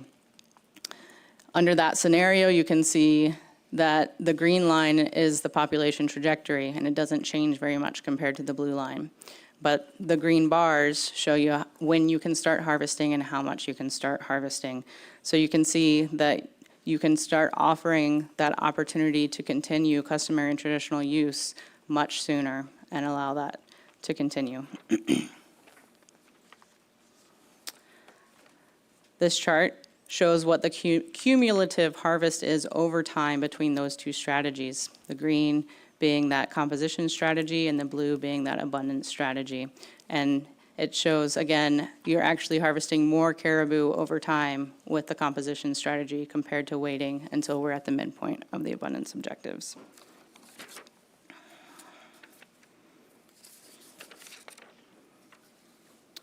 Proposal 49 is a proposal to eliminate the harvest of Nelchina caribou. It's a public proposal and the department is opposed. The department utilizes adaptive management strategies to assess the status of the Nelchina caribou herd annually, and we will not offer caribou hunting opportunity in Unit 13 until such time as harvestable surplus is available to provide for subsistence opportunity. If adopted, the board should consider whether the regulations continue to provide a normally diligent participant a reasonable opportunity for success in harvesting caribou for subsistence uses. Thank you. Thank you for that. Questions from board members? Member Brett. Yeah, thank you. So when it would appear that we would have some potential bull harvest, harvestable surplus in the future, I guess the state's position from the last several meetings is that it would have to exceed 385 before state residents would have an opportunity to participate in subsistence. Member Barrett, through the chair. The state and the federal system are both still trying to iron that out. Director Scott. Thank you, Mr. Chairman. Through the chair, Member Barrett, our intent is not to do that, but it's a discussion that has to happen. I think that what Ms. Hatcher has provided here is a path forward to get some opportunity to harvest as soon as we can. Not dissimilar from Mulchatna, but that is a sticking point. We have to understand that, and it's gonna take some give and take on both state and federal side. Any other questions from board members?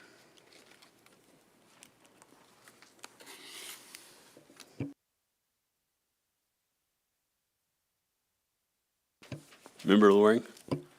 Thank you, Mr. Chairman.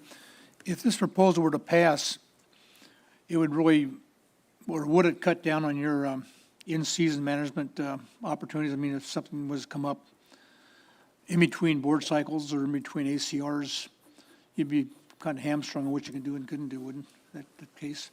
Member Loring, through the chair, absolutely.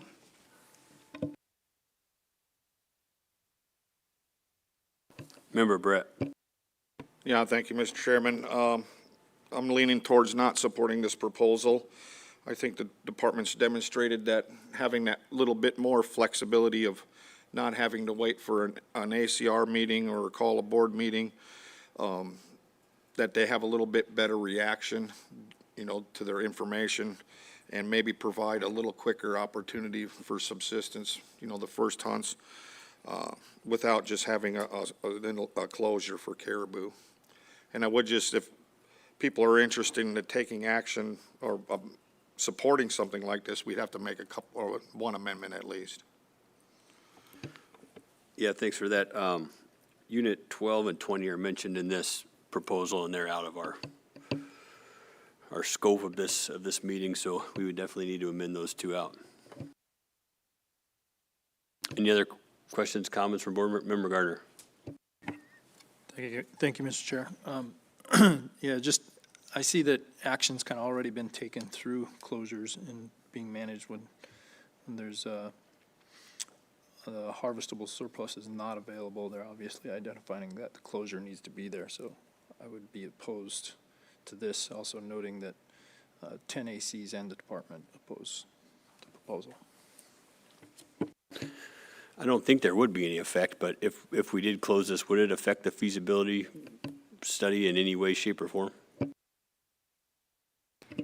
Through the chair, no, it wouldn't. Yeah, I mean, it's already closed, right? And we're gonna, we're proceeding forward. Yeah. Thanks for that. Other board members? Member Batchel. Yeah, I think the state's made a pretty good case and that managing it the way that they're managing it now with the limits that they have on that this moratorium would actually hamper any kind of quick changes they'd like to make on that. So I wouldn't support that.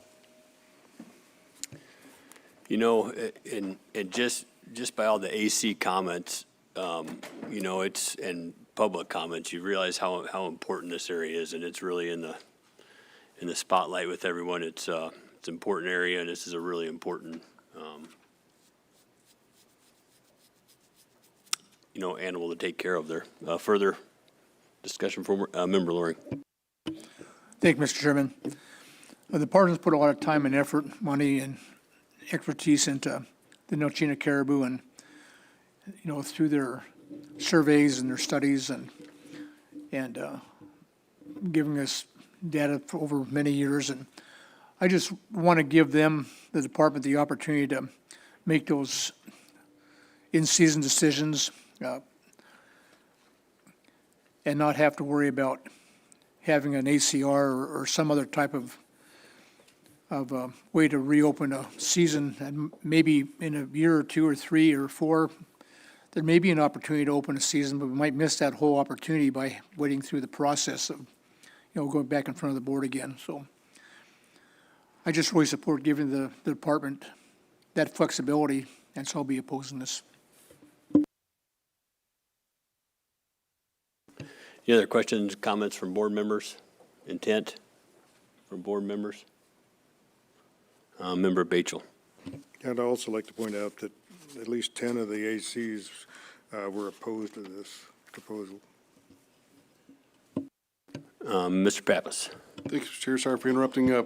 For my discussion earlier about the delegated authority of the federal subsistence manager, that also would, as I understand, possibly provide better tools to react when necessary by making it less onerous than a special action to manage this herd, and also with the 804 privatization analysis to even have further defined tools if it comes to that. But at this time, that's part of the intent of the proposal, is to give a little more reactive time and ability to more precisely manage on the federal side if harvest surplus is identified. Thank you, Mr. Chair. Thank you. We don't have anywhere in the state where we have a 6-year moratorium or 6-year closed season, do we? Mr. Chairman, I'm not aware of any. We have the moratorium in Unit 18 on Mulchatna right now, but I think that's the only one we have right now. Member Loring. Just king salmon on the Yukon Rivers, 7 years. But nothing I know about for game.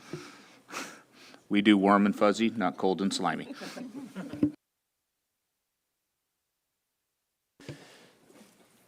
Any further discussion from board members? Had a pretty good discussion about this. No more discussion. Call the question, Mr. Chairman. The question has been called. The board has heard no concerns from the public regarding costs to private persons if this regulation is adopted. Christie, will you poll the board? Yes, Mr. Chairman, final action on Proposal 49. Mr. Hoffman? No. Mr. Barrett? No. Mr. Lauren? No. Chairman Fletcher? No. Mr. Gardner? No. Mr. Batchel? No. Proposal fails 0-6.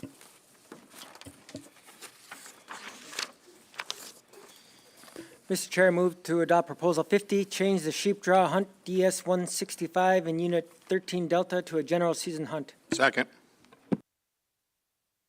It's been moved and seconded. Department?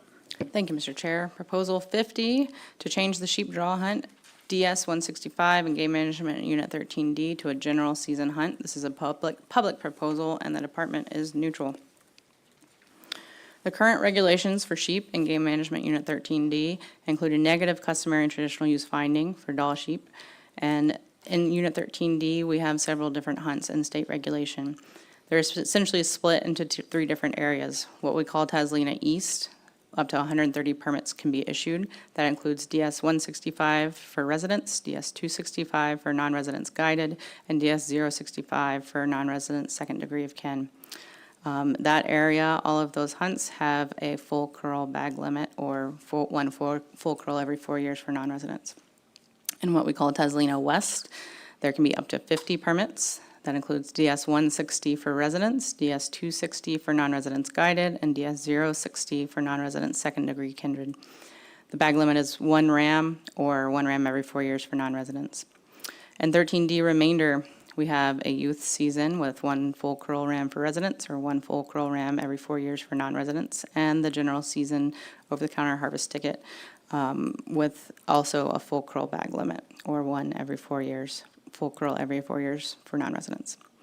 Also in Game Management Unit 13D, the department shall issue a maximum of 20% of the drawing permits to non-residents and a minimum of 80% of the drawing permits to residents. Now, the proposed regulations would change that DS 165 resident hunt to a GS 000 general season resident hunt and would maintain the full curl bag limit. This would affect non-resident harvest opportunity due to the regulation regarding how many resident hunts, resident draw permits and non-resident draw permits can be issued. The intention of the board in implementing these draw hunts was to improve the hunt quality and trophy potential in the area. The current management objective for the area, as written in the current Species Management Report and Plan for Dall sheep and Game Management Unit 13D, is to provide a quality hunting experience as well as the opportunity to take a trophy class ram in the central Chugach Mountains of Game Management Unit 13D. The DS 165 and DS 265, DS 065 draw hunts are managed for this objective, and harvest reporting suggests that this objective is being achieved. For regulatory year 2024, DS 165 received 2,014 applications, and DS 265 received 617 applications, suggesting this is a highly sought-after hunt area. To assess whether the DS 165-265 hunt area is achieving the management objectives, we can compare to 2 nearby hunt areas, the Tonsina Controlled Use Area and Game Management Unit 13D, and the Eastern Talkeetna Mountains and adjacent Game Management Unit 13A. All 3 areas are managed with full curl harvest regulations with season dates of August 10th to September 20th, although the Tonsina Controlled Use Area and 13A have additional youth season dates of August 1st to the 5th. DS 165-265 limits hunting pressure through limited drawing permits. Draw permit numbers are based on the number of full curl rams observed during aerial surveys every other year. The Tonsina Controlled Use Area limits hunting pressure through motorized restrictions, difficult access, and rugged terrain. There are no limits to hunting pressure in 13A during the open seasons, as the area is open to harvest full curl or larger rams with a harvest ticket, has no motorized restrictions, and is a popular area with many access options. Prior to the implementation of DS 165-265, that area was also managed with harvest tickets, and harvest there was comparable to harvest numbers from 13A, as seen in this chart.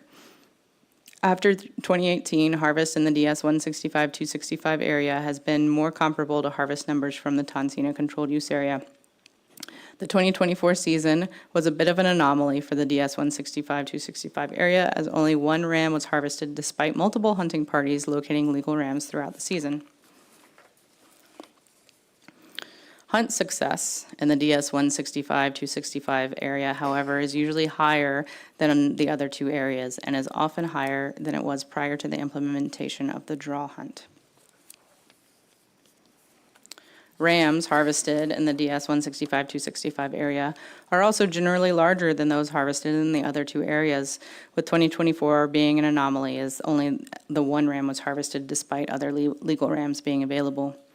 Current management objectives of a high-quality hunt with good trophy ram potential are generally being met with a draw hunt strategy in place in the DS 165, 265 area. Hunter success rates are high, competition is relatively low, and trophy class rams are consistently harvested from the draw area. Replacing the draw hunt with a harvest ticket hunt would require modification to the management objectives for the area. Hunt quality would decline with increased competition, decreased success rates, and the increased harvest pressure may result in more rams harvested, but trophy potential may decline as more hunting pressure is placed on rams close to full curl. Proposal 50 to change the draw hunt DS 165 and Game Management Unit 13D to a general season hunt is a public proposal, and the department is neutral on the allocative nature of the proposal. If the board is inclined to adopt the proposal, it will also need to discuss how to amend 5 AAC 92.057, which is the allocation between residents and non-residents in the existing draw hunt. Because if adopted, this will be the first place in the state where residents have a general season and non-residents have a draw. The board will also need to discuss if it is appropriate to add a youth sheep hunt in this area if it changes the draw to a harvest ticket. When the board established the existing youth hunts, it added those dates of August 1st to 5th to any area that was open with a general season harvest ticket where there's a full curl bag limit. Thank you. Thank you for that, Department. Questions from board members?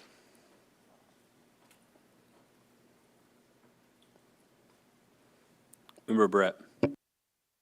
Yeah, thank you, Mr. Chairman. So, yeah, I'm always concerned about,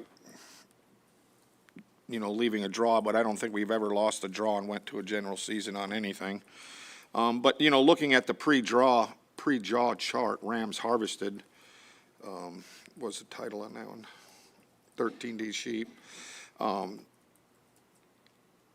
There wasn't a lot of, the harvest rate and harvest success, I should say, wasn't much different, with the drawing tickets, drawing permits, even though they were, limited by the number of people. So, what was the effort back pre-draw versus post-draw? How many hunters were harvesting that amount in the pre-draw? Member Barrett, through the chair, we don't have that right off the top of our hands. We can certainly get that, but the next chart was the success rate, so that gives you an idea.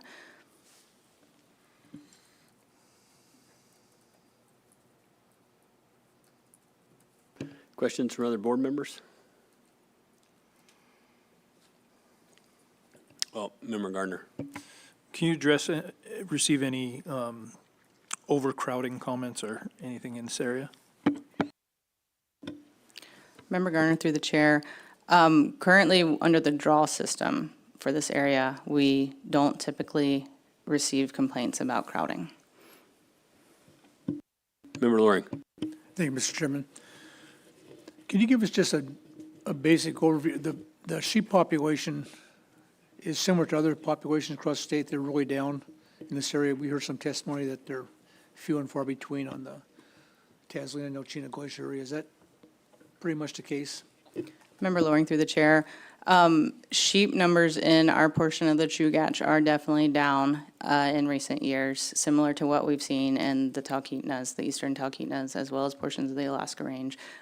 So currently, sheep populations are at lower densities than they have been in the recent past. I guess just to expand a little bit on Member Gardner's question, from pre-draw to post-draw, was the driving factor of that the number of sheep, or was the driving factor in that crowding complaints? I apologize, Mr. Chair. The driving factor of going from general season to draw, there were two big things. One was crowding, and one was the desire to maintain this as a trophy hunt area with less hunting pressure. Pretty unique genetics here for sheep. Mr. Chair, we don't actually have the genetic information to say, but that is what I'm told, yes. Yep. Member Brett. Yeah, so I was looking at your hunter success chart. Does that include all hunts, non-resident and resident and youth? Member Barrett, through the chair, yes, it does, for that area. So do you have it separated out by resident, non-resident? We do not, right at our fingertips, we do not have that separated out, but we can do that if you would like it. Well, I'm just curious who's more successful, because that's always a topic. And, I'm potentially looking at wanting to do something like this, give the residents back a general season. But, so information like that would help me. Member Barrett, through the chair, we can grab that. In general, everywhere that we look at non-resident success rate for sheep, we usually see that it is higher because they are required to be guided. And that usually increases success rates. Other questions for Member Loring? You done? Thank you, Mr. Chairman. I've actually hunted this area multiple times pre-permit, and it's a lot of ice and a lot of steep rock, and some of the areas where the bigger sheep are at access is pretty tough. And I never had any competition in there myself, but when this went to draw, I was paying quite a bit of attention to the board process and Fish and Game's comments and everything, and I thought at the time that we should have kept a resident season open on a general hunt and maybe put non-residents a little bit on draw, but now that we have such a low population of sheep in there, I think that the current permit system is the way to keep it at the moment until we actually see an increase in sheep, kind of back up to what it was maybe pre-draw or post-draw after the first couple of years when there's still quite a few sheep in the area, and then maybe look at changing the allocation back to a general hunt or a partial general hunt, however that works out. But I'd be in favor of keeping it as status quo. Natalie. Thank you, Mr. Chair. Member Barrett was asking questions about the number of rams harvested by residents versus non-residents, and that's definitely a very applicable question as you consider the allocation here. But I did want to point out and remind the board that the data that we have might not do a whole heck of a lot because of the existing regulation that already limits non-residents to a maximum of 20% of the permits out there. So the board already has that allocation between residents and non-residents in this area. So the harvest might not help you a whole lot in terms of success. We can definitely get the data for you, but just a reminder that allocative regulation is already out there and in play. More comments from board members? Questions? Oh, go ahead, sorry. Thank you, Mr. Chair. Member Brett, actually, my excellent assistant over here grabbed some of those numbers you were hoping for. So pre-draw, what's the years that are on this chart? Pre-draw average number of hunters was about 90, and post-draw average numbers of hunters was roughly 31. And and so the success rate of recent success rate for non-residents has been about 80, what's that say, 87? 84%, and residents about 30%. Other questions from board members? Intent? Member Brett. No, I was looking at the average horn length because several times we've been mentioning it, trying to manage it for a trophy area. And did anybody just happen to add up all those numbers and find out what for the last 20 year or 17 years, what the average horn length is? That graph is pretty noisy. It goes up and down and all around, and I'm just kind of figuring out what the thought is of a trophy managed area.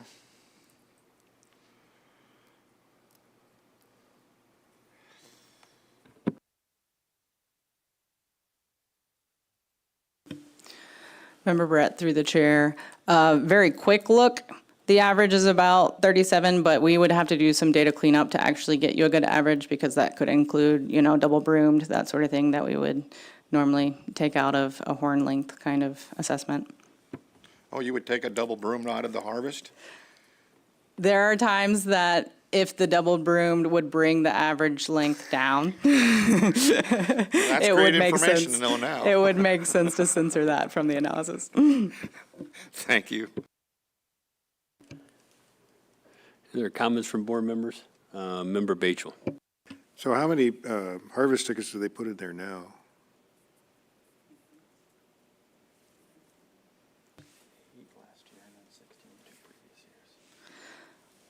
We were down to 8 permits last year for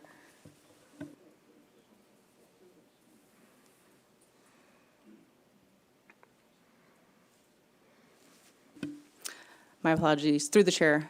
Last year was 10 permits for all hunts combined in that area.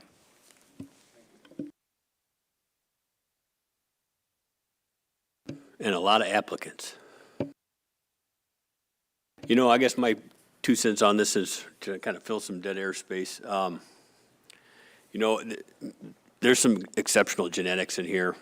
We've had this draw hunt in place, for a while. We're not in a time of, super abundance. I don't think it'd be, prudent at this time to open it up. I would prefer to leave it a draw hunt, but, I think that we might have some crowding issues if we had a general, season hunt. I know that there would be, more competition for, the exceptional ram that's spotted up there, but that's my 2 cents. Member Gardner. Thank you, Mr. Chair. Yeah, being that the non-resident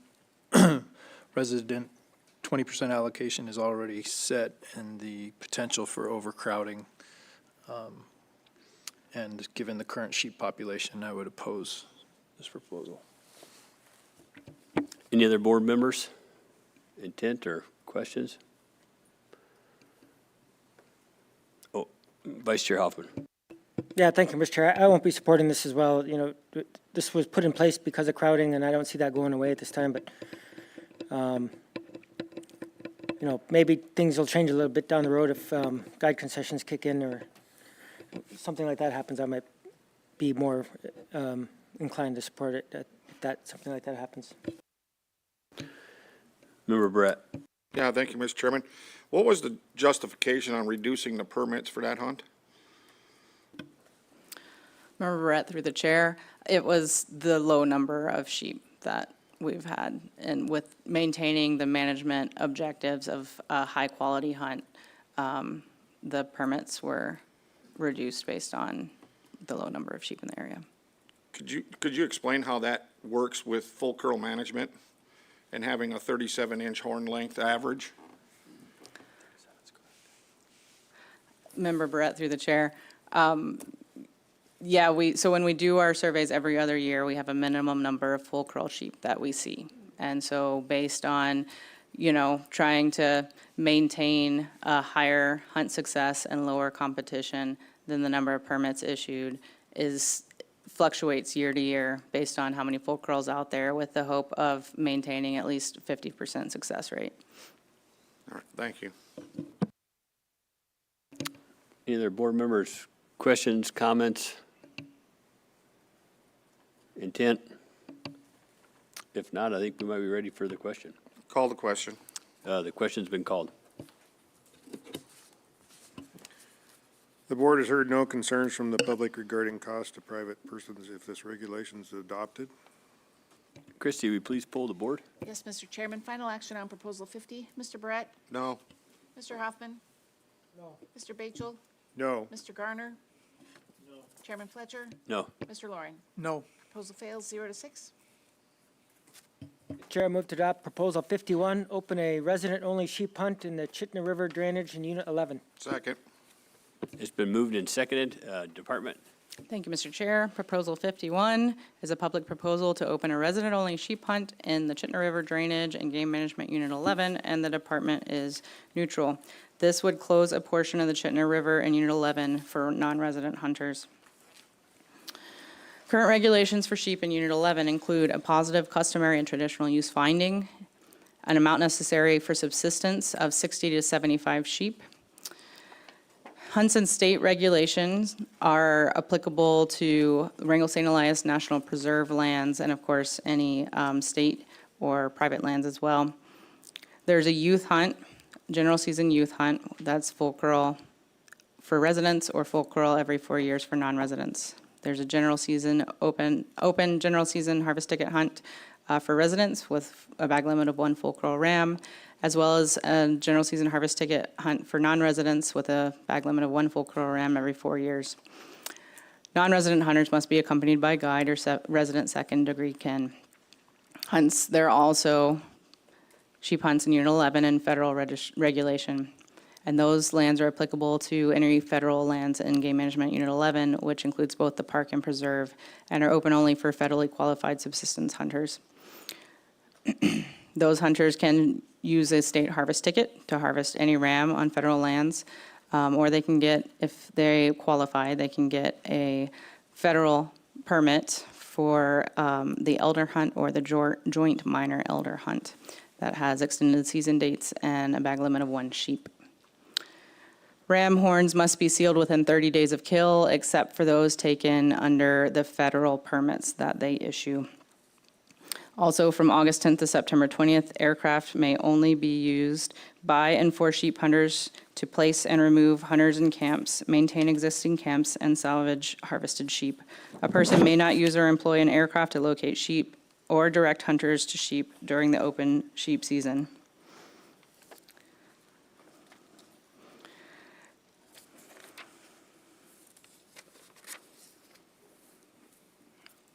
The proposal would close a portion of the general season hunt Unit 11 to non-residents, and that area, as I mentioned, is currently open for harvest ticket.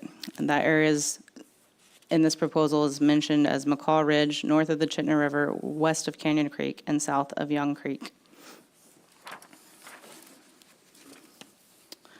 The majority of this area, that area more or less is outlined on this map, and the majority of the area in question is Wrangell St. Elias National Preserve, although there is a backcountry lodge that is situated on private lands at the base of McCall Ridge.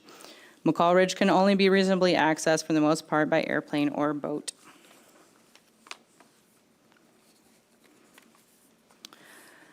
This table shows sheep hunt reports that specifically are reported on McCall Ridge. So you'll notice that it has resident hunters and resident success rate, non-resident hunters, non-resident success rate, and total harvest. And we also survey this area on occasion for sheep, and you'll see that in the years that we have surveyed it, you'll see how many full curl rams we saw in this hunt area. By comparison, this table shows you the same statistics for Game Management Unit 11 as a whole. The resident success rate is not terribly different, although there are clearly more resident hunters hunting in Unit 11 as a whole. There are relatively few non-resident hunters, and they have a relatively high success rate, and you can see the total harvest as well.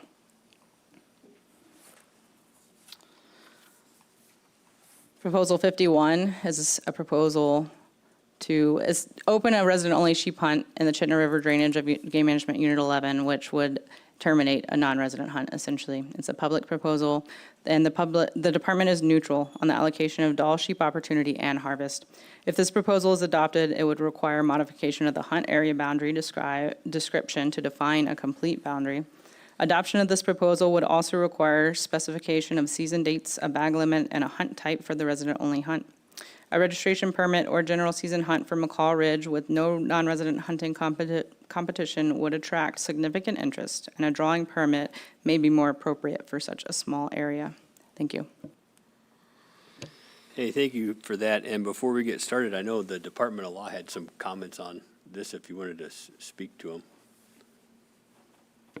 Thank you, Mr. Chair, and I think that Heidi already addressed that if this is passed, there would need to be some significant factors addressed on defining the area and how the hunt would be changed. Thanks. Any other questions from board members? Member Loring. Thank you, Mr. Chairman.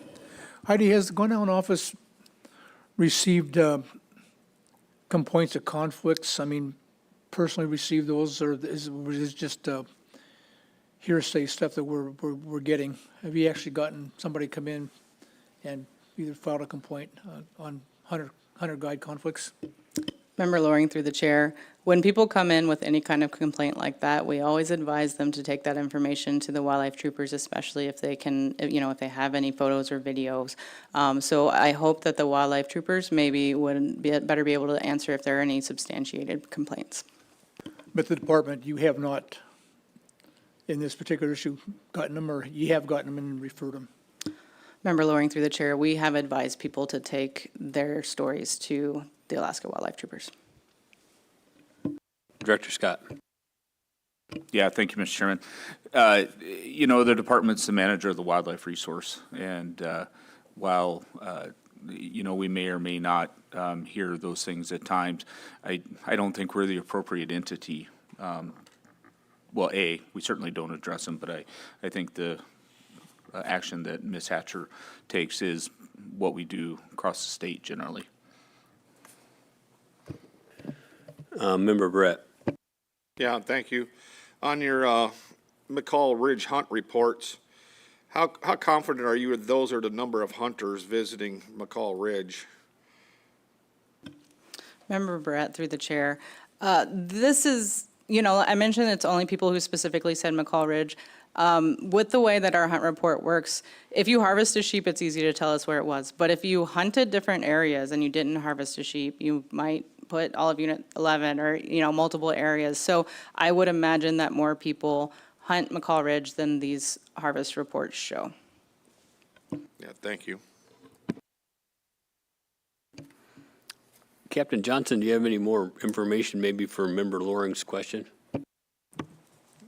Yes, Mr. Chair. I don't know if I have more information, more of a lack of. I did do a search sitting here through our record system. The only thing I'm showing, I'm not completely done, so I'll advise of that. I'll keep checking. If I find something different, I'll certainly advise the board. But the only thing I'm seeing logged in here going back to 2020 is just routine guide camp checks, but nothing specific about complaints of harassment. But I am still digging, so if I find anything, I'll certainly let you guys know.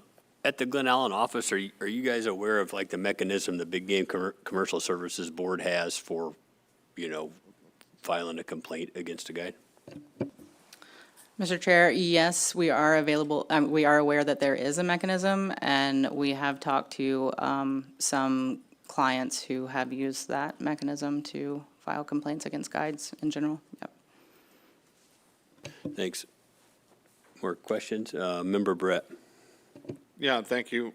Is the non-resident hunter effort more reasonable, or just because they don't get a sheep, they don't say where they were sheep hunting also on a state hunt report? Member Barrett through the chair, I would expect that the non-resident reports are probably more accurate. Thank you. Other questions from board members? Comments from board members? Member Brett. Yeah, thank you, Mr. Chairman.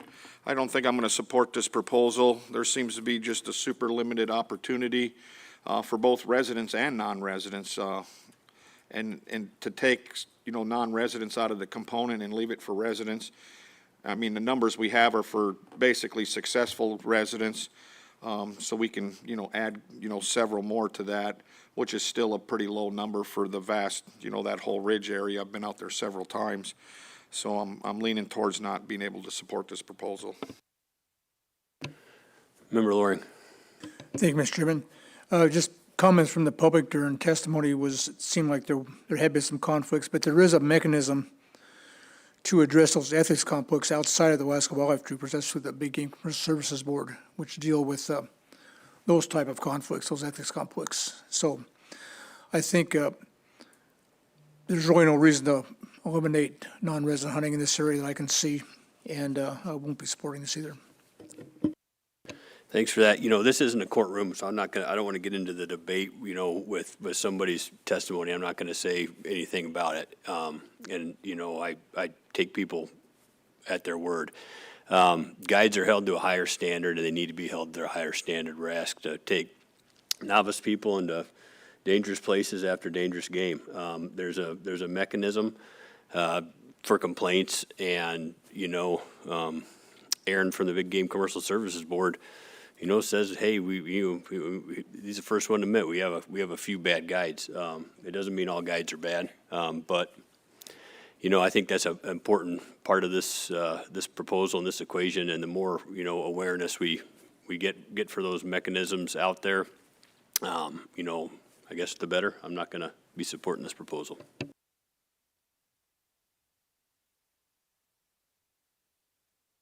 Any further questions or discussion from board members? Member Brett.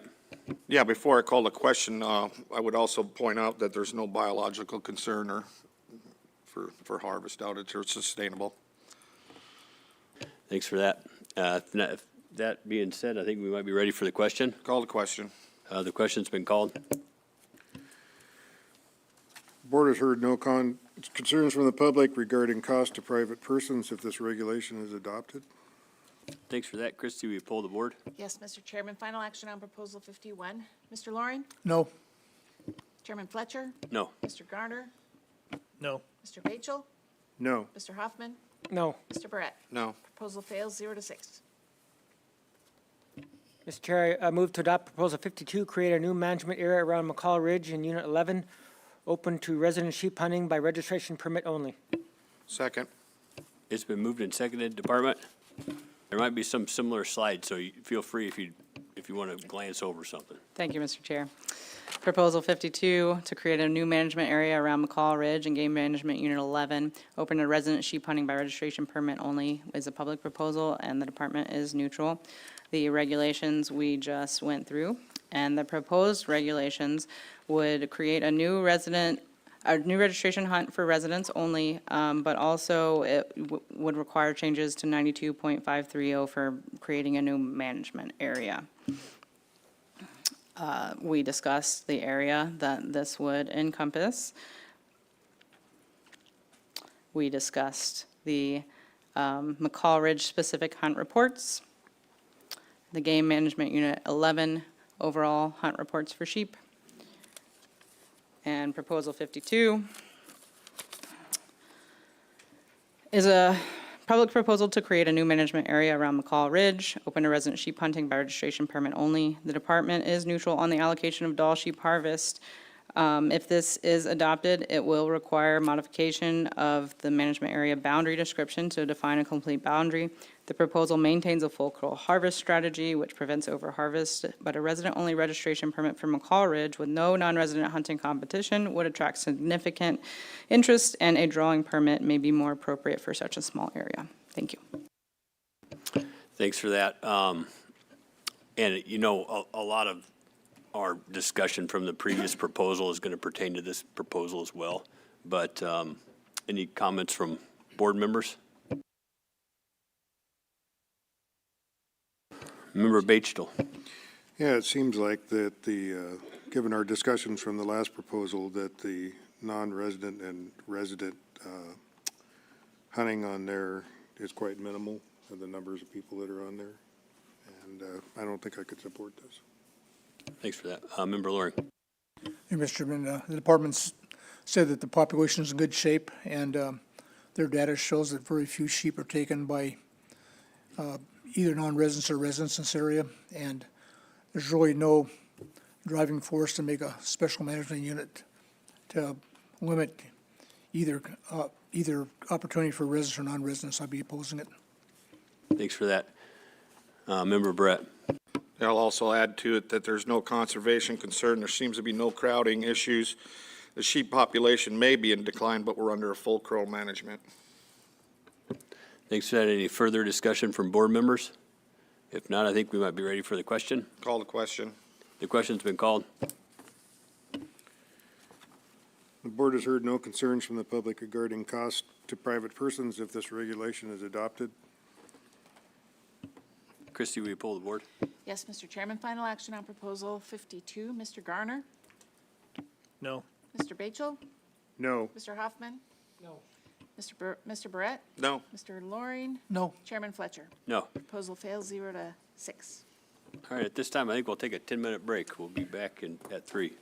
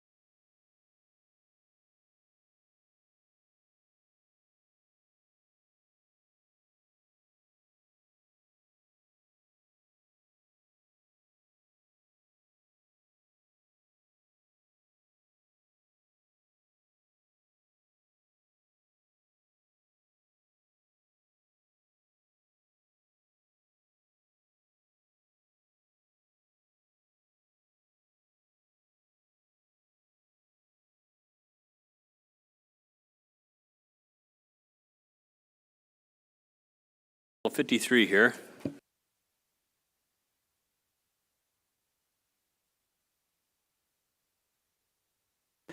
Mr. Chair, I move to adopt Proposal 53, establish a resident archery-only sheep drawing hunt in Unit 13 Delta. Second. It's been moved and seconded. Department? Thank you, Mr. Chair. Proposal 53 is to establish a resident archery-only sheep drawing hunt and game management Unit 13D. This is a public proposal, and the department is neutral on methods and means and allocation. We discussed in the last proposal the current hunt regulations for Dall sheep and game management Unit 13D.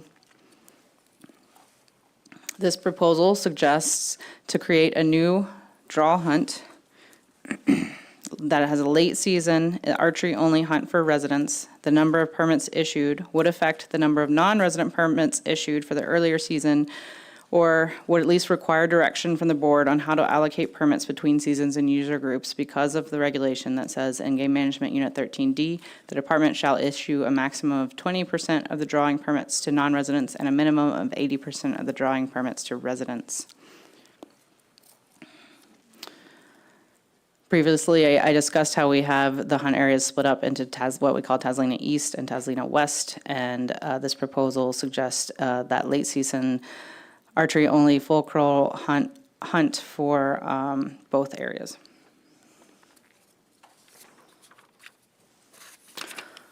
Only one ram has ever been reported harvested with a bow in 13D. The current draw hunt limits competition regardless of method of take.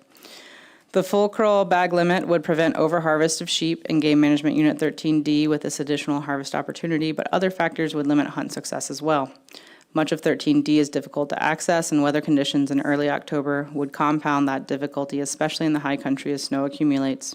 Some sheep may come down to lower elevations in early October, but finding full crawl rams after a harvest has occurred and the August-September draw hunt may be difficult. The DG 720 goat hunt in this area has season dates of August 10th to November 30th, which overlaps with this proposed archery sheep hunt. On average, over the past 5 years, 6 goats have been harvested annually in this area, and of those 6, the average take in October is between 1 and 2 goats. In addition, archers hunting during this period may not be subject to the same aircraft restrictions imposed on hunters during the general harvest sheep season, which might improve chances for success. Under the current regulations, hunters may not use aircraft to locate sheep or direct hunters to sheep during the time period of August 10th to September 20th. There is a proposal to be considered by the board to extend the ban on aerial spotting of sheep into October to cover this proposed additional hunting season and remove that potential advantage.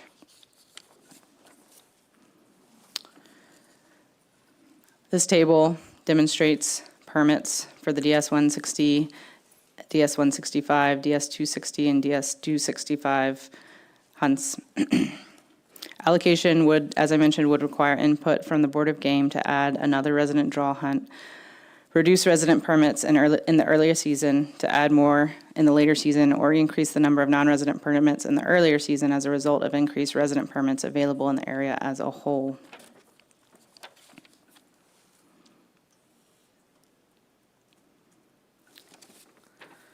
Proposal 53 is a public proposal to establish a resident archery-only sheep drawing hunt and game management unit 13D. The department is neutral on the methods and means of this proposal. Maintaining full crawl bag limits for Dall sheep will prevent overharvest if hunters abide by the full crawl regulations, and the additional opportunity presented by this proposal offers very little chance of hunter success. Thank you. Thanks for that. Questions from board members? Member Brett. Yeah, thank you. Question I forgot to ask you the last deal, so it's nice. What is the current estimated sheep population in there? Member Barrett, through the chair, we don't have an estimated sheep population. We fly minimum counts every other year in the area. And so we have minimum counts that we look at, and numbers, as I mentioned previously, are definitely down compared to, 5-6 years ago. There are lower numbers in there. We do, as I mentioned previously as well, Because we survey every other year, then there's always that bit of uncertainty. And so we use that adaptive management strategy. You know, if we get reports that maybe something happened and there could be less sheep, then we might use a conservative approach for permits the year that we haven't done a survey, which is what happened this year with the 10 permits in that one particular area we talked about. And then when we do a survey and see, oh, the numbers are actually pretty similar to the last time we surveyed, then we'll raise that back up, which is exactly what we're doing for next year. So what was the last trend count?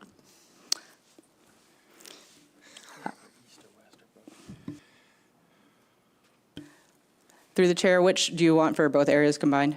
Yeah, both areas, well, both of them separated, I guess. Through the chair, we'll have to take a second and get that for you. Oh, you got them combined then? If not, I can ask a question while you're working on that. What sort of participation do we have from the goat hunt that overlaps these proposed dates? Thank you, Mr. Chair. I did mention that a bit. So when a goat hunter hunts and is not successful, then we don't necessarily know when they hunted. We get the dates reported when they harvest something. So we have, I mentioned on average over the past 5 years, 6 goats have been harvested annually in the whole area. And of those 6, the average take in October is between 1 and 2 goats. Do you have any idea what method of take did anybody use archery equipment for those goats? No, I believe that we have that in another proposal. I believe that there are very few, if any, goats harvested with archery equipment. Thanks. Member Loring. As long as you're still not, still looking for those other numbers.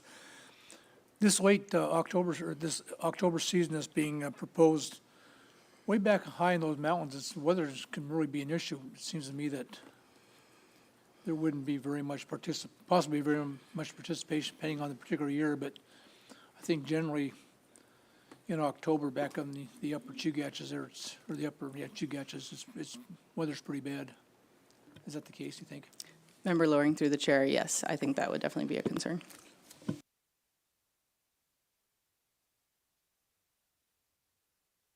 Further questions from board members? Natalie. Thank you, Mr. Chair. Question back to all of you. If you're interested in adopting this proposal, I'd be curious to hear how it would fit with the current allocation, or if this hunt would be completely separate from the existing resident, non-resident allocation that's on the books. Meaning, would this come out of the existing 80% to residents, or is this entirely separate? Easiest thing would be entirely separate, but that's of course up to you all. Anybody have any thoughts on that? Member Brett. Yeah, thank you, Chairman.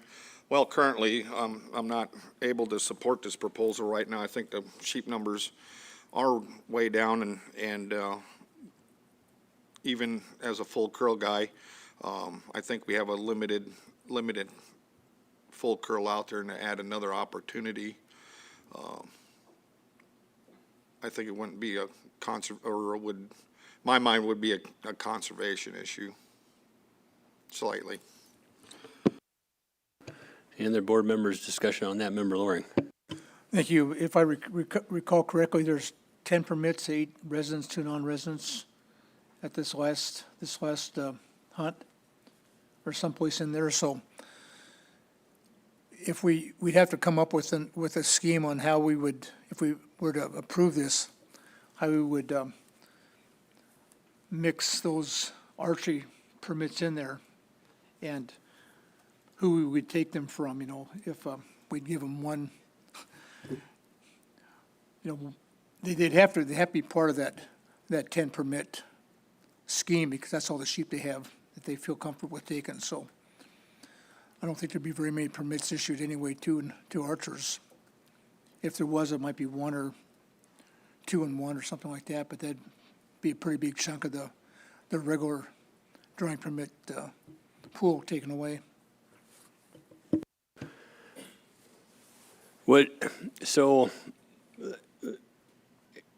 What would your thoughts be, Department, on, let's say we created a hunt completely separate from this allocation, and we said it's one permit, archery equipment only for residents. I know it's very hard to take a ram with a bow. Would you have a concern that that is going to mess with your take, and you'll have to adjust that in the future?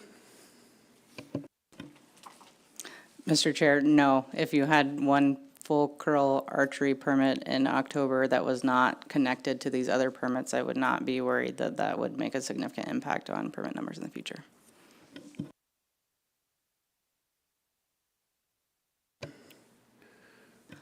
Any other questions, Member Loring? I'm curious, were you able to find the numbers that, go ahead. Thank you, through the chair. So for the latest minimum count numbers in the east, we have 123 sheep in the minimum count, and in the west was 210.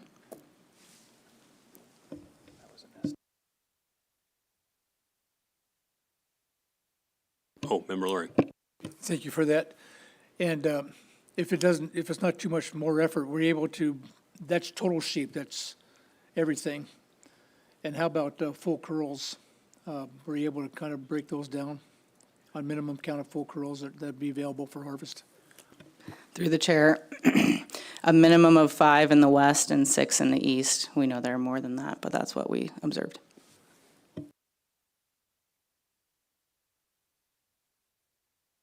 Member Gardner. Thank you, Mr. Chair. Yeah, I'd be opposed to the proposal, just as I believe there's ample opportunity for hunters using the hunter's preferred method of take throughout the state. Thanks. Member Brett. Yeah, thank you, Mr. Chairman. I'll build on my record. Has there been any reported harvest with archery equipment in this unit, or either one of these two hunts? Member Barrett, through the chair, only one ram ever reported harvested with a bow and 13D. So, if archers want to choose to hunt that area, they do have an opportunity if they've been drawn. And with the limited number of permits, the conflict between rifle hunters and archery equipment may or may not exist out there. Member Loring. Yeah, thank you, Mr. Chairman. Yeah, it's a very, very large area, a lot of rough terrain, with only very few permits being issued. I don't see a conflict between archery and rifle hunters. And I think, I'm not sure how many people actually apply for the permit, but there's very few permits, so the percentage of getting permits is pretty low. Yeah, I don't see any reason to move towards an archery-only hunt, just because the sheep numbers are just super low. The number of rams are, I think there's 11 available, according to the numbers we're just given, of full crow rams, and it's a full crow area, so I'd be opposed to this proposal. Vice Chair Hoffman. Yeah, thank you, Mr. Chair. How many sheep hunts do we have going into October right now? Member Hoffman, through the chair, this table on the current slide shows you the permits going into 2025. So a total of 27 permits in the whole area. How many sheep hunts do we have that go into October season right now, past? Yeah, through the chair, Member Hoffman, we'll have to get those numbers. We're going to have to actually look through all the game management units, but, there is the subsistence hunt out in 19C and potentially this one if it's approved or adopted, and 14C, according to my almanac. Go ahead. Okay, yeah, thank you for that. So just to add to the record, I agree with the comments that have been made already. And after this, with the small sheep populations and the amount of hunting pressure going on, chasing the sheep around after all of that and probably in deep snow, I don't think it's a good thing for us to be doing at this time. Any further questions from board members? I have one quick question. What's the rationale in the 14C late season archery hunt? Like,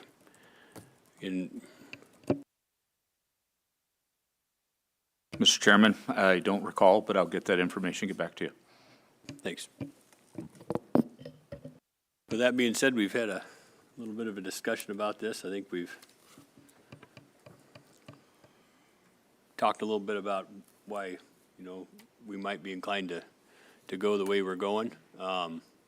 Any further discussion on this? Member Batesville. Yeah, I think given the low sheep numbers and the opportunity that exists to hunt with archery anyhow during the regular sheep hunt, that I couldn't support this. Any further comments from board members? If not, we might be ready for the question. I call the question. The question's been called. The board has heard no concerns from the public regarding cost to private persons if this regulation is adopted. Thanks for that. Will you pull the board, Christie? Yes, Mr. Chairman. Final action on Proposal 53. Mr. Hoffman? No. Mr. Batesville? No. Mr. Garner? No. Chairman Fletcher? No. Mr. Loring? No. Mr. Barrett? No. Proposal fails 0-6. Mr. Chair, I move to adopt Proposal 54, change the bag limit for the Unit 13 Delta sheep drawing hunts, DS 160 and DS 260. Second. It's been moved and seconded. Department? Thank you, Mr. Chair. Proposal 54, to change the bag limit for the Game Management Unit 13D sheep drawing hunts, DS 160, 260, and 060 is a public proposal, and the department is neutral. We've gone over a couple times the current regulations for sheep in Game Management Unit 13D. And this time, we're talking about the area that we call Taslino West, where up to 50 permits can be issued for DS 160, 260, and 060. The proposed regulations would maintain those hunts but change the bag limit from one ram or one ram every 4 years to one full curl ram or one full curl ram every 4 years for non-residents.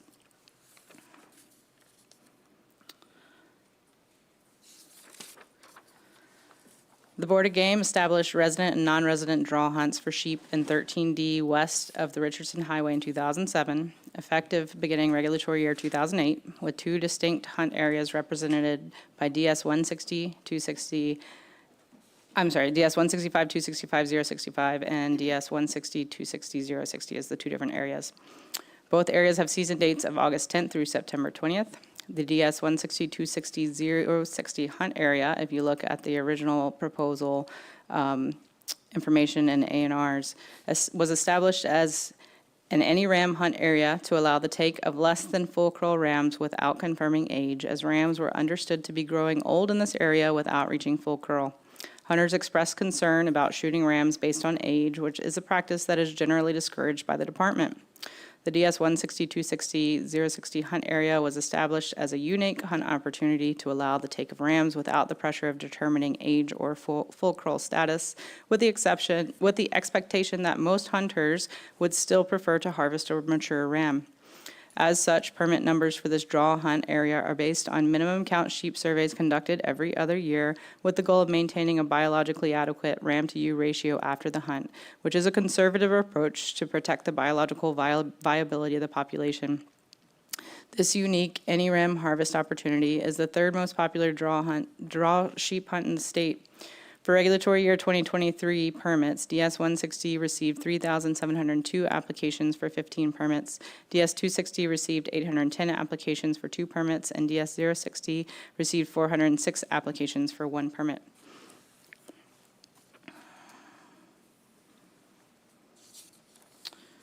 Beginning in regulatory year 2023, DS 060 was added in the DS 160-260 hunt area to provide non-resident next of kin hunting opportunity that is separate from the non-resident guided hunting opportunity, which is why you see that the DS 060 and DS 065 column is fairly empty most of the way up until 2023.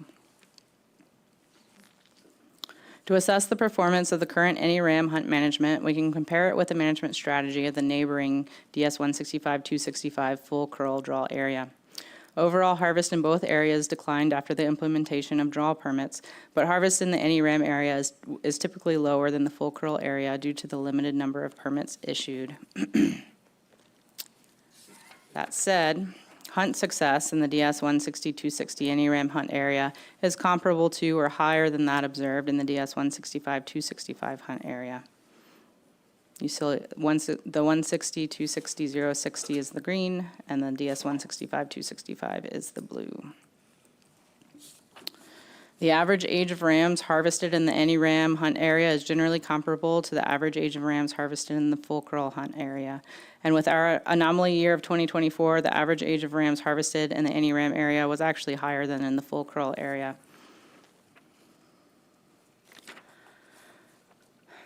The proponents state that the intention of this proposal is to cease the harvest of juvenile non-breeding rams in the NERAM hunt area. This figure demonstrates the number of juvenile non-breeding rams harvested throughout the history of this hunt in comparison to the minimum number of rams observed in the hunt area during summer sheep surveys. This demonstrates that the current management strategy does not pose a conservation concern.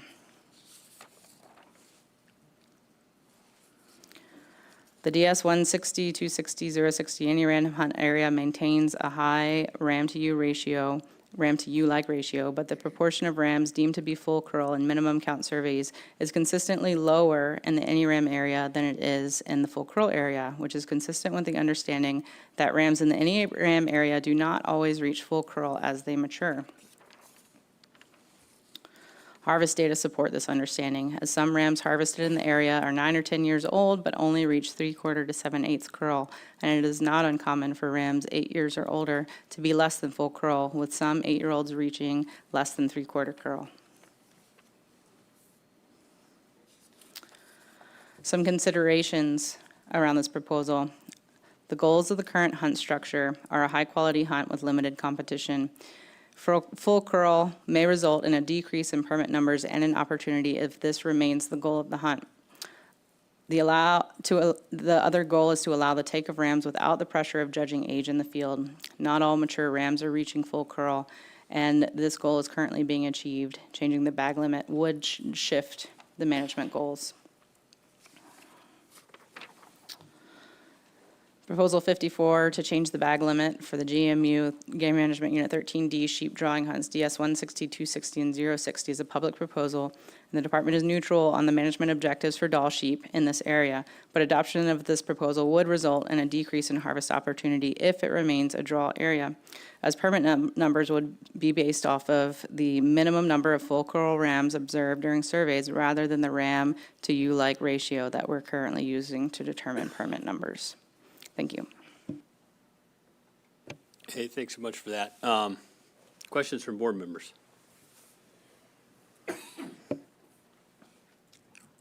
Member Loring. Thank you, Mr. Chairman. I didn't see, I might have missed it. Is there a slide that shows the horn length for the harvested rams in DS 160, 260?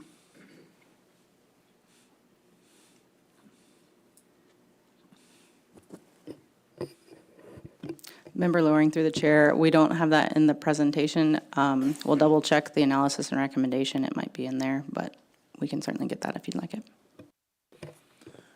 And just a follow-up, there's you manage the opposite side of the Taslina Glacier as a high-quality trophy area, but the opposite side, you don't see the genetics. Don't show that, just kind of right. Isn't there quite a bit of movement back and forth across that glacier and that lower lowlands between those? It's just the one glacier between those sheep populations. Member Loring, through the chair, there is certainly movement back and forth right around that glacier. And when we talk about sheep horns and sheep growth, horn growth, it's very likely that there are a lot of other factors besides just genetics. And so I think that it's very likely that there could be more nutritional or mineral, differences in the different areas. But even back when this hunt was established and through now, the understanding is that we are seeing significantly different patterns of horn growth between the two populations. And one quick follow-up. I would like to see horn lengths on the DS 160, 260 hunts. If you could get that.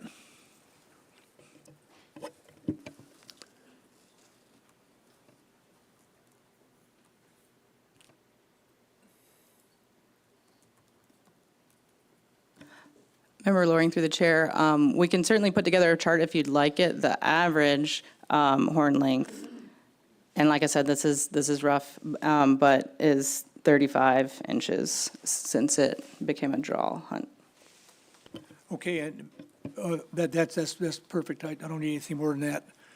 And that average 35 inch horn length, do we know what percentage of those are full curl? I know you have the one pie chart there that shows some 3/4, some 7/8, but majority full curl, but you're still showing a majority of full curl rams being taken out of there with, probably gives that average larger horn length. Is that correct?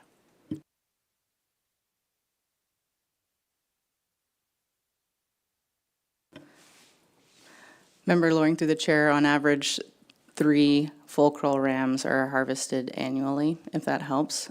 We could break down the horn length numbers for you if you'd like.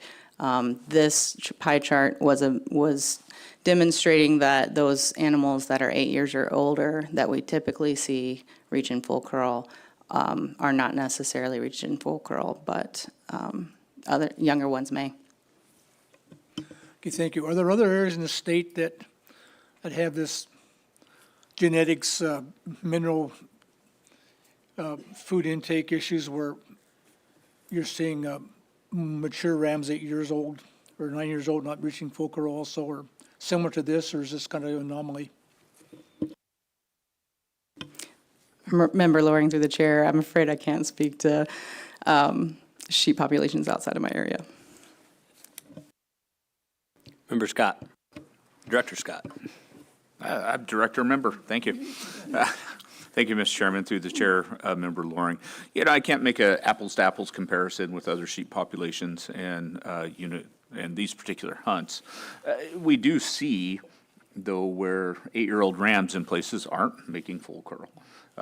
And, you know, I guess we try to accommodate that by providing a few other ways to get that animal into the legal harvest aspect, whether it, you know, whether it kind of follows along with the percentages in the pie chart, I can't speak to that, but it's very common across the state to see 8-year-olds that aren't quite there yet.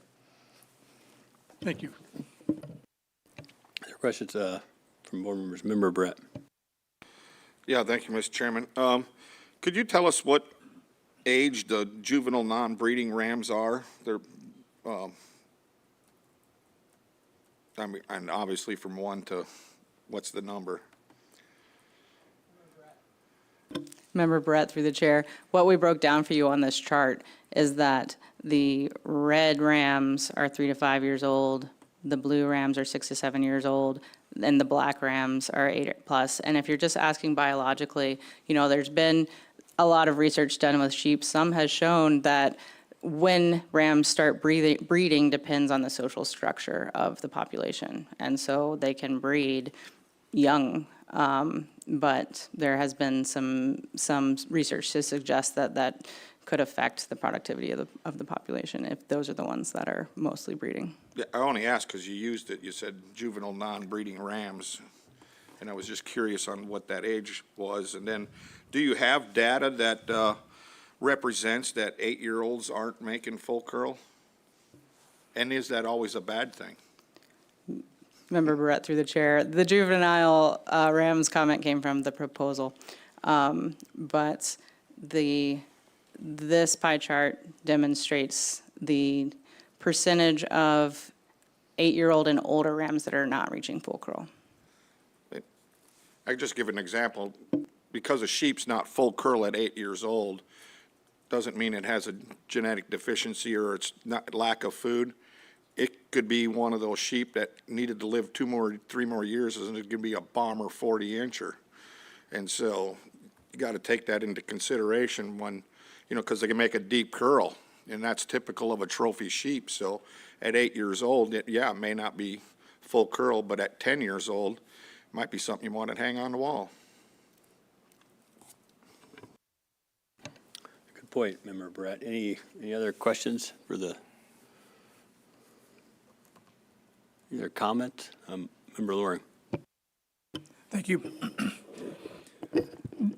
The department, I see, you're neutral on the proposal, but if you had your druthers, do you want to continue this, I don't know whether experiment's the right word or not, but this any ram hunt, maybe benefit any studies you have going or something, a data set that you want to see continued that you're really passionate about?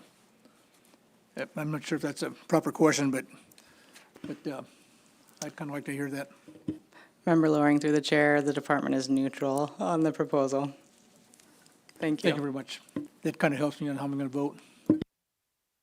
So what have we seen in areas that we have, did have any ram hunt, like down in 14A and B, and we've changed it to full curl? Have we seen any benefits? Are there more sheep on the mountain? Are people saying the quality of the hunt is better? I know we've had a lot of public comment about this. We've had a lot of people testifying about this. This is it's a pretty important topic to the public.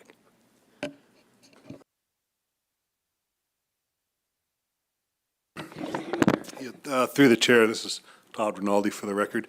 That hunt's only been in place for 2 years, so information is super limited. We can get that information for you. Would you restate the question, though, please?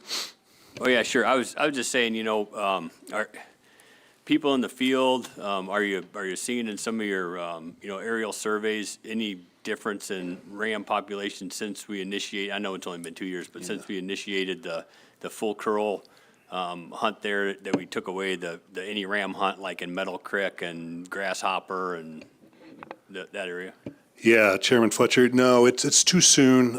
We have seen continual declines in the Chugach Mountains over the last couple of years, but I think it's too soon to determine any patterns from that regulatory change in effect for 2 years. Thanks. Any other questions or comments from board members?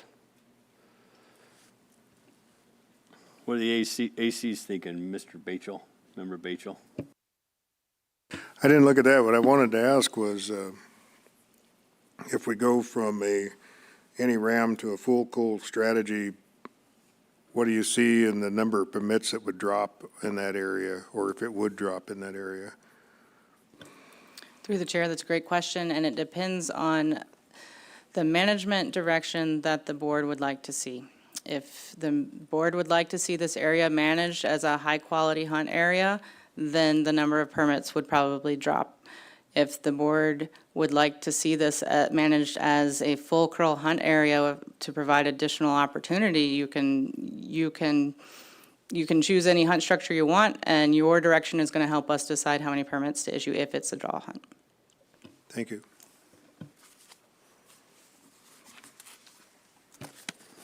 Questions, comments from board members? Director Scott. I think I prefer director member, but whatever. We heard a lot of testimony, and I really appreciate people coming out and talking about it. We can manage either way. I think it's pretty obvious that the department has gone, is leaning on full curl pretty much across the state. However, there are talks about that, right? Here, we've got a proposal in front of us. We heard benefits to both. I suspect in 19C, we're going to hear some more of that discussion and other places as well, Unit 14 as well. This isn't,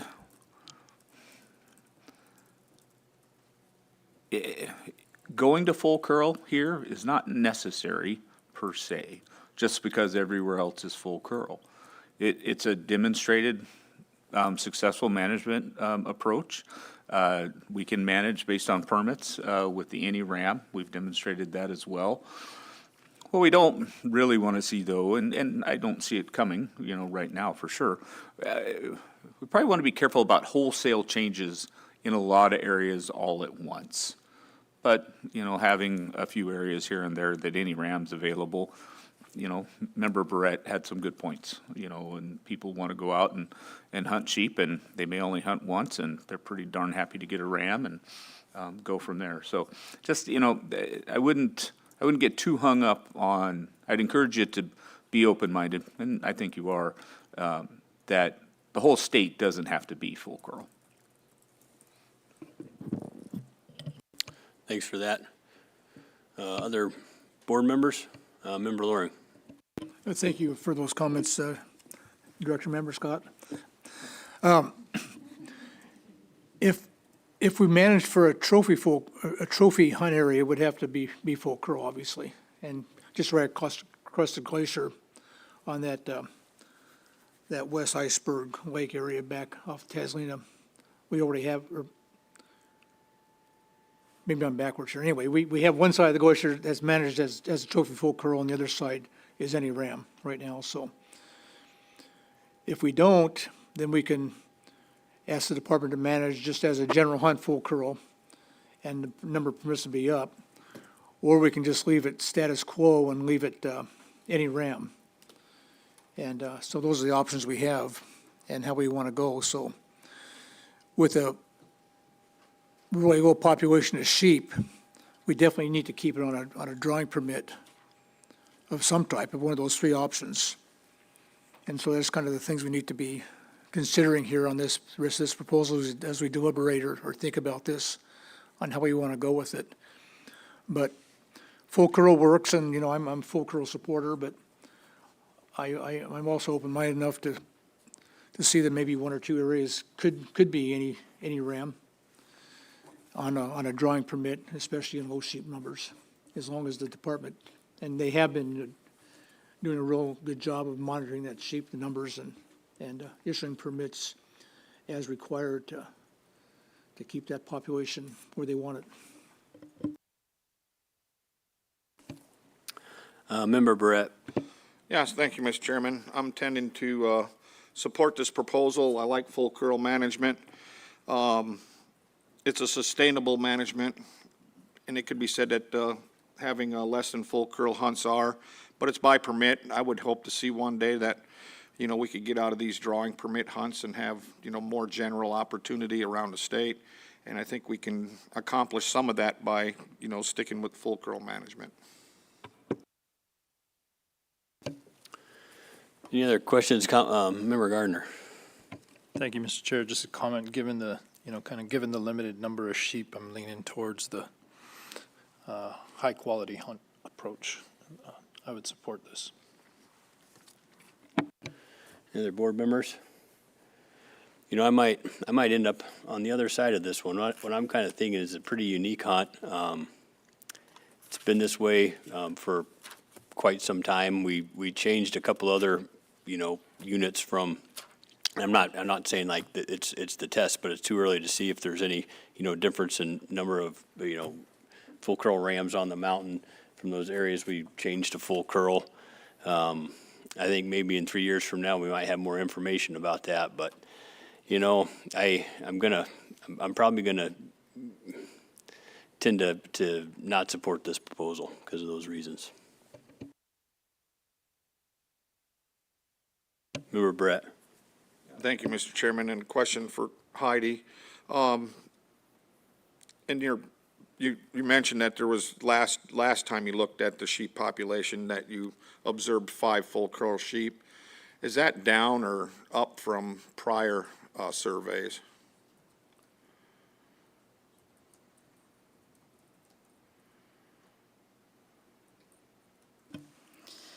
Member Barrett, through the chair. These minimum count surveys are very variable. They're a snapshot of what we can see that day. So those numbers do vary quite a lot. It wasn't down from the previous survey. It was down a little bit from the one before that. It was up from the one before that. So it's pretty variable, and that's typical in these areas and with these minimum count surveys. And do you think having an anti-ram harvest affects that number at all?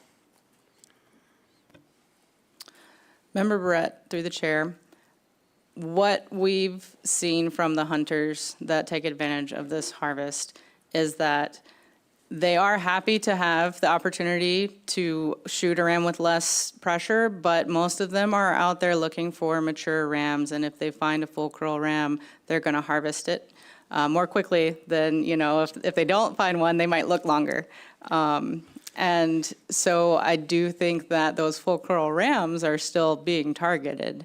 So I think the any ram hunt takes a little bit of pressure off of folks and maybe a little bit of pressure off of the mature ram spreads out the harvest a little bit in the rest of the population, like you heard some public testimony about. But at this level of harvest, I don't think we're drastically affecting, what we're seeing in our surveys, because the population seems to be fairly stable and producing rams at a decent rate. Okay, thank you. Well, I'm back on the fence now again. I need, Member Garner. Maybe just one comment. Given the low percentage of draw for a sheep tag and being in any ram, do you think, what are your thoughts on a hunter finding less than a full curl and settling for taking of a ram versus non-pursuit of a full curl? Member Garner, through the chair, that's a great question, and I do talk to a lot of these hunters. In general, what I hear of a lot of people who choose not to shoot a ram. So it does happen that people are not settling. Certainly, there are first-time hunters who will settle, and we see that in the harvest. This is not a subsistence hunt. We see that a lot more in our subsistence hunt in the park and preserve, the federal, rather, subsistence hunt. But in this draw hunt, we tend to see more often people are choosing not to settle. A couple people do, but more often people are searching for those bigger mature rams, and that our harvest data demonstrates that in this area, not all of those mature rams are reaching full curl, but this takes the pressure off of making that decision. But in general, folks are still looking for those bigger sheep, older sheep. Member Brett. Yeah, I'll just help Jim out with that too. When I was guiding sheep hunters, and it would come to the 6th day of a 10-day hunt, and if they could harvest less than a full curl, they were on it. They would have chose.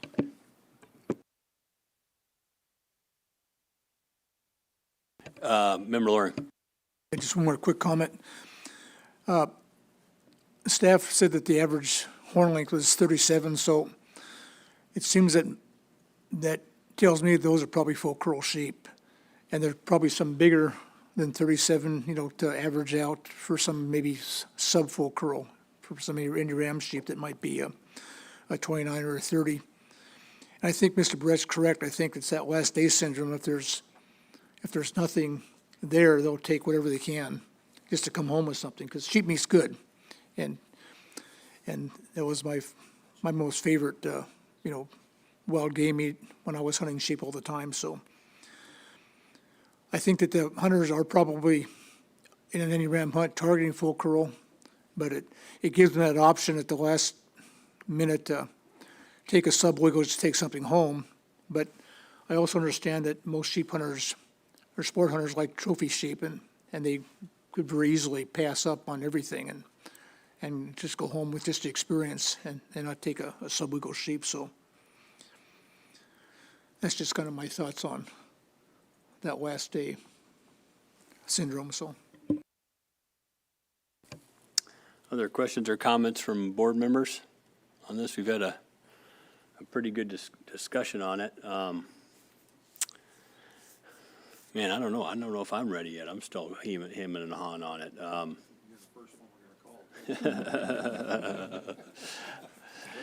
Yeah. I definitely see both sides of this. I do. We had a lot of public comment about this. I see the advantages of both ways. I know this is some very unique genetics in this area. And also, see the other side of it, the benefit of being able to go on a sheep hunt and have all the pressure off about deciding on a squeaker ram. I've let a lot of squeaker rams go that probably were 8 years old and that probably were full curl just because I did not know. But I think, and right now we're in a time of sheep shortage. I think the full curl management strategy is best strategy we have for sheep management. And it would probably be prudent for us to change this from any ram to a full curl rate. Member Brett. Yeah, thank you, Mr. Chairman. Maybe I can help you a little bit. There were 5 ACs in support of this and 1 AC that wasn't. Thanks for that. If not, I think we're ready for the question. Call the question. The question's been called. The board has heard no concerns from the public regarding cost to private persons if this regulation is adopted. Thank you very much. Will you pull the board, Christie? Yes, Mr. Chairman, final action on proposal 54. Mr. Hoffman. Yes. Mr. Batchel. Yes. Mr. Garner. Yes. Chairman Fletcher. Yes. Mr. Loring. No. And Mr. Brett. Yes. That proposal carries 5 yeas to 1 nay. Mr. Chair, I move to adopt proposal 55, divide the goat drawing permit hunt DG 720 into 3 separate permit hunts. Second. It's been moved and seconded. Department? Thank you, Mr. Chair. Proposal 55 to divide the goat drawing permit hunt DG 720 and Game Management Unit 13D into 3 separate permit hunts is a public proposal, and the department is neutral.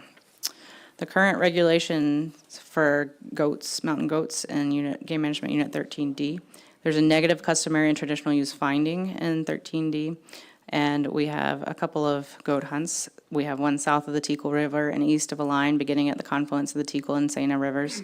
That's RG 580 for residents and non-residents. And in 13D remainder, we can issue up to 130 permits for DG 720 for residents and non-residents.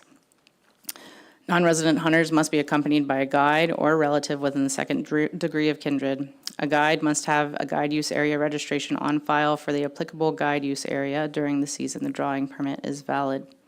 The proposed regulation would be to turn DG 720 into 3 separate draw hunts with 3 separate areas.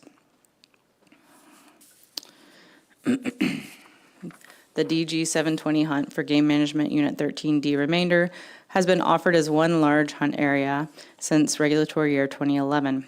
Prior to regulatory year 2011, this hunt area was split into 3 hunt areas as this proposal describes. ADF&G has the authority to split DG 720 into separate hunt areas and currently chooses not to, as goat densities are low in the DG 720 hunt area, and providing the option of hunting the entire area provides a greater chance of success. Permit numbers are established based on minimum goat numbers observed during sheep surveys conducted in July every other year, using a very conservative approach as population data is very limited. This table gives you a list of permit numbers, harvest, and permit success and hunter success, as well as the percent female in the harvest.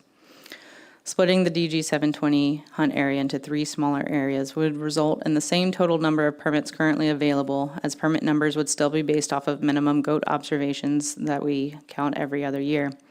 If splitting the DG 720 hunt area into 3 smaller areas results in a decrease in hunt success for one of those areas, then additional permits may be offered in the future to accommodate for a lower success rate.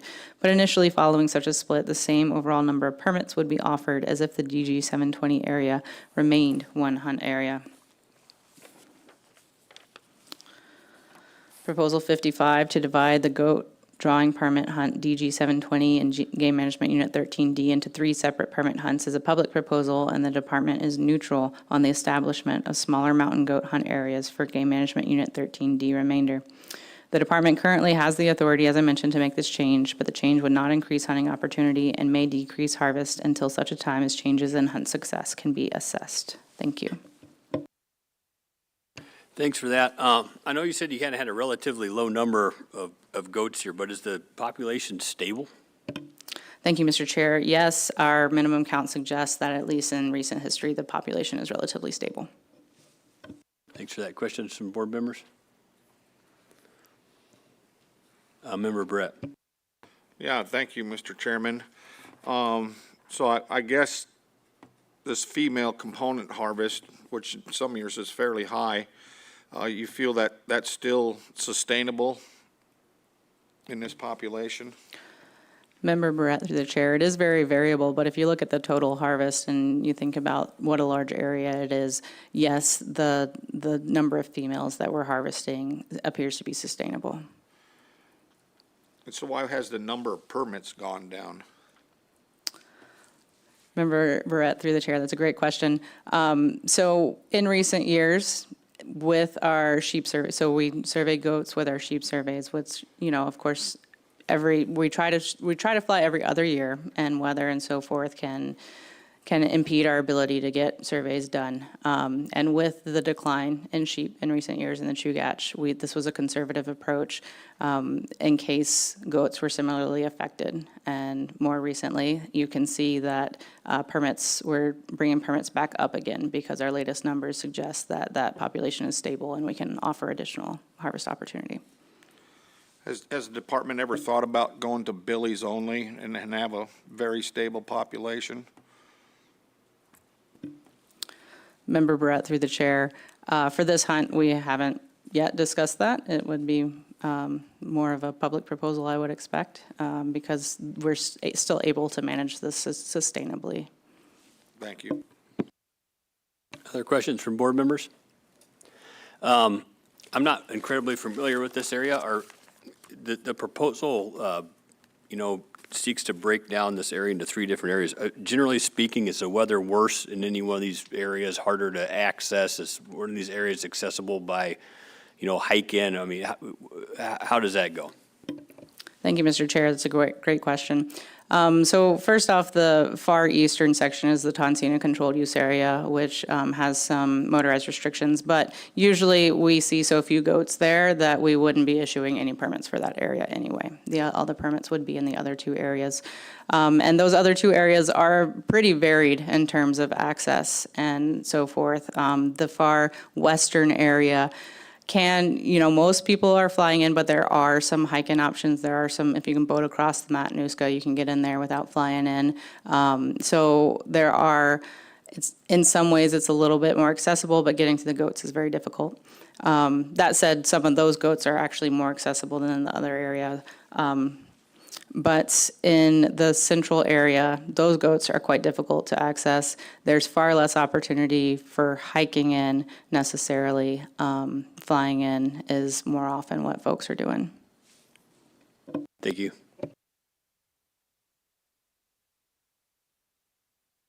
Member Bachel. Are there flight restrictions for access during this period in this unit? Thank you, through the chair.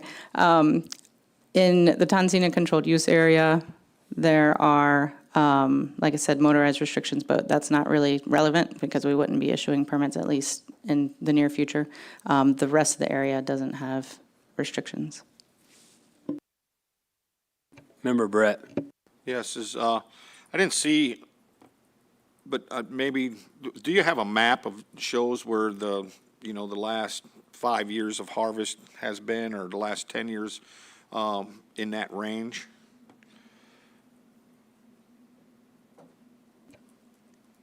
Director Scott.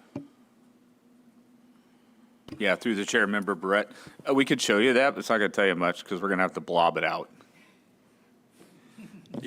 I understand the statute, protecting some of that, but you can do a general by UMC or UCM codes and give us at least that broke down into that area and not violate any confidentiality. I'd have to ask my lawyer. Generally speaking, we really do try to stay at the subunit level, and this is all public information. Yeah. I'm only trying to make a wise decision, and if one area is I getting exploited understand. over another area. Yeah. Perhaps Heidi can, rather than provide dots on a map, give you a general idea of where, that's potentially a way around that. But I just got a bad look from Department of Law, so maybe that's not a good way to go either. I don't know.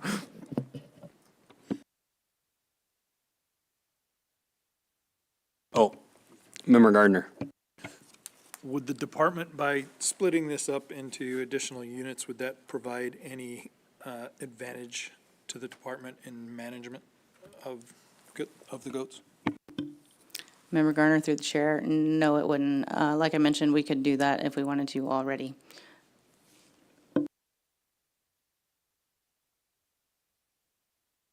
Any other questions, Vice Chairman? Yeah, along those lines, would this, if we broke it up, and would that spread out the harvest, and would that even matter?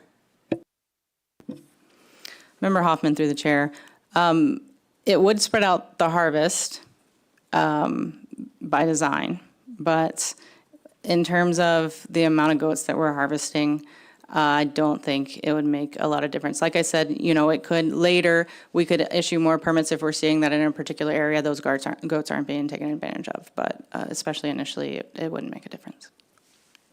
Is there a lot of goat movement in this area, back and forth between these proposed subunits? Thank you, Mr. Chair. I would imagine that there's quite a bit of movement around the glaciers especially, but in terms of how much across this whole area these goats are moving, we don't have that information. We are collaring a lot more goats in the Chugach than we have in past history, and we're learning a lot more about those goat movements, which will help us understand what these goats are doing as well. But right now, we don't have that information. Director Scott. Yeah, thank you, Mr. Chairman. You know, it's not apples to apples here, but in Southeast Alaska, goats have very high site fidelity. We see vertical movement, but really, gosh, the only ones you see moving big, long distances are billies in the rut, and then they come home. Thanks for that. Any other discussion here from board members or intent?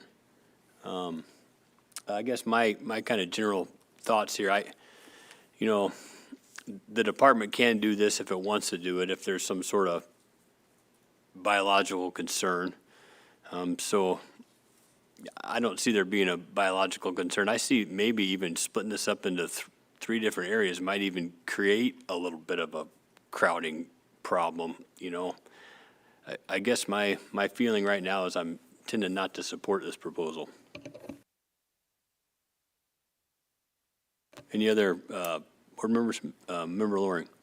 Thank you. I agree with your comments. I think the department has the ability to do what they need to do already, and directing them to do something that may or may not be beneficial is probably not the way to go here.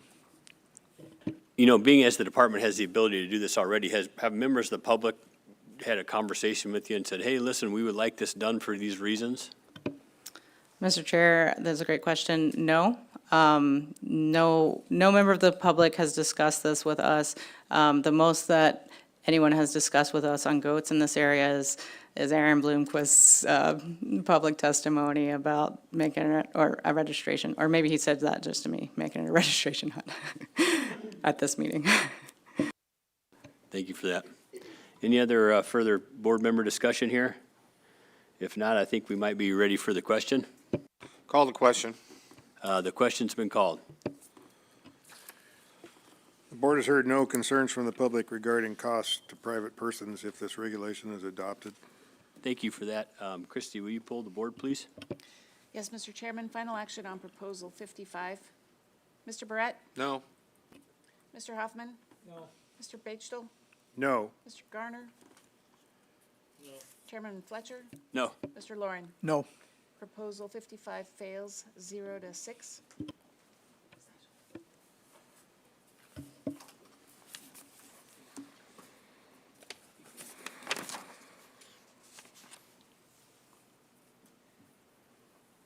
Natalie, do you have a comment for us?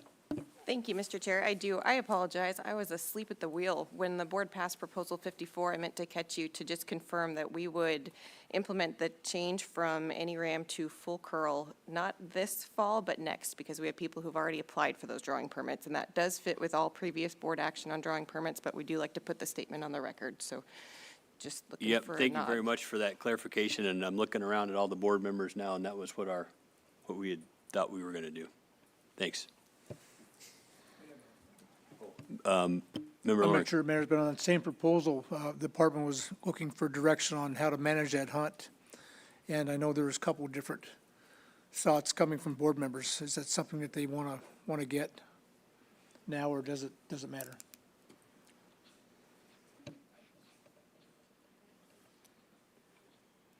I mean, I don't want to open it up to anything, but. Member Loring through the chair, it would be helpful for us to, when we make decisions about how many permits to issue, to understand what you want, what's the goal of that hunt area, so that we can better make decisions on how many permits to issue.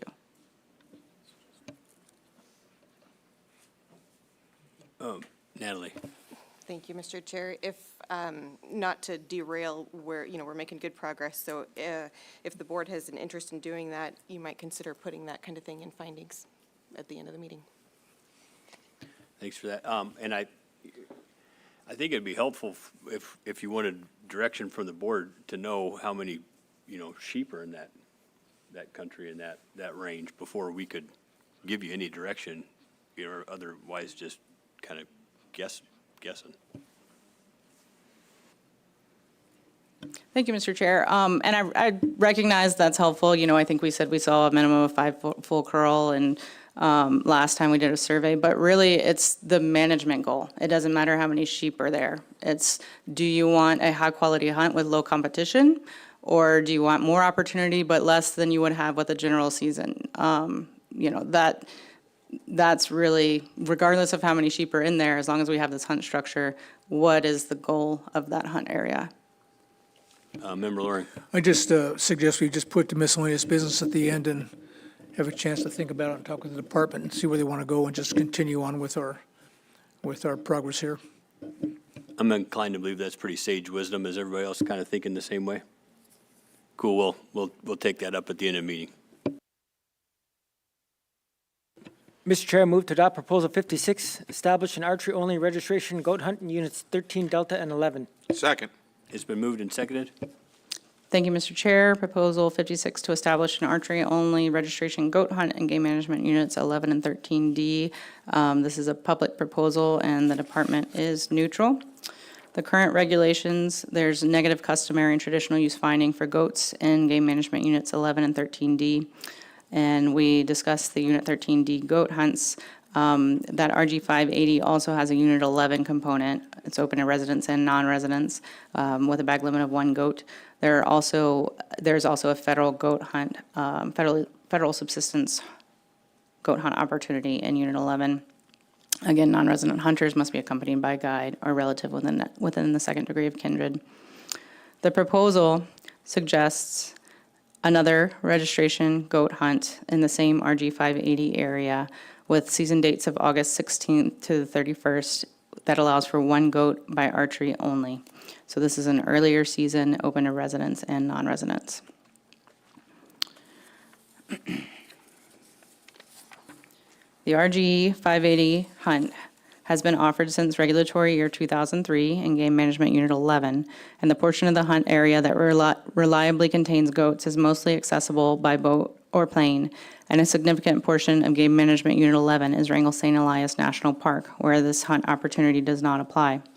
A portion of Game Management Unit 13D was added to the RG 580 hunt area beginning in regulatory year 2007, which is accessible by plane, boat, or by hiking from the Richardson Highway.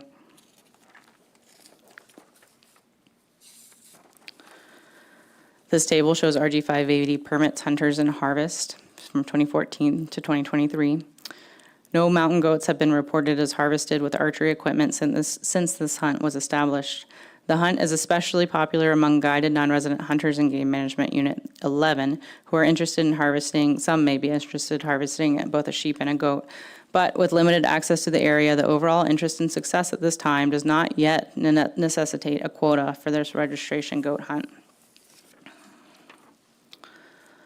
Minimum count surveys are conducted in a Macaw Ridge survey area annually in the spring before leaf out obscures observations of goats, and these surveys suggest that despite a recent decline to numbers similar to those observed a decade ago, the population overall is currently stable and current harvest levels are sustainable.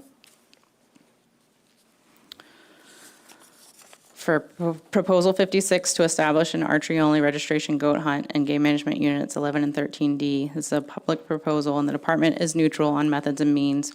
Additional harvest in the RG 580 area may necessitate the development of quotas for the RG 580 hunt, which may require additional survey and inventory efforts. If it is unclear, at this time, it is unclear if the additional archery-only harvest opportunity would result in an increase in mountain goat harvest in the RG 580 hunt area, but there is potential for the additional opportunity to result in additional harvest. Thank you. Thank you very much for that. And generally speaking, you know, in these registration areas, is the goat population pretty stable? Yes, Mr. Chair. As I mentioned earlier, in this area, as far as we can tell, the goat population is fairly stable. Thanks. Questions from board members? You know, I guess just to build the record a little bit, generally, you know, I guide goats down in Kodiak. Generally speaking, the earlier in the season, a goat might not have as good of pantaloons. You know, the quality of I guess the trophy, if that could be part of like the cape, is probably not as good at that point in time as it would be in October. Is that correct? Yes, Mr. Chair. Member Brett. Yeah, thank you, Mr. Chairman. I'm not in support of this proposal. I've hunted Unit 11 between 4 and 5 times for goats, and I've never seen anybody down there. And I've tried twice to make that list of archery, make their data list of archery hunts, and 2 times I was unsuccessful, but not because there wasn't a lack of goats. And as far as that goes, the local person that lives down there would fly by his plane and check on me and give me a little wing tip and then continue on. So, I mean, there's plenty of opportunity for all kinds of methods and means down there to go goat hunting. Any other questions or comments from board members? Member Loring. Thank you. I think when we talked about late season sheep, that those wrangles down there are pretty rough come October as far as weather goes. Storms, ice, snow, you know, deep snow could be very possibility. So I don't think there'd be very much effort anyway. And I think there'd be plenty of opportunity during the regular open season that's on the books now with the choice of weapons, whether you want to use a rifle or a bow. Any further comments from board members? I'm going to agree with Member Barrett, all his, you know, comments, and along with, you know, the trophy quality might not be as good. There's plenty of opportunity here if you want to go goat hunting. So I don't think I can support this proposal. Member Brett. Yes, and October's a really good time. There's not the snow people think there is. You're on the south side of the range, so it's really good to goat hunting. Appreciate that tip. Any other questions from board members? If not, Member Bechtel. Just an observation, which maybe reflects how many is on the landscape. The percent harvest of male is really high. And I think that talks really to what the overall herd dynamics are in that area. With that, I think we might be ready for the question. Call the question, Mr. Chairman. The question's been called. The board has heard no concerns from the public regarding costs to private persons if this regulation is adopted. Yep, go ahead. Mr. Chairman, I would just like to take a minute to clarify. I've been hearing talk about October. I thought the proposal was for August. So I want to just double check that and make sure that we're all talking about the same thing. Yeah, so to clarify, the current season goes into November. Member Loring made a comment about snow conditions and weather in October, and I was just kind of going off of that, so, but I did speak, you know, I was opposed to it because there's plenty of opportunity already without providing another hunting season. Yeah, and we're all clear here, board members, right? This proposal seeks to add additional archery-only season at the beginning, early. You know, and I think Member Brett was kind of referencing that to my reference that early in the season, you know, goats don't have a good of pantaloons, and so Are we all clear on that? If, Thank you, Mr. Chair, that was my confusion. no worries. I think with that, we're ready to poll the board. Christie? Final action on proposal 56, Mr. Garner, No. Mr. Batesville, No. Mr. Hoffman, No. Mr. Barrett, No. Mr. Loring, No. Chairman Fletcher. No. Proposal fails 0-6. Mr. Chair, I move to adopt Proposal 57, increase the bag limit for brown bears in Unit 13. Second. It's been moved and seconded. Department? Thank you, Mr. Chair. Proposal 57 to increase the bag limit for brown bears in Game Management Unit 13 is a Matanuska Valley Advisory Committee proposal, and the department recommendation is to support. The current regulations include a negative customary and traditional use finding for brown bears in Game Management Unit 13. Seasons and bag limits for brown bears in Game Management Unit 13E within Denali State Park. The season is August 10th through June 15th and allows for one bear every regulatory year. In Game Management Unit 13 remainder, there's no closed season and allows for one bear every regulatory year. The take of cubs or sows with cubs is prohibited. The take of bears over registered bait stations in Game Management Unit 13 is allowed April 15th through June 30th. Brown bears may be taken at bait stations the same day a person is flown, provided the hunter is 300 feet from the plane at the attempt to take game. Brown bears must be sealed within 30 days of kill. Non-resident hunters must be accompanied by a guide or relative within the second degree of kindred. The proposed regulation would change the bag limit from one bear to two bears every regulatory year, which also brings into play the regulation that says that brown bear hides with claws attached and skulls from bears harvested in areas with a two-bear bag limit per regulatory year may be sold after sealing. A permit is required. Hides and skulls will be permanently marked by ADF&G. Annual brown bear harvests in Game Management Unit 13 are relatively stable through time. In 2013, the spring harvest of brown bears over bait was allowed in Game Management Unit 13D, resulting in an increase in the overall Game Management Unit 13D brown bear harvest, but harvest levels have dropped down to more typical levels after that time.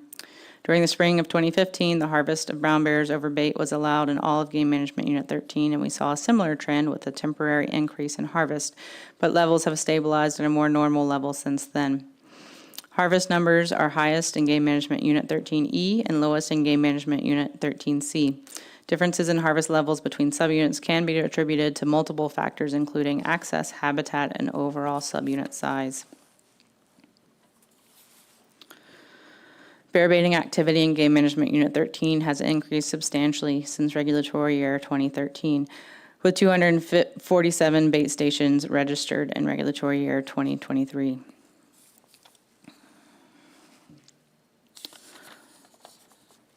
Again, the increase in baiting pressure hasn't resulted in an overall substantial increase in the number of bears harvested through time. That said, the percent of females in the Game Management Unit 13 harvest has increased in recent years, both in overall harvest and in harvest of bears over bait. While harvest levels have been fairly stable since 1998, the department has conducted brown bear density estimates in Game Management Unit 13A over time.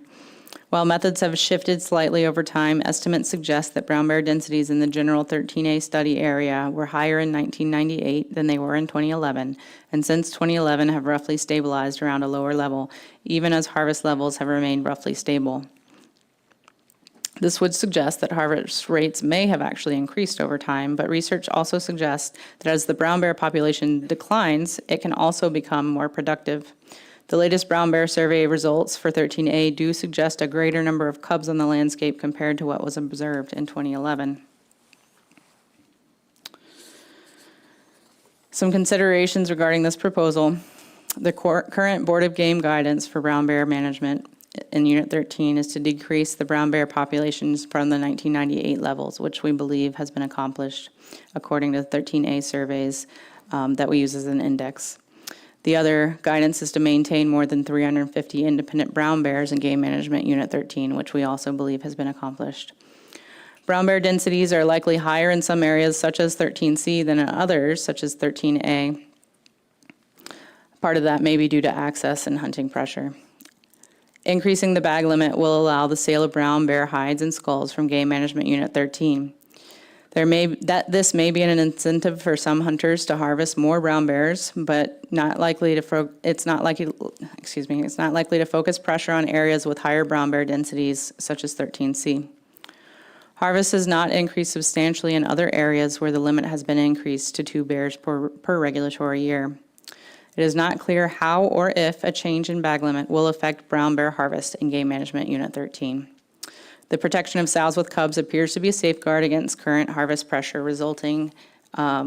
preventing conservation concerns. Proposal 57 to increase the bag limit for brown bear in Game Management Unit 13 is an advisory committee proposal, and the department's recommendation is to support this proposal. Thank you. Thank you very much for that. Questions from board members? Do we have any idea how many brown bear hunters are there in this unit? Do we know how many folks actively go out in the field and hunt? Or Mr. Chair, we get our brown bear harvest data from the sealing of bears. There's no other hunting report required, so we don't have effort data. questions from board members? What's your, the skull size, the board of sow take? I mean, are there any concerns in any of those regards?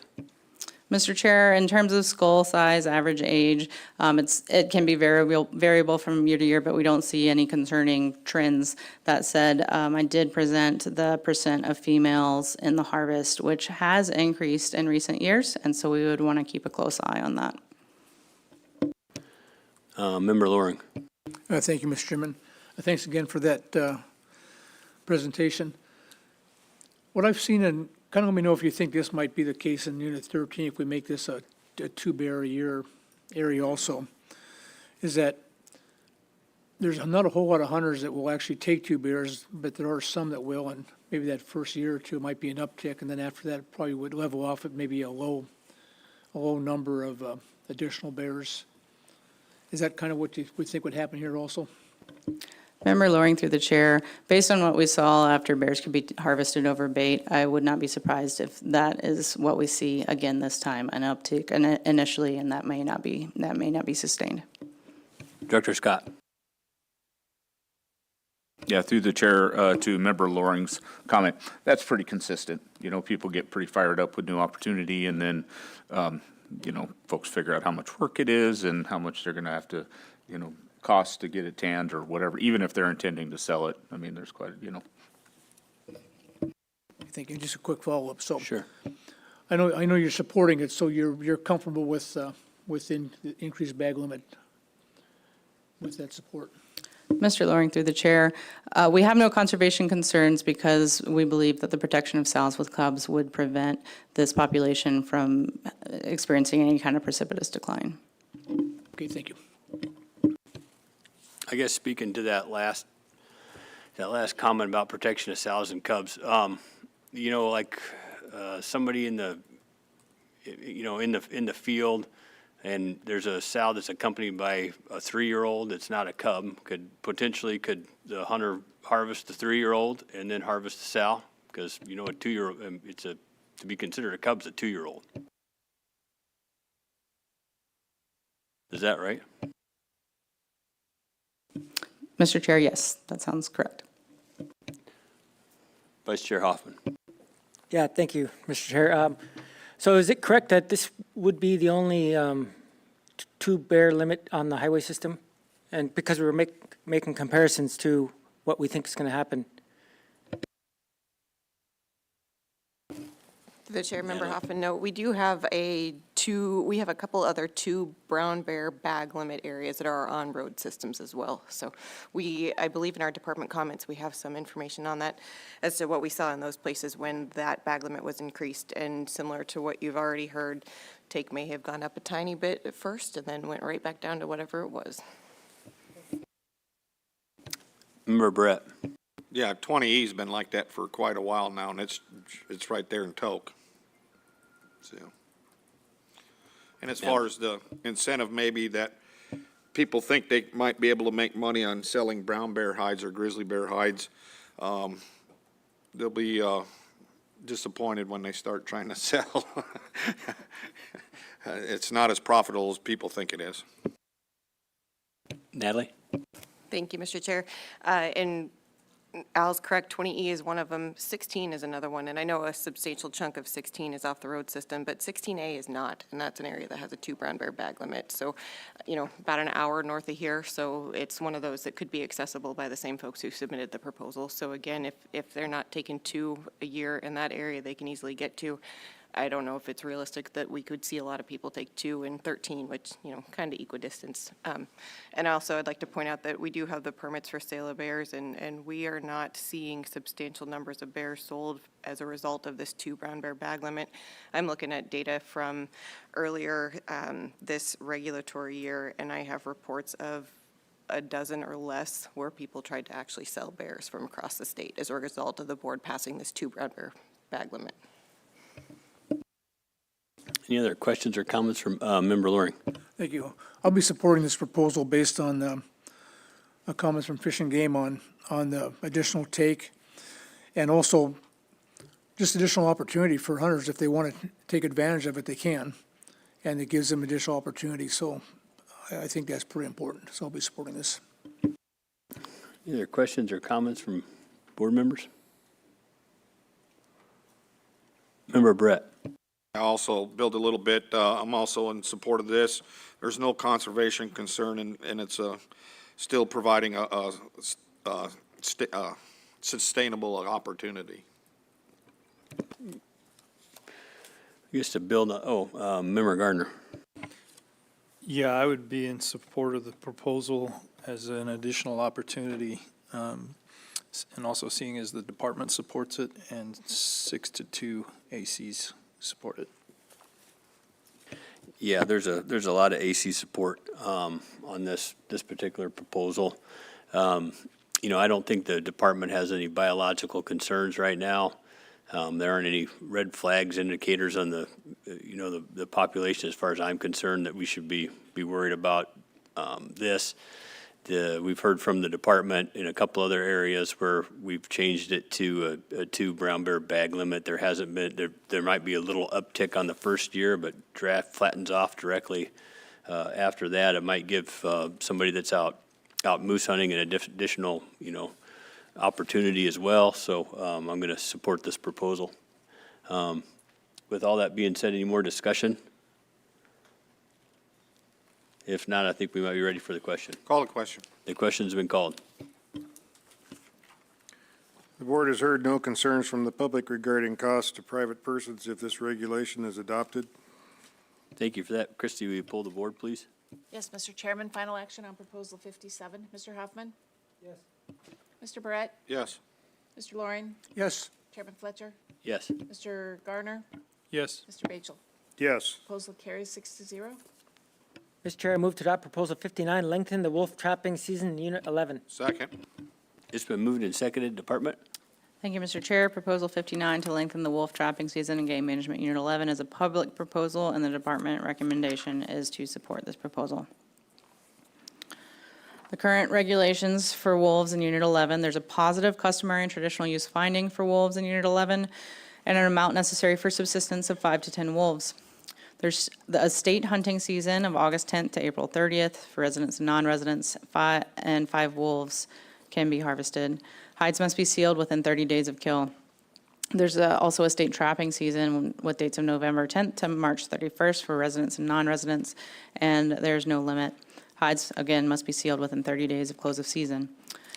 There is also a federal hunting season with dates of August 10th to April 30th for federally qualified subsistence hunters. That allows for 10 wolves, and hides must be sealed.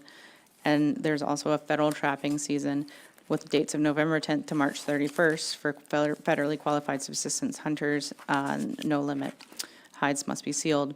The proposed regulations would change the state trapping season to start October 15th and end April 30th. It's important to note that this would misalign the Game Management Unit 11 wolf trapping season with the federal subsistence trapping season, but as Mr. Pappas said, proposals can be submitted to the Federal Subsistence Board.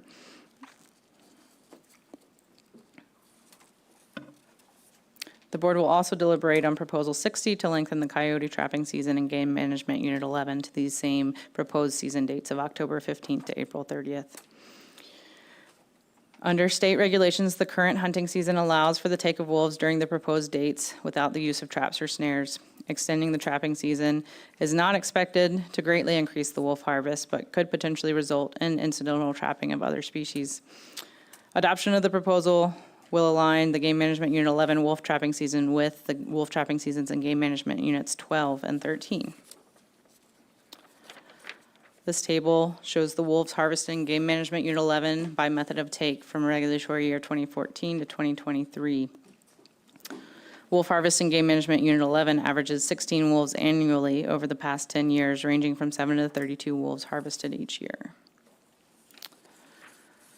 Wolves taken by hunters and trappers ground shooting are typically harvested in August or September when hunters are also on the landscape for sheep and moose hunting seasons. This shows the chronology of wolves harvested in Game Management Unit 11 by ground shooting. Wolf trapping is not expected to receive significant effort or success in October when things are just starting to freeze up and conditions are difficult for travel and for tracking wolves. Harvest of wolves by traps and snares in Game Management Unit 11 generally begins in December, and most harvest occurs in January and February when trapping conditions improve. Wolf pelts in recent years have averaged between $112 and $265 per pelt annually, but fur will not be prime during the proposed season extension, and pelts are not likely to be quite as valuable if harvested during the extended season dates. Incidental take of these species may occur during the extended season dates, and incidental take of other species, including there could be potential take of bears as the extended season would open prior to hibernation. Proposal 59 to lengthen the wolf trapping season in Game Management Unit 11 is a public proposal, and the department recommendation is to support this proposal to provide additional opportunity. Thank you for that. Questions from board members? Oh, Member Loring. Thank you. Thank you for the presentation. You mentioned that there may be some incidental take later on. Is that from other fur bearers where the season's closed, is what you're thinking, or are you thinking more possibly ungulates, or what are you thinking there? Member Loring, all of the above. We do have reports of ungulates, caribou, moose sometimes getting trapped. Potentially bears could be an issue. I know some advisory committees discussed, I don't know if they put it in their comments, the idea that the Unit 12 wolf trapping season with these extended dates, I believe, may be snares only, and so there was some discussion about an amendment such as that, but I'm not sure if they chose to make that amendment. With these proposed changes to the wolf trapping season, do you see any concern with maybe trappers being able to access their trap line with the extended time? Mr. Chair, that was definitely something else that was discussed at advisory committee meetings. We already get a lot of reports saying that trappers can't access their lines in November anymore, as freeze up isn't happening until later. And so there may be some folks who can't get started early, and then later, as we get into break up, essentially there could also be some issues cleaning up your line at the end of the season. And what about hide quality? You have any speak to that? Mr. Chair, I think you have a fur buyer on the board who could probably help you out with that one. But we would expect that those very early and very, very later ones would definitely not have as good hide quality. Thank you. Does our local furrier want to speak? Do you have a question, Al? Yes, thank you, Mr. Chairman. I forgot to write my notes down there. One thing that concerns me about lengthening this season, which I generally don't have any concern about, there is a study going on by the Otna Intertribal Resource Committee that has been, just trying to study movements and density of wolves in Unit 11. I like data. And so I kind of like to see that study done and uninterrupted by lengthening the season. And, no, the trapping is good. I know several of the trappers in there. They're really good wolf trappers. And, you know, they're dependable and they know how to trap. And wolf hide quality, it can vary, but generally it's still pretty good. You know, wolves can be in fabulous condition in late September, and come January, I'm like, what happened to these things? And so it really varies, but they're all usable. There's a market with the local ATA auctions in Anchorage and Fairbanks that sell good, you know, wolves like that. Maybe are lesser quality. They sell for good money to the public, and so yeah, none of those are an issue. I just want to hear some more about people and what they think about, you know, a study that's going on in the area that we may benefit from in the future. Other board members?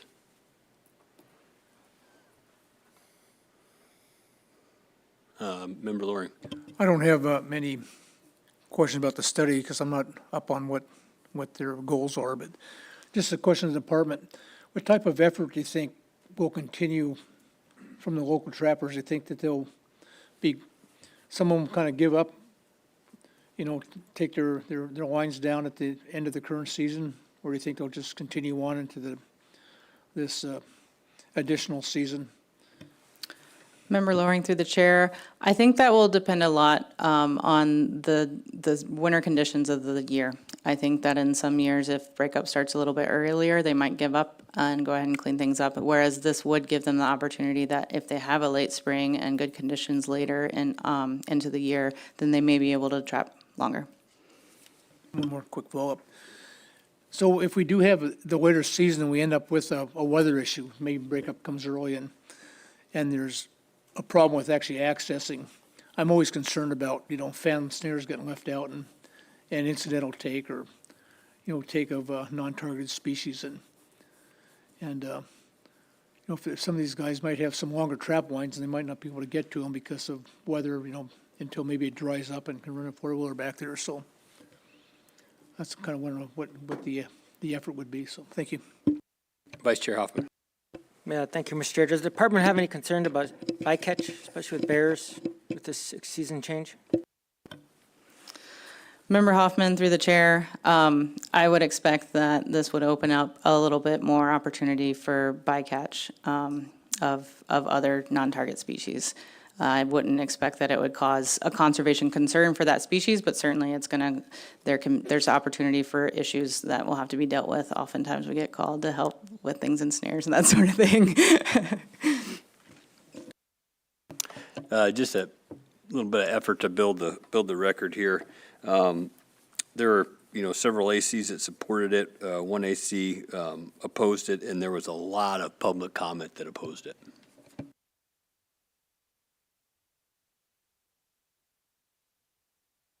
Member Beset. Yeah, thank you, Mr. Chairman. You know, this proposal seems to be getting a little traction, so I'm going to make an amendment.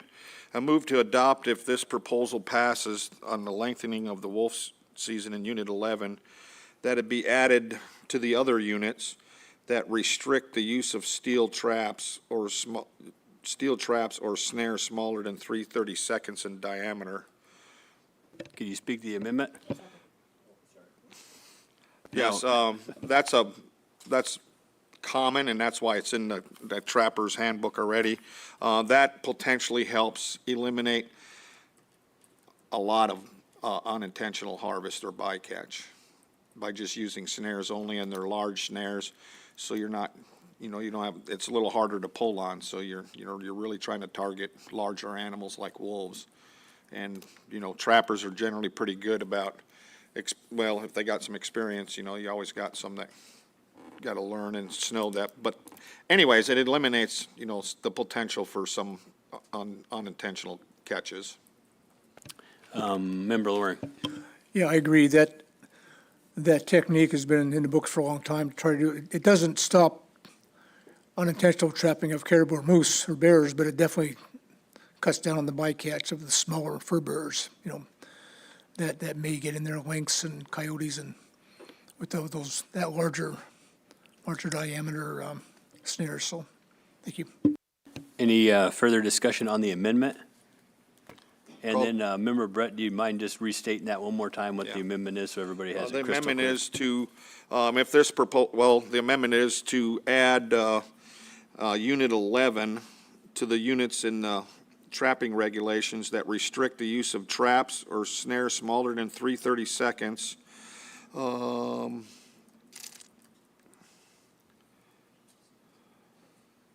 looking for the date. In October or April. That restriction would apply. Thank you for that. Everybody clear on what we're talking about here, the amendment? All right, I think we're ready for sure. Member Bechtel. Mr. Brett, is that only for those months of October and April that restriction would apply? Yes. Okay. Thanks for that clarification. With that, Member Loring. Yes, I can support that, that amendment. Like I say, it's been used in other areas successfully to eliminate bycatch that may have a closed season already that wasn't intended to be caught. So I can support that. Thanks. With that, I think we're ready for the question on the amendment. Call the question. The question's been called on the amendment. On the amendment, Mr. Hoffman, Yes. Mr. Brett, Yes. Mr. Loring, Yes. Chairman Fletcher, Yes. Mr. Garner, Yes. Mr. Batchel. Yes. The amendment carries 6-0. We have the amended proposal in front of us here. Vice Chair Hoffman. And another question to the department, where does that put us with, for season alignments with the bordering units? Do we have that offhand? Thank you, Mr. Chair. So is the question specific to the amendment that was just made or the proposal dates itself? The proposal dates do align it with neighboring units 12 and 13. And as far as the amendment goes, that does align it with Unit 13, but Unit 12 does, actually, never mind, you're in alignment. 12 also has the same restriction. Great, thank you. Further discussion from board members on this proposal? Intent? Vice Chair Hoffman? Yeah, thank you, Mr. Chair. I'm not going to be supporting this at this time for a few reasons, and we got a study going on, and I'm got a little bit worried about bycatch, and I don't think most trappers are going to be setting traps that early anyway, so I'm not going to be supporting this. Other questions from other board members? Intent?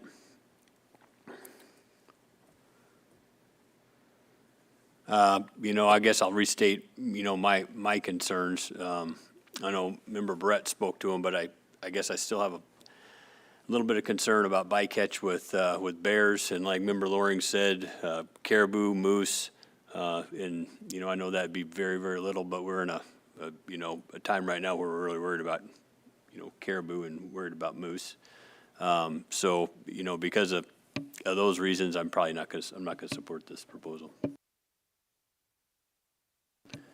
With that, any other questions? Call the question. Question's been called. Board has heard no concerns from the public regarding cost to private persons if this regulation is adopted. Christie, will you pull the board, please? Yes, Mr. Chairman, final action on Proposal 59 as amended. Mr. Loring, No. Chairman Fletcher, No. Mr. Garner, No. Mr. Batchel, No. Mr. Hoffman, No. Mr. Brett. No. Proposal fails 0-6. Mr. Chair, I move to adopt Proposal 60, lengthen the coyote trapping seasons in Units 11. Second. It's been moved and seconded. Department? Thank you, Mr. Chair. Proposal 60 to lengthen the coyote trapping season in Game Management Unit 11 is a public proposal, and the department's recommendation is to support. Current regulations, there is a positive customary and traditional use finding for coyotes. The amount necessary for subsistence is 90% of the harvestable portion. The state hunting season for residents and non-residents, there is no closed season and no bag limit. The state trapping season is November 10th to March 31st, and with no limit. There's a federal hunting season from August 10th to April 30th with a limit of 10 coyotes, and a federal trapping season of November 10th to March 31st with no limit. This proposal would change the state trapping season with an earlier start date of October 15th and and it would go through April 30th. This proposal, again, would misalign the Game Management Unit 11 trapping season. Actually, for coyotes, it would misalign it for all other coyote trapping seasons in Region 4, including Game Management Unit 13, as well as from the federal subsistence coyote trapping season. It would also misalign it with the current wolf trapping season because you just failed the previous proposal, right? Although, yeah. Under state regulations, the current hunting season allows for the take of coyotes during the proposed dates without the use of traps or snares. Coyotes trapped or harvested are not required to be sealed, and so harvest trends are only available through the annual Alaska Trapper Questionnaire. Coyote trapping is not expected to receive significant effort or success in October when the ground is starting to freeze and conditions are difficult both for travel and for tracking coyotes. Trapping and travel conditions also begin to deteriorate in April, and coyote trapping effort and success are both likely to be low during that month. Extending the trapping season is not likely to increase coyote harvest, but does prolong the risk of incidental trapping of other species. This is an area where we have had reports of conflict between trappers and recreational dog owners.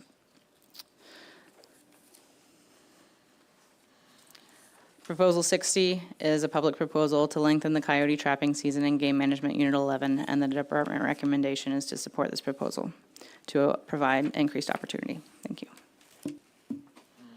Thank you very much for that department discussion on this this proposal. Member Brett. Yeah, thank you, Mr. Chairman. Heidi, I guess whatever you have for information in Unit 11, how is the coyote population? Is it a common, a scarce, something, people regularly get? Member Barrett, through the chair, it's, the Trapper Questionnaire is kind of on a region-wide level, and so I can speak to what I hear and see in the field. And coyote, Unit 11 is a huge area that spans a lot of habitat. Are there small areas in Alaska? But in general, we usually get reports that they're relatively scarce. We are kind of just about everywhere in Unit 13 and 11, we get people saying that they see more of them than they used to, so potentially increasing. But that's all anecdotal. Thank you. Member Loring. Thank you, Mr. Chair. Well, being scarce, I'm not so concerned anymore, but I know coyotes can be a major predator on say caribou or caribou calves, that type of thing, and so that'd be one benefit of maybe extending the season, but if there are not that many around, then that's not really a concern anymore, so thanks. Any other questions from board members? I guess one of my concerns is this is, the same concern that I, had on the previous proposal with bycatch and hide quality and, access to their line. Any more questions for the department or discussion? Intent? Member Brett. Thank you, Mr. Chairman. I intend not to support this proposal. I don't think there's a lot of coyotes there. It completely misaligns with the other 6 or 7 units that are already all in unison, and that would take it out. And then we'd start doing the step jump thing here at the Board of Game. I think there's plenty of opportunity for subsistence on coyote with the current seasons, and a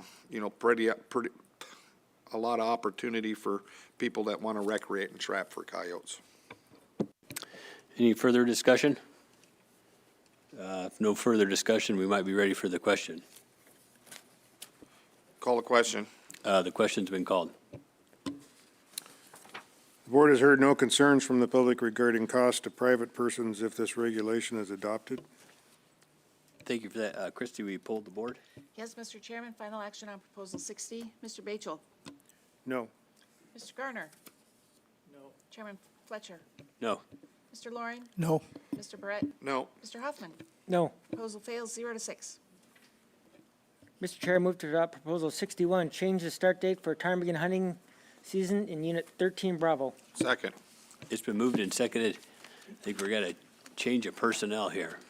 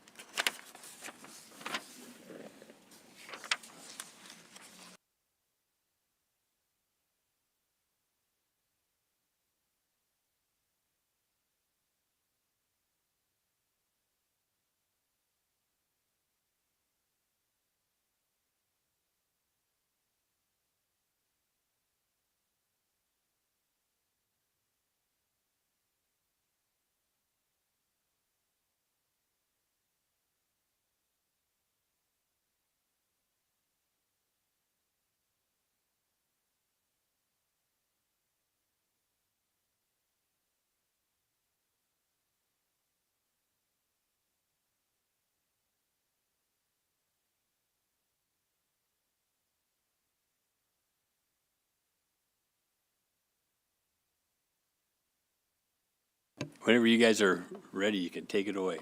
Oh, hold on, is Member Brett here?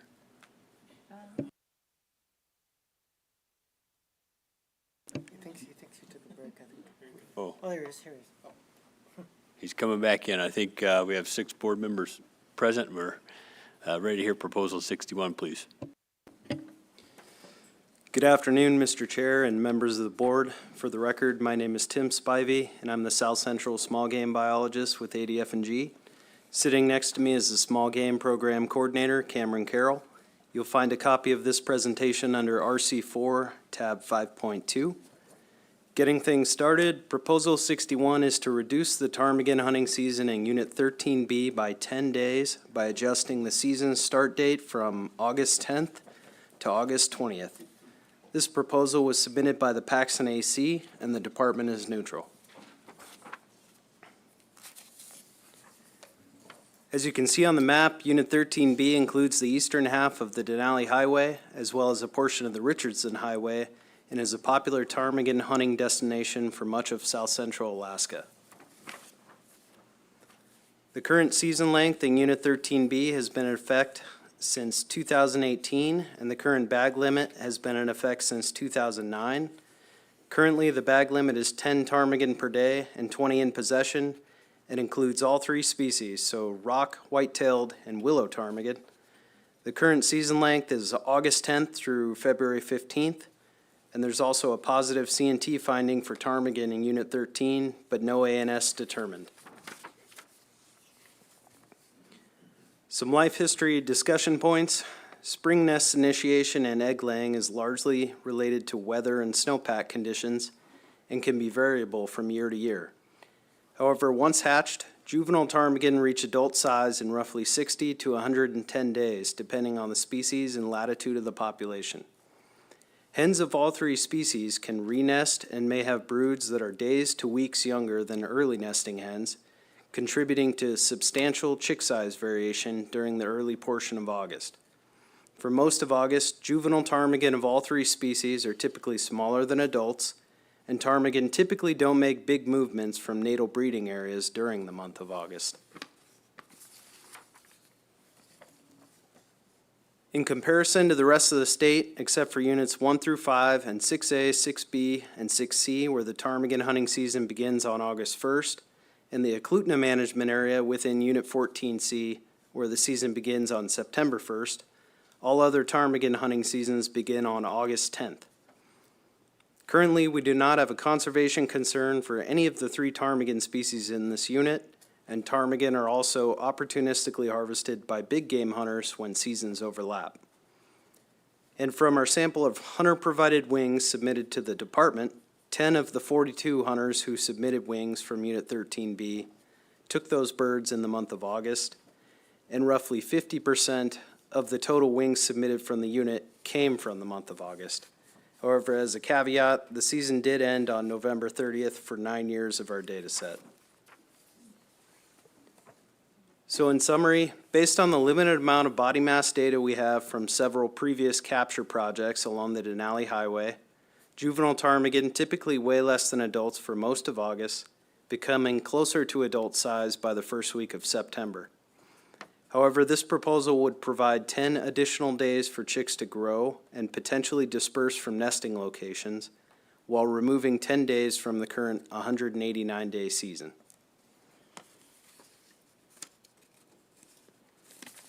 And again, Proposal 61 is to reduce the ptarmigan hunting season in Unit 13B by 10 days by adjusting the start date from August 10th to August 20th. This proposal was submitted by the Paxton AC, and the department is neutral. Hey, thanks very much for that presentation. I got a question for you to kick things off. On average, I know we got different species of ptarmigan. How many eggs are in a clutch? Like how many typically? It does vary by species. Historical records have shown for white-tailed ptarmigan, it's fewer, so 4 to 6. Rocks, it's generally 8 to 10, and then willows would be anywhere from 4 to 14. Do you have any information about, I know you said relatively quickly, was it like 120 days a bird gets relatively full grown? Is that what it was that? Yeah, 60 to 110 based on latitude or species. Is there like a curve on that where like maybe in the first 20 days they gain a ton and then after that kind of level off? Is that how that goes or? Mr. Chair, that's correct. In the early portion of the chick growth period, they definitely gain more than as they reach, as they get closer to adult size. So they gain more per week earlier on in the growing period. Thank you for that. Other questions from board members? Member Brett. Yeah, I thought you took them all, but I found one. In your wing sampling, what is the percentage of juveniles in August?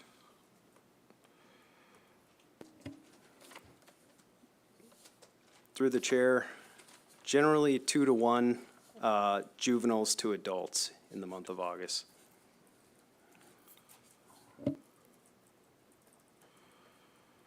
Member Loring. Thank you. If we lengthen this or put the season 10 days forward to the 20th, I know there's quite a bit of other traffic on the most people probably hunting the Denali Highway, I would suspect. And there's quite a bit of big game hunting traffic, not so much caribou now, but probably moose possibly as we get into September. And do you think that's going to cause much in the way of conflicts? I know they're probably hunting in 2 different areas, but what do you think about that? Is that going to be any kind of initiative that you're going to be concerned about?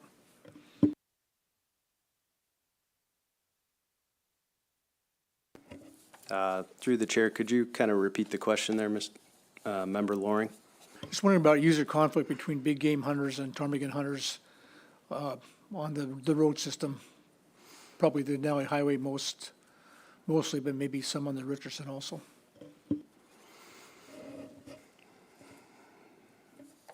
Through the chair, I guess I'm not really aware of user conflicts, more just they're both participating in those activities at the same time and kind of, but I'm not sure that they cancel each other out.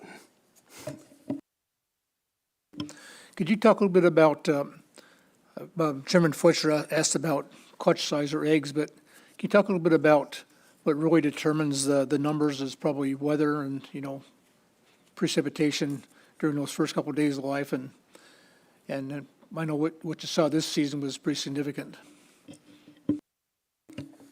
Yeah, through the chair, Member Loring, in general for upland game bird species, we hope for dry, warm weather patterns during the brood rearing period in the months of May, June, July. That's optimal for chick production, recruitment into the population. Other questions from board members? Member Bechtel. Yeah, thank you for that presentation. You say it potentially could cause dispersal from the nesting locations. Do they stay in the flocks when they disperse from that? Would it reduce any hunting opportunity?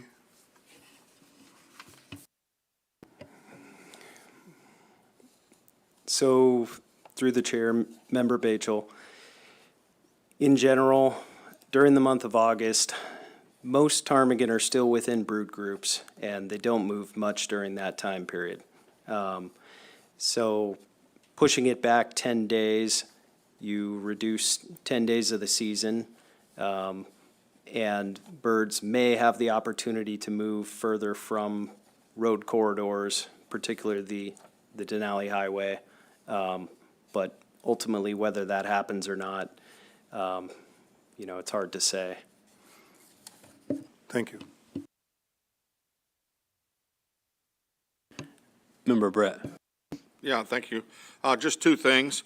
I heard from the Paxton AC that they believe that the hatch in the Paxton area is later than typical other hatches, which making the birds smaller when the 10th of August comes around. Does that have some merit to it? Through the chair, Member Barrett, yes. From some previous research conducted by the previous statewide coordinator, Rick Marizon, and Graham Fry on the Denali Highway, hatch is delayed somewhat by about a week or so on the Denali Highway compared to another site where we have data, which is up the Steese near Eagle Summit. So, yes, hatch is delayed somewhat, about a week or so. And one follow-up. I'm trying to imagine, and I'm shot at lots of ptarmigan. If I ever notice a size difference from the 10th of August to the 20th of August, commonly, is that something noticeable or isn't? I'll pay more attention now, but. Through the chair, Member Barrett, based on the limited body mass data we have, we're talking in the scale of grams, so 50 to 100 grams in maybe 10 days. And that might even be on the high end. All right, thank you. Any more questions from board members? Member Loring. I think I want to talk a little bit about my intent. Are we ready for that? Yeah. Okay. I plan on supporting this for several reasons. I do participate in that Denali Highway hunt. I have a couple dogs, and we go out every year, and I like it better when there's snow on the ground, but that early season hunt is a lot more fun because you can get out and actually get across lots of country and see lots of birds.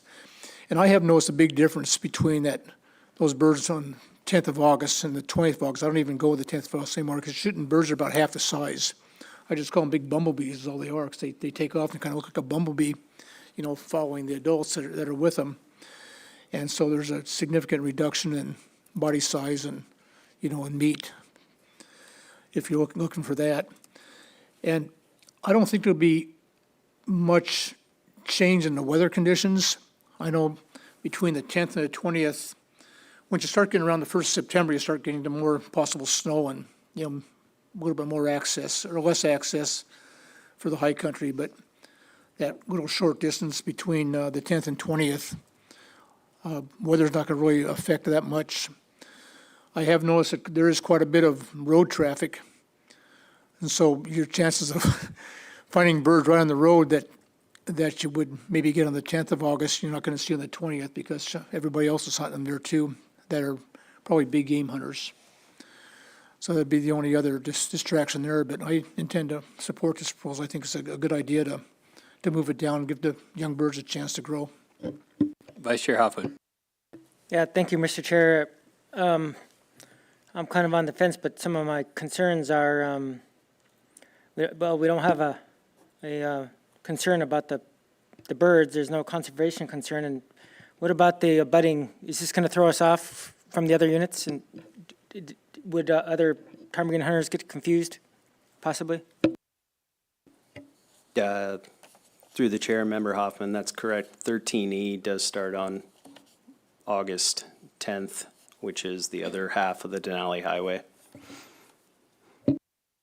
I know you mentioned that, when we talked about those 10 days, you said it was a matter of grams, like in size we're talking about, but what about like flight performance? In that 10 days, does that pick up drastically, or they a slower moving target, or, I know it's probably hard to talk about, but. Mr. Chair, I think that's going to be based on how old they are and how far along in the breedings, how close they are to reaching adult size. So as I said earlier, with all the substantial growth variation due to nest initiation, you could see a wide range of variability there. Thank you. Member Loring. I did a quick conversion. 100 grams is about 3.5 ounces, and 3.5 ounces on a 1 pound bird is a pretty good chunk. So I think there is quite a bit of difference. Vice Chair Hoffman. Yeah, that makes sense, but if they have a second batch, then we're still going to end up with small birds, right? I think the department can answer that. I know that generally they just have one clutch, but they can double clutch, I think, and especially if they end up with a nest that's lost for some reason, they'll re-nest like most birds do. So, and that would be then put them further down in time-wise. Other questions from, Member Loring. Just one more comment. This area specifically, we really need to separate it from the other units, and Fish and Game's done that in the past with seasons, especially the ending season. When they moved it back to November, the rest of the units didn't follow that. So this is a specific area that's, it's targeted by a lot of folks from Fairbanks and Anchorage and Matsu. And so I think we need to really look at this specifically as in its own right, and not put too much emphasis on whether it matches other adjacent units, because they're not really targeted like this one is. They don't have the access, definitely don't have the birds in the accessible areas. Vice Chair Hoffman. So with that being said, what does the department expect? How many birds do you think we could save in 10 days by shortening the season?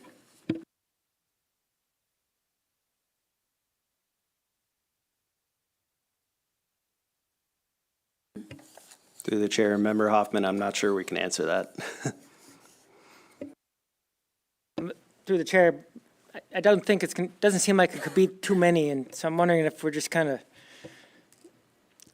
of, to me, if that's not very impactful, the season being aligned with the other units is more important to me if we're not going to save very many.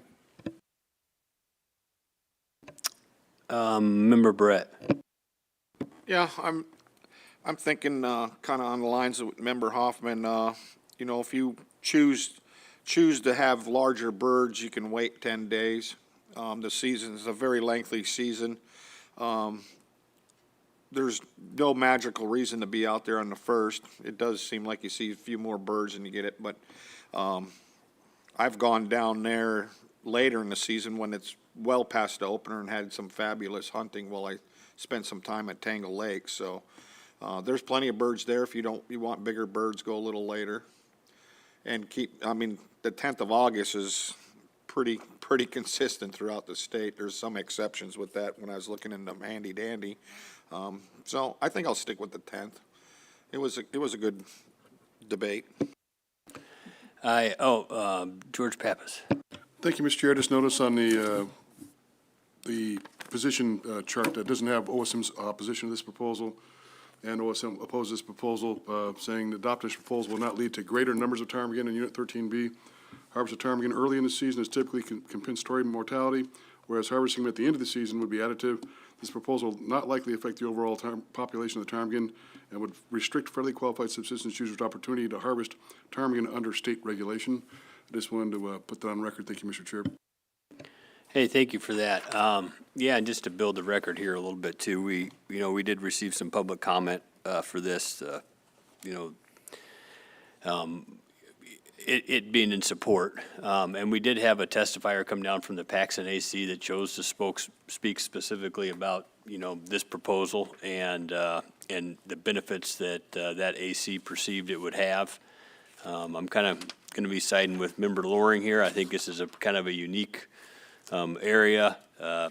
I realize that it isn't going to be uniform across the wide swath of the state, but people read the regulations, and I'm going to support this proposal. Member Garner. Thank you, Mr. Chair. Quick question. You said that the take was 2 to 1 juvenile to adult. Is there any set goal to bring that closer to a 1 to 1 or anything measurable? Through the chair. Yeah, you generally want a higher harvest of juveniles in the fall season. They tend to have lower survival, and therefore that's seen as more compensatory mortality and an opportunity for hunters to take. So, we actually like to see more juveniles in the harvest, and that also gives us an idea on production from that year as far as chick production.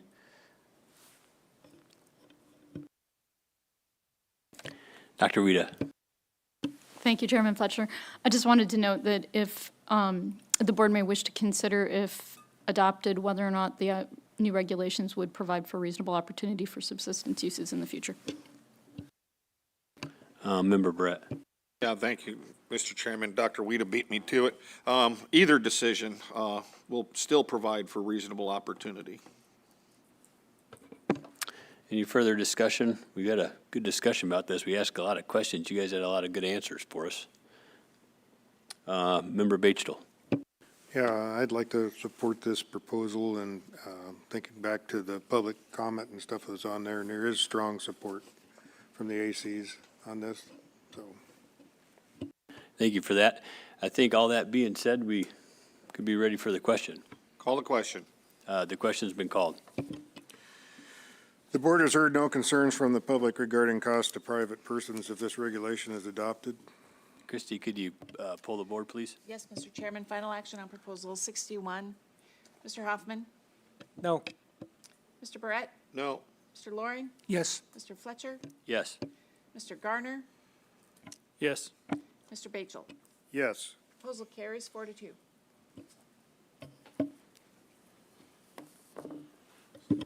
Mr. Chair, I move to adopt Proposal 62, extend the spring hunting seasons for ptarmigan in units 13A Alpha, 13C Charlie, and 13D Delta. Second. It's been moved and seconded. Department? Mr. Chair, Proposal 62 is to extend the ptarmigan hunting season in units 13A, 13C, and 13D by 30 days through the month of April with a bag limit of 10 ptarmigan per day, 20 in possession, with the option of a reduced bag limit of 5 per day, 10 in possession for the month of April. This is a public proposal, and the department is neutral. As you can see on the map, these units are bordered by several major highways, including the Glen and Richardson highways, and are within relatively easy driving distance from Anchorage and the Matsu Valley, where a large proportion of the human population in south central Alaska resides. Much of the habitat is mountainous, and persistent late snowpack often allows snow machine access into these units throughout the months of March and April. The season length for these units has not changed since 1990, and the bag limit has been the same across these units since 2009. Currently, the bag limit for these units is 10 ptarmigan per day, 20 in possession, and includes all 3 species, so rock, white-tailed, and willow ptarmigan. The current season length is August 10th through March 31st. There's also a positive C&T finding for ptarmigan in Unit 13, but no ANS determined. While currently we do not have a conservation concern for any of the 3 ptarmigan species in these units, we also have no prior survey or capture data to inform us of the relative abundance and trend of these populations over time.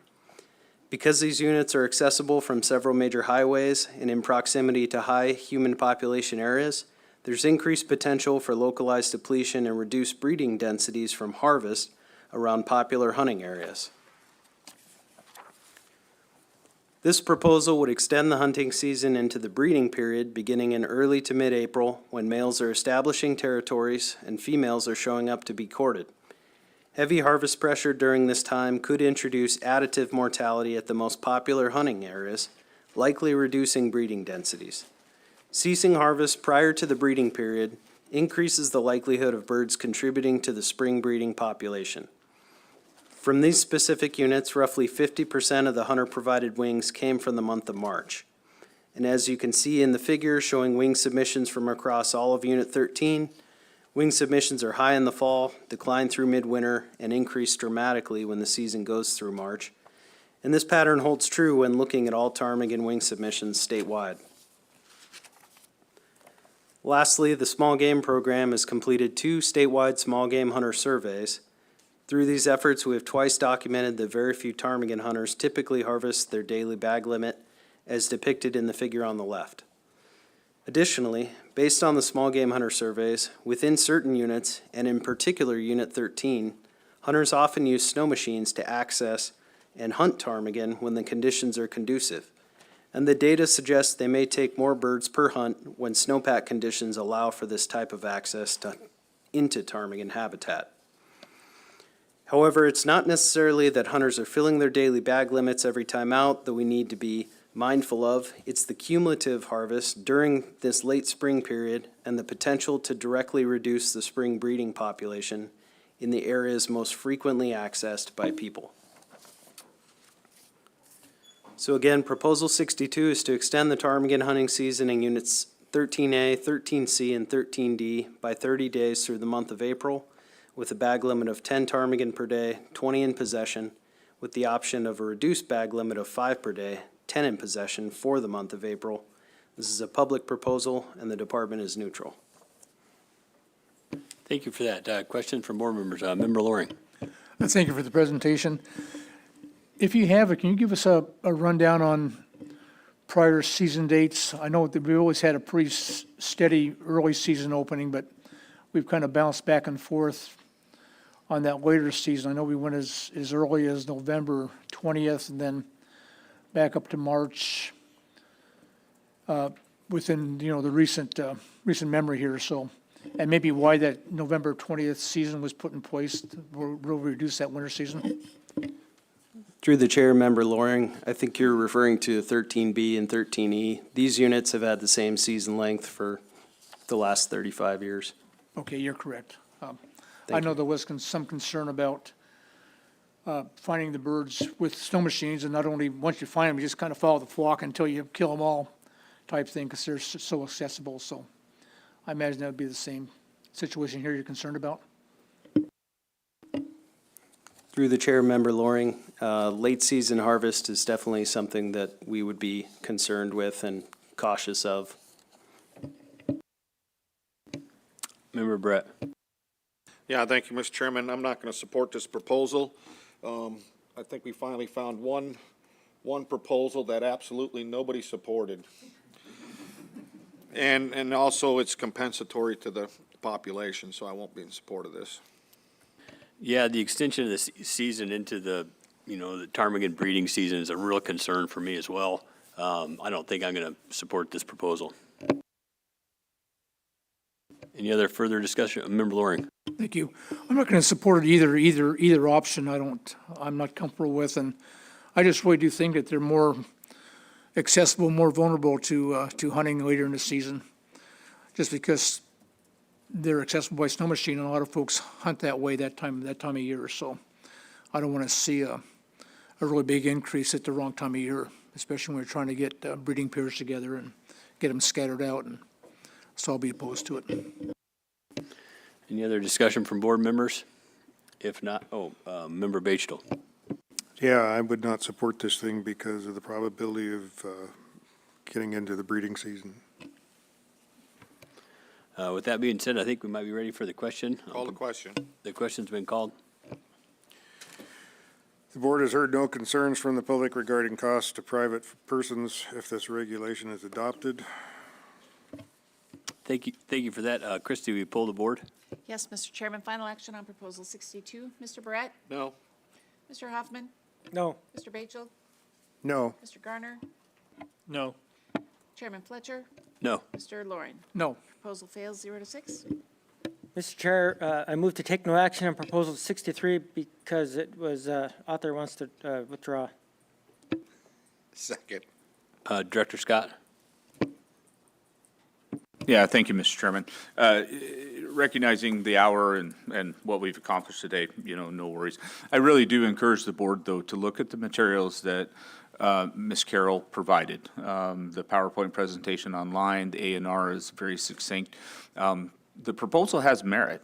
We withdrew it based on concerns of, overburdening a hunter, the hunter. So it probably won't be the last time that you see something like this, and members of the public and those folks online too, I'd also encourage you to look at it. The A&R has a good description of why we withdrew it. I think I applaud Ms. Carroll for moving that direction, but it's something that's going to come back, and this is a good opportunity for the board to take your own time and look at it and start thinking about, how can we get a hold of this data? Thank you, Mr. Chairman. Thanks. Member Loring? Thank you, Director Scott. I know Ms. Carroll gave this presentation at the Fairbanks Advisory Committee just last week.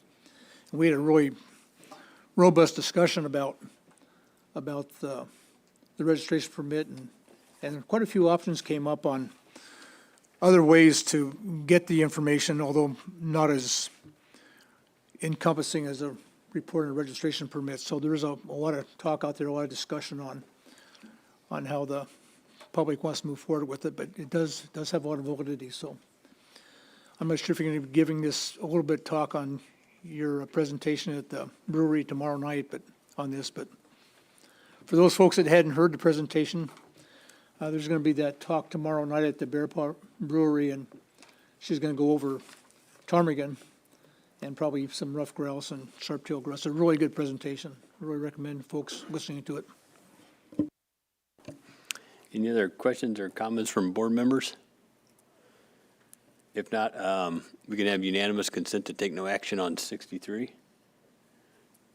All right, we're taking no action on 63. And that'll conclude the Glen Allen area proposals. And tomorrow morning, we'll start up at 8:30 and take on units 14A and 14B and 16. Thanks.